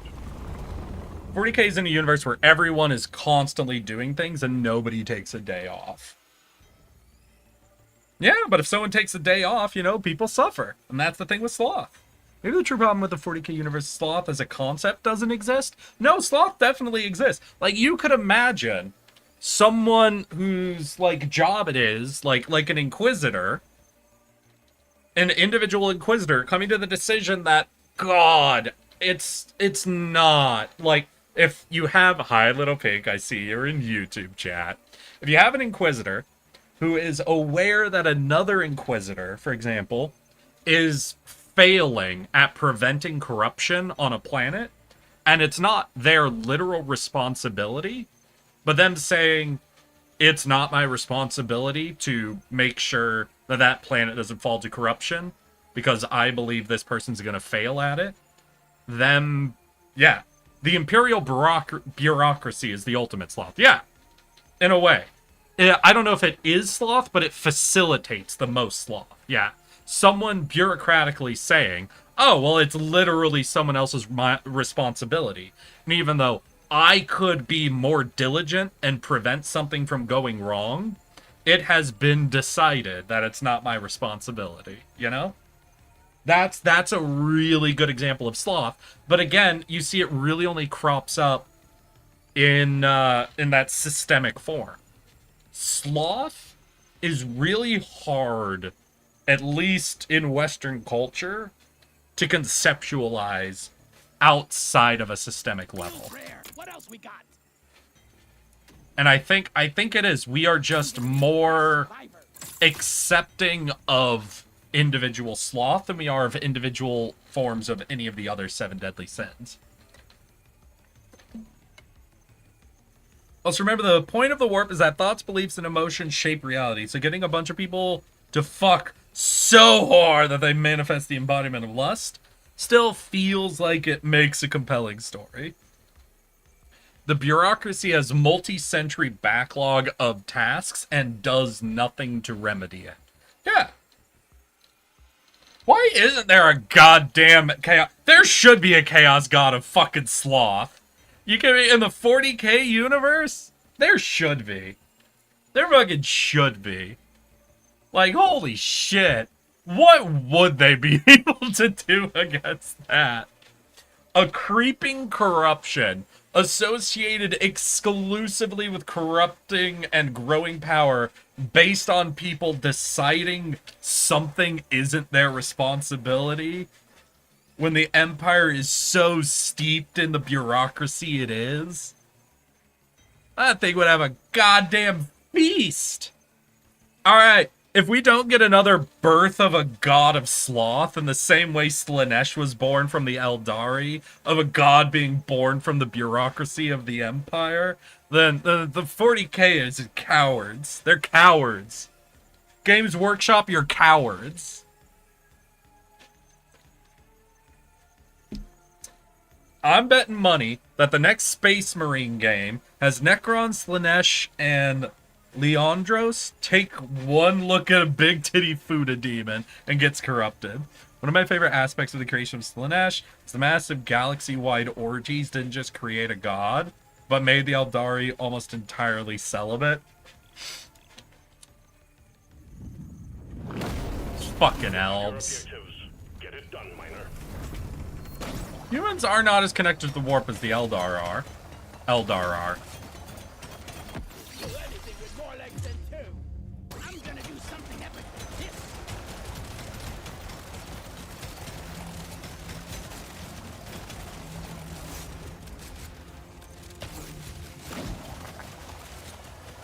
Yeah. For example, the Eldari are in a way, like, directly opposed to the concept of sloth, right? Because, like, even in their orgies and their indulgence of pleasure, the big thing for the Eldar is to become the master of whatever they're doing, right?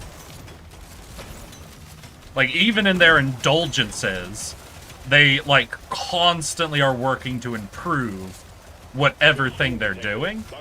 Like, Eldari are the absolute representations of diligence, essentially. They never rest on their laurels.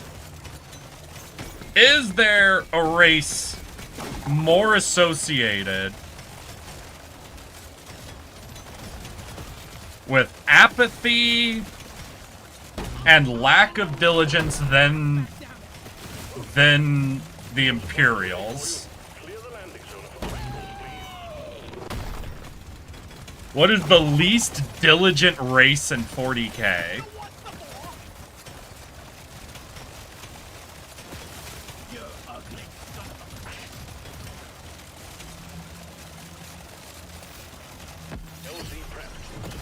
Should've worn a hard hat, stupid. So the Eldari always dedicate themselves to a task to prevent their soul from decaying. However, they refuse to adapt at all. They are the most rapidly decaying race in the galaxy. The Necrons? I don't know. The Necrons are pretty dedicated to their whole world universe conquest thing, right? Rebuilding the Empire. Like, obviously, they're not doing a great job right now in their whole awakening from sleep civil war systems that keep happening. But, like, let's look at some of the boys who are... Because, like, what? You have the... I don't remember any of their names. You have the Collector dude. I guess he's apathetic to people's suffering. But he's not collecting them for like, he's diligent, I'd say. He's still collecting them to make sure there is, like, in his mind, he is the Ark preserving them. He's not really he's apathetic to their individual suffering, but not, like, there is a serious, distinct, and dedicated reason he's doing it, you know?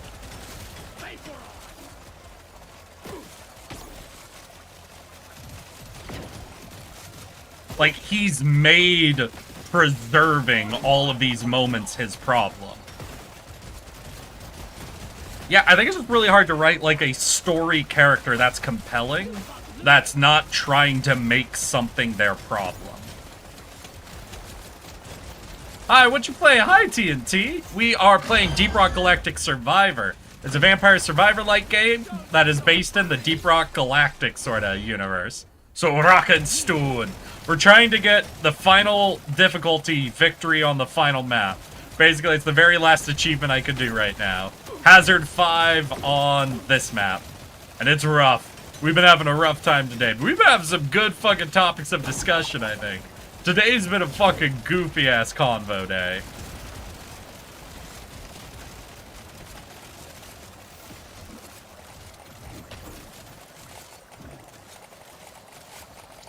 Now, what is interesting is I would associate the Necrons with Sloth at their earliest form of being Necrons. So, after Necron Tier, before the command chip was burnt out, I feel like you could associate the Necron hive mind with Sloth relatively easily.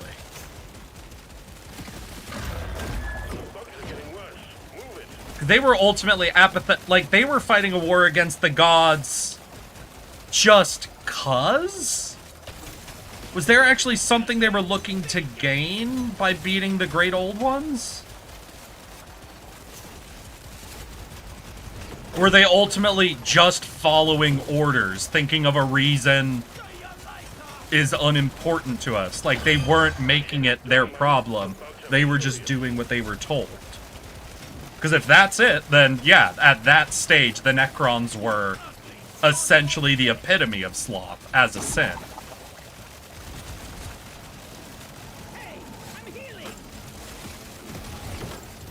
They were forced into it? Were they? I know a majority of them were drones who were literally, like, against their will. But I'm considering the ones that weren't literal drones at the time. Because there were still decision makers within their race at that time. And it's like, so why were they doing it? They were forced into it? Like, I know they had to make the deal do that, and they were essentially tricked. But once it happened, was there actually something controlling all of them against their will? Because I guess I was always under the impression that there were still, like, controllers within their race. Like, you know, like, there was the guy on... there was their emperor and a few others at the top who were never, like, fully being controlled.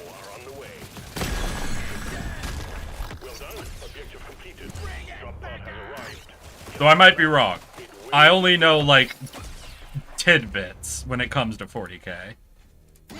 Smart pick. Overclock, rock, and stone. Let's show them some pie. That's one for the books. Taking you to stage 4, Miner. We're forced. Let's see here. Look, we are playing the Stouts and we're fighting the Tyranids. Hell yeah, perfect. Also, the Necrons do not have FTL. Do they still not have? I know the Necron tier didn't have FTL. Hey, a legendary. And that was like a big thing for them. But do the Necrons not have FTL? Also, I love how Trazen became a massive nerd and collected whatever he found and thought was cool because he was bored of being immortal. I thought he also had a bit of like a savior complex, didn't he? I thought there was a big thing that he believed everything would end. Like this universe was doomed to be destroyed. So he was preserving it all like a final arc. Like, all of this will be destroyed. So it's my responsibility to gather as many samples of this so that even after everything's destroyed, we still have a record of it. That too. Yeah, so that's where Trazen, I don't think you can associate with Sloth. Because even though, like, he's doing it because he's bored, he's also doing it because he's made it his responsibility to preserve everything. So that's why I can't associate him with Sloth. He's seen a problem and has decided to make it his responsibility to fix the problem. Now you could say his fix fucking sucks. Especially for the still living ones in his exhibits. And I would agree with that. That's not quite Sloth.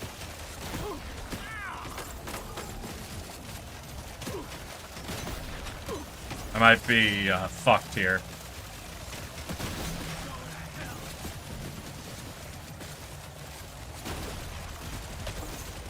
Yeah, Turret Boy is really hard to keep safe from the purple chasers. God, and all the EXP is buried behind this fucking crowd.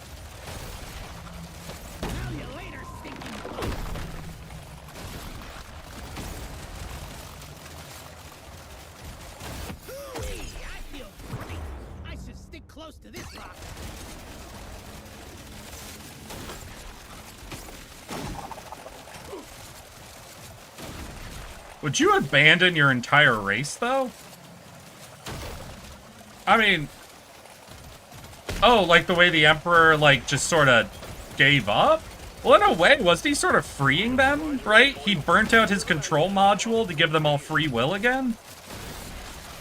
I don't know. I really like the Necron story. I feel like the Necron story's got, like, some of the most interesting and complicated ideas and ethics within the 40k lore. Like, they were given the bad hand over and over and over again and kept making choices that were ultimately bad, but, like, from a position of having nothing.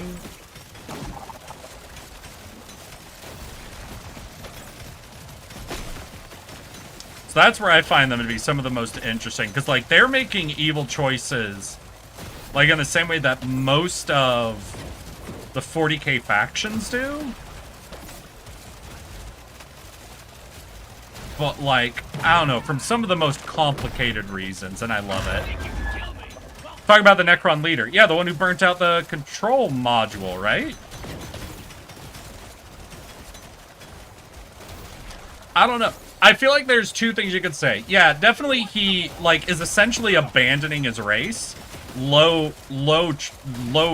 roll there, my guy. Like, kind of selfish choice. But also, he definitely feels like, because of his choices turning over half of his race into literal servant drones, there's also definitely a feeling of, I can't lead them anymore. I've lost that responsibility, you know? I have taken away their free will. I should have no more influence over them as punishment for doing that choice. There's so much to go into on that I really, it's like, I can't say it's a simple decision in any way. Like calling it simple abandonment or fucking hell. But it's like, I can't say he chose to abandon them. Like, he definitely did, but there's, like, so much associated with it, you know? Alright, time to do our usual attempt, right? So you lost. I guess we're going to bullet vomit. We'll see if the bullet vomit will work, y'all. Find the dreadnought. Eliminate the dreadnought. Return in time for sandwiches and beers. You can do this. Hello. No, Velky, no! Hey, you. Yeah? Finally awake. Yeah. You were trying to cross the border, right? No, what border? What? No, that's illegal to cross the border. Don't you accuse me of that shit.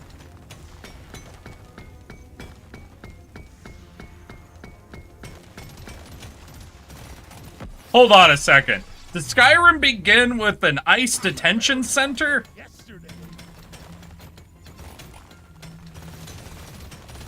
No, I'm not going down that trail of thought. I'm gonna leave that exactly where it is. They are very neat. I do love them. They've got... I don't know if they had, like, different authors than a lot of the other ones, or just because no one's trying to, like, relate to the Necrons in the same way that they try to relate to some of the human characters. There's just something about the Necron stories that I just kind of... I vibe with how complicated they seem to be allowed to be. Like, I don't know. Like, I feel like a lot of the Marine, like, the Space Marine associated stories, I feel like can, like to revel in the grim dark, for the grim dark's sake, you know? And, like, the Necron stories get grim dark, but sort of in, like, this more, I don't know, existential way.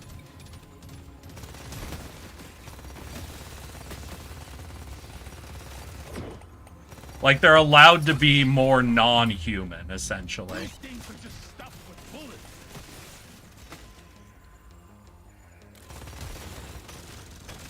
Wait, one of the authors on the Necron books is also a writer on Extra Credits Fun Facts. Extra credits? Damn, okay. That is fun facts right there.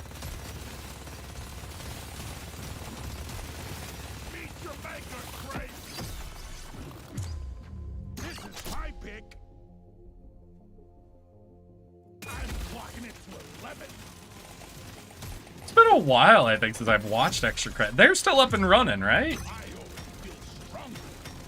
It's been a long-ass time, I think, since I've watched anything from them.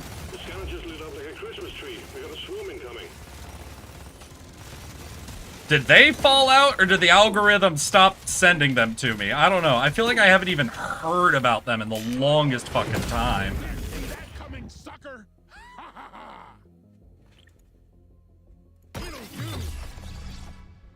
Fun Egyptian aesthetic plus dark complex story. Yeah. Yeah. Power of thy kin courses through me. Oh, yeah. Yes, please. Here, have a bullet in the butt. This one makes me want to be a better dwarf. Ooh.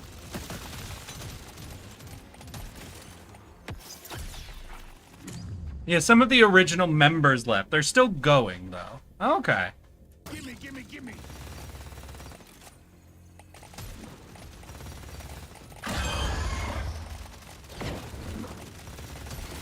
Let's show them some pay.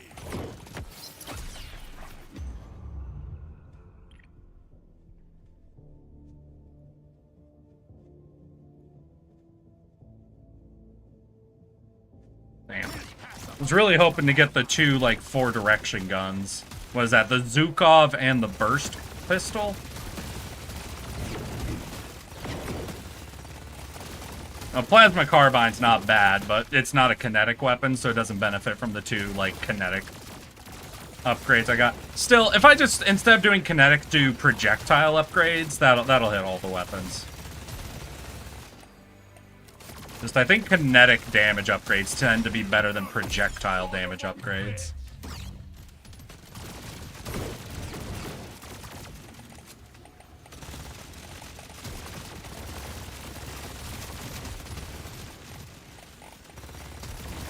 Yeah, I think I watched them a lot while I was still studying game design.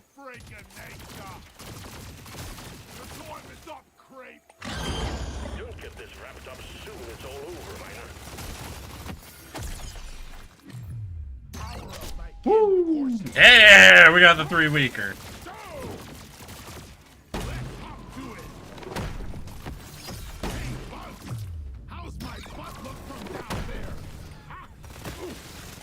Ouch.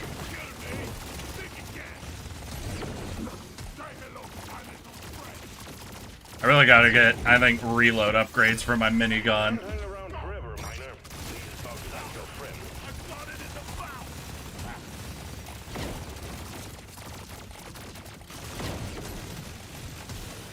I really wanted to arc towards that experience points, but they spawned a whole bunch of dudes right above me. There we go. You don't see these every day. There we go. Oh, that was a good chunk of experience. The original voice guy isn't there anymore. He has his own channel. Very occasionally uploads on. Oh, okay. I'm a little sad.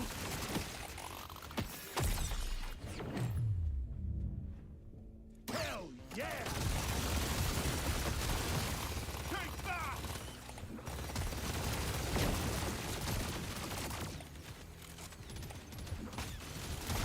He's dead! Think you can kill me? Well, think again. Fucking hell. He literally got to me and got me with 1 attack. His health was exactly 1 attack away from death. God fuck. This is perfect for the build. Absolute asshole move right there.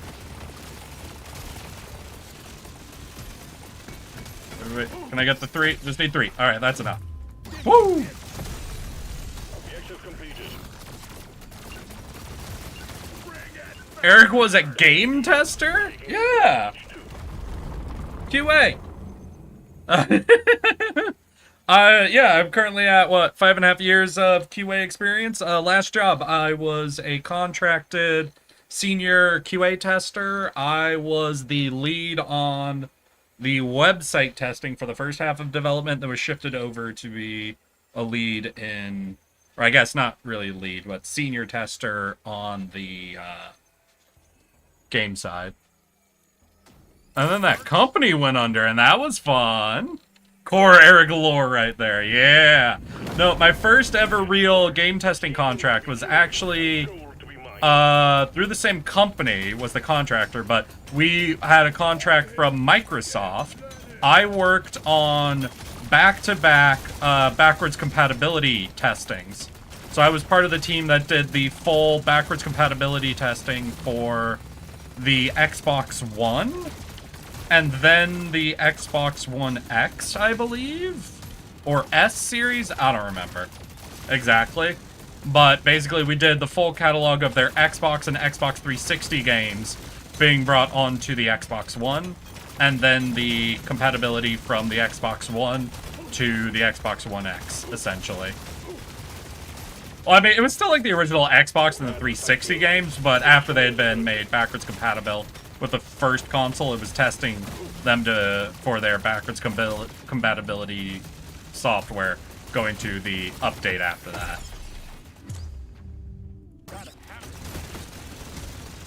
It sounds like a lot. I mean, we were a really big team, but yeah, no, that was a ton of testing. Honestly, really good start to the career, though. Like, being able to rotate through dozens of games over the course of, like, 1 month of testing at a time. No, I must have tested literally hundreds of games over the course of those contracts. And that's, listen, when most QA is you're on one title for years testing it, being able to start off going through a full catalog of games is a goddamn blessing.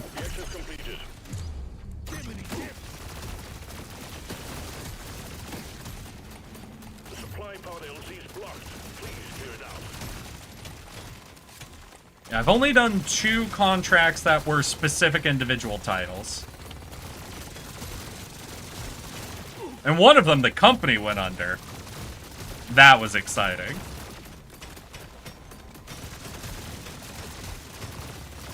Prepare to fight for your life. Ain't nothing like being a contract worker when a company's having to ask their employees to take lower pay for a month so that they could try to swing some extra time on development. Sorry, I'm legally not allowed to be paid less. You signed a contract with the company I came from, and they're not going to accept that. Real sorry about that. Yeah, you already paid for all of the time I'm gonna be here. You can't refund that. Sorry. I'm real sorry about that. I'm horribly embarrassed, but you're gonna have to keep paying me full price. Contractually speaking, you're not even able to ask me that. So, real sorry about that. Close experience I had to that was receiving one of the prototype Steam machines.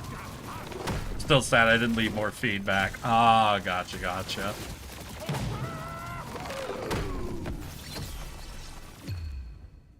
What, the Steam Deck? Or something else?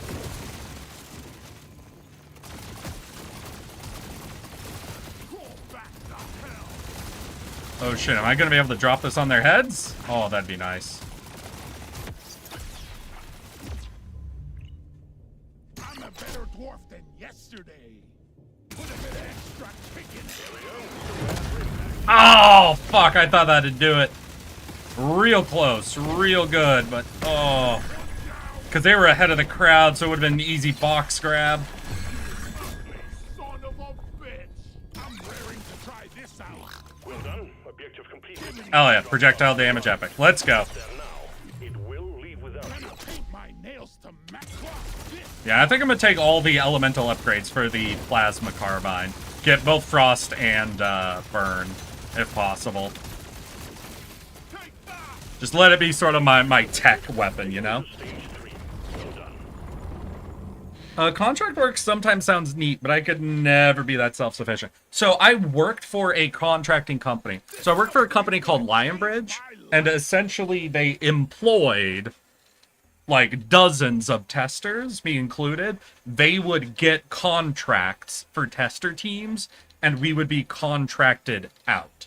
So it was a little bit more secure than what you're probably thinking of as a contract job. So it was more secure than your traditional contract position, but it, you know, there's still, that does mean at any point that the company can just decide it doesn't want to pay for the contract anymore and just fucking liquidates it, or your contracting company can tell you, hey, we're actually moving you over to a different contract we have going. So, you know, not the most secure thing, not as secure as actual employment, but definitely more secure than what you would traditionally think of as a contracting job.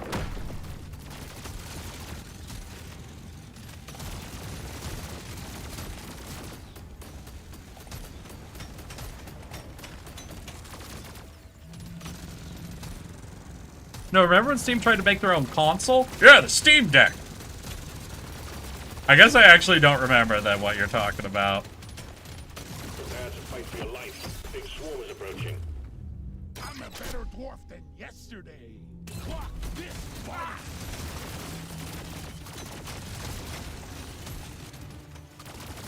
Oh, this is bad.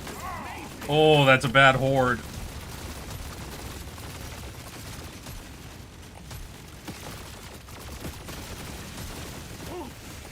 Fucking hell. They're really up in the purple, guys, I feel like. Can't drop supplies for you yet. Press the landing zone for impact.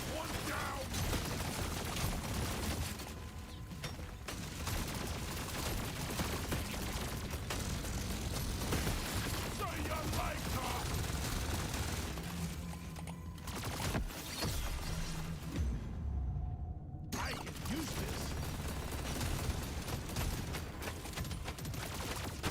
Here we go. Oh, fuck, there's a mineral deposit inside the goddamn drop zone.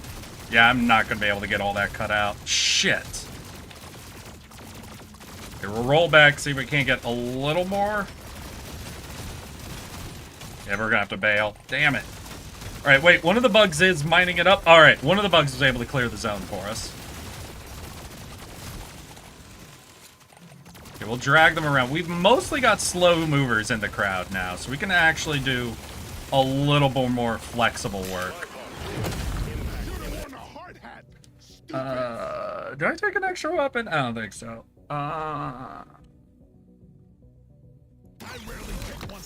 We try to be a little tanky. This will help me work harder. Swarm detected. Get ready. They'll be with you shortly. Good, that's good. This was maybe 10 years ago. Okay. Yeah, I don't have any distinct memories of it. I don't remember actually how old I was when I was really using Steam a lot. Because I was a fucking console boy for a long time. I'm so fucked. Yeah, God damn! Those purple little shits! Fucking hell, they are so tanky. Alright, y'all. Y'all are free. We made an honest attempt with all the classes. We talked about a whole lot of random shit today. I don't even know if I could boil down our convo today. But I want to thank you all for coming and hanging out with me. Oh shit, it's late. God damn. Well, thank you all for coming and hanging out. I really appreciate that. Oh, none of my usuals are live, so if any of you have someone you'd like me to raid, perfect day for you to throw out examples, and we'll take a look at them and see who can raid. Thank you all for coming and hanging out and letting me absolutely yap today. I had a lot of fun, and I hope you guys did too. They did for a few years. Nobody really wanted Steam-based Linux desktop. Ooh. Bye! Fun game and fun yapping. Roxio Foxite and Atlas Anaconda. Hey, hello and welcome, first time chatter. Monk Duck. Please tell me you've been lurking for a while and had a good time and didn't just join to me leaving. Because you're gonna make me be really, really sad if you just joined and I'm leaving. Please, Monk. Please, Monk Duck, don't make me feel bad. Please don't make me feel bad, Monk Duck. I can't. Oh, God. Oh, shit. Oh, that's kind of funny, though. Alright, I'll see you all as soon as possible. We will likely stream in tomorrow, but since tomorrow's not a holiday, I think I'll try to get back onto the altars and pick up where we left off in the desert and hope and pray that my PC update recently fixed it so we will no longer be getting mid-game crashes. No promise, though, because we are so far 4 for 4 for something going wrong during an altar stream. We will see. Only a while. I woke in the middle of the night. I'm sorry, Monk. I'm especially sorry my voice wasn't able to send you back to sleep. But I'll send you guys off to say hi to someone who's playing fucking Satisfactory, which I haven't thought of in a long time. I appreciate y'all coming along. I'll see you all as soon as possible. And remember, I love you all. Now let's get ready to raid. In 5, 4, 3, 2. Let's go, girls.